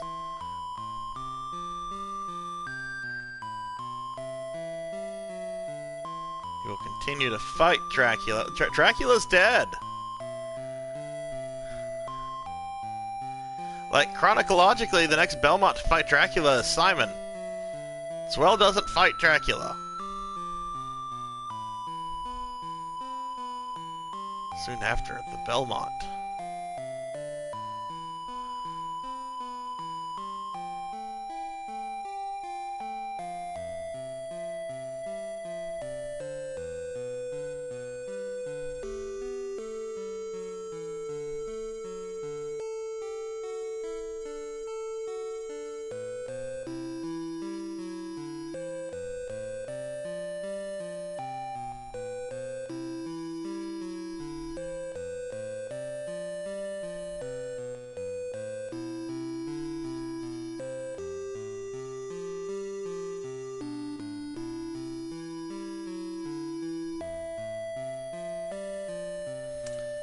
Alright, the legend will always continue. And Christopher Belmont will actually get another game. A remake of Castlevania the Adventure, called Castlevania the Adventure Rebirth. Which, unfortunately, is only available if you had a Wii that downloaded it as WiiWare before the servers were turned off. Otherwise, you cannot play that. But guess what? I have it. And I'll probably stream it at one point. That would be a really good game to fit on some kind of collection at some point. It's actually a really good game. It's very difficult, but it's very good.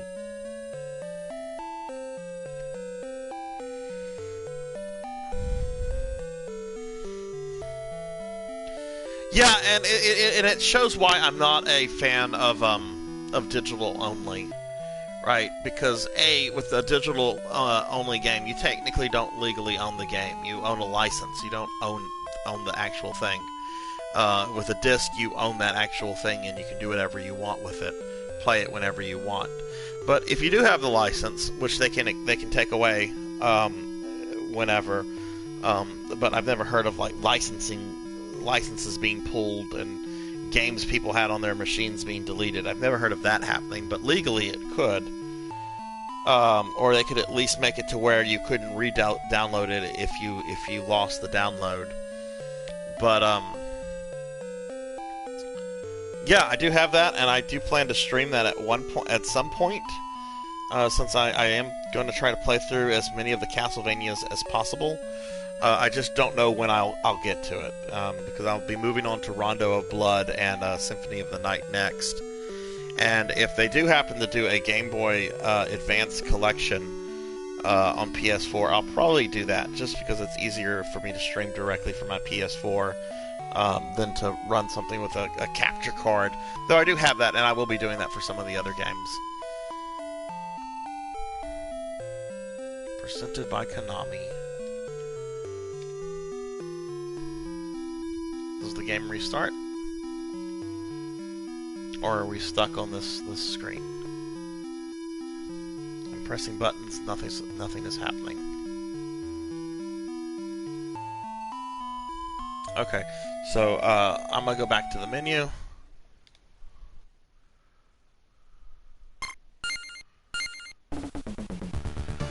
And I'll show what Kid Dracula is very quickly. This game, it's an NES game. It was never released here in the United States, Japan only. We did get a Game Boy version of this, but I don't know anyone that ever played it. But you play as Alucard as a kid in a really silly game, and I'll just show a little bit of this. I'm not going to play it long or much because this is what I'll be doing next week. But this is Kid Dracula.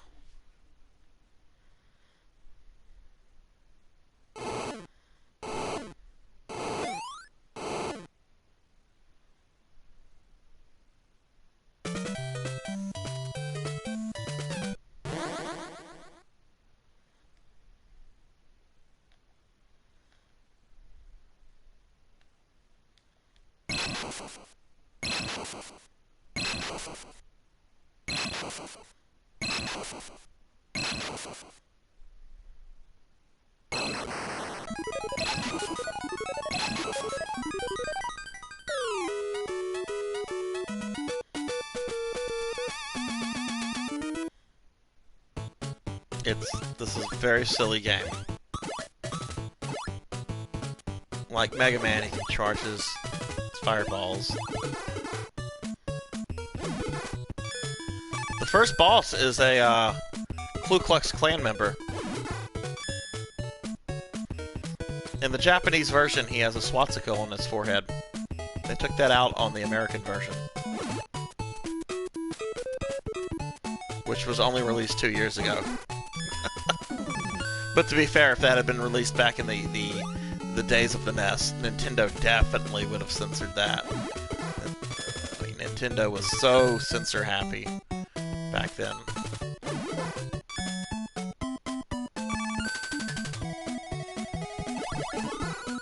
I find this cutesy art style and everything to be very obnoxious, to be very frank with you. But I will play through this.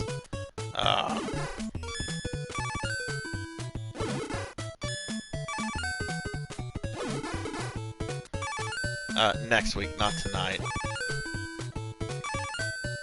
But then after this, I'll be moving on to Rondo of Blood. And then after I'm through Rondo, I'm going to play Rondo with both Richter and Maria. So I'll have 2 playthroughs of that. Though apparently Maria is like super OP in Rondo of Blood once you unlock her. Kind of like how Richter plays in Symphony of the Night when you unlock him. You just annihilate everything with Hydro Storm. But I'll play through Rondo of Blood, which I have on my PS4.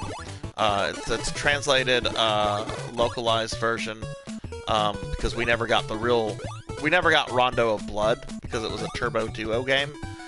Instead, we got Dracula X on the SNES, which, Dracula X gets a lot of shit, and it's mainly, the final boss in that game is ridiculous. It's another case of a game suddenly deciding to be absolutely mean. Oh, you can shoot up, that's cool. But I have Dracula X, I've beaten Dracula X before, and I'll probably stream it at one point. I'd have to, I don't have that as a digital download, so I'll probably have to play that directly from my SNES, but I'll probably do that at one point. But once I'm done with Rondo, I'll move on to Symphony of the Night, and I'll beat it with Alucard, Richter, and then this version has Maria also unlocked as an unlockable character in Symphony, which I've never played as Maria because she was not in the PS1 version of that game. Okay.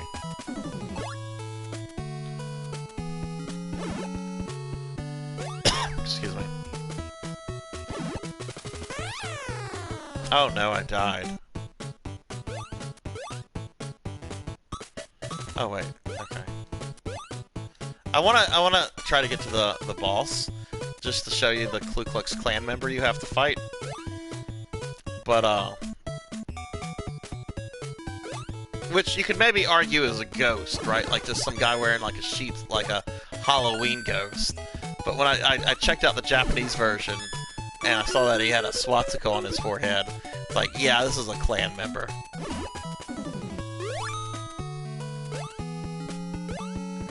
Look at this. It's like I'm going to fight Dracula. Only instead of Dracula, there's no Dracula here. We have the Klan. Alright, there's our KKK member.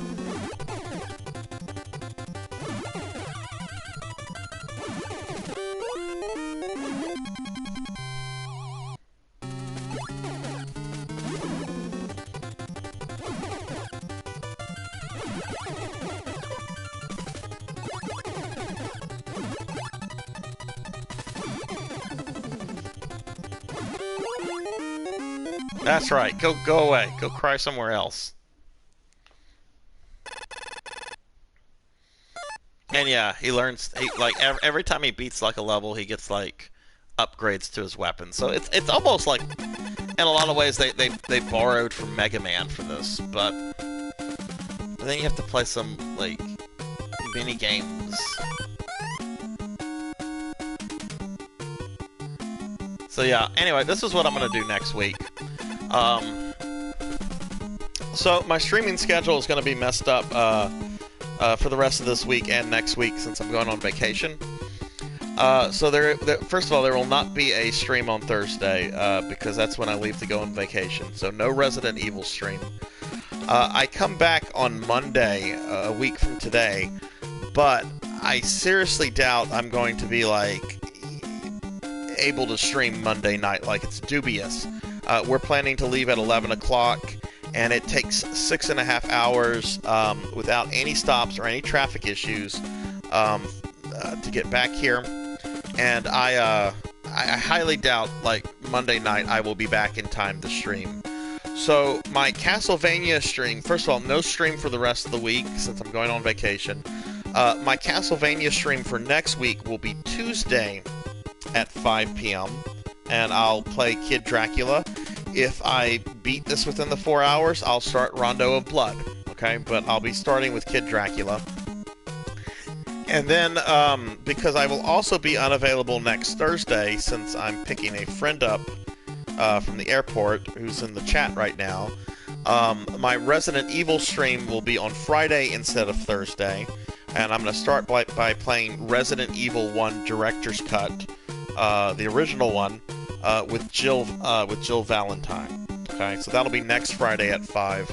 And then the week after that, I'll be back to a normal Monday, Thursday schedule. So, next Tuesday, Kid Dracula, possibly Rondo of Blood. And then next Friday, Resident Evil 1 Director's Cut with Jill.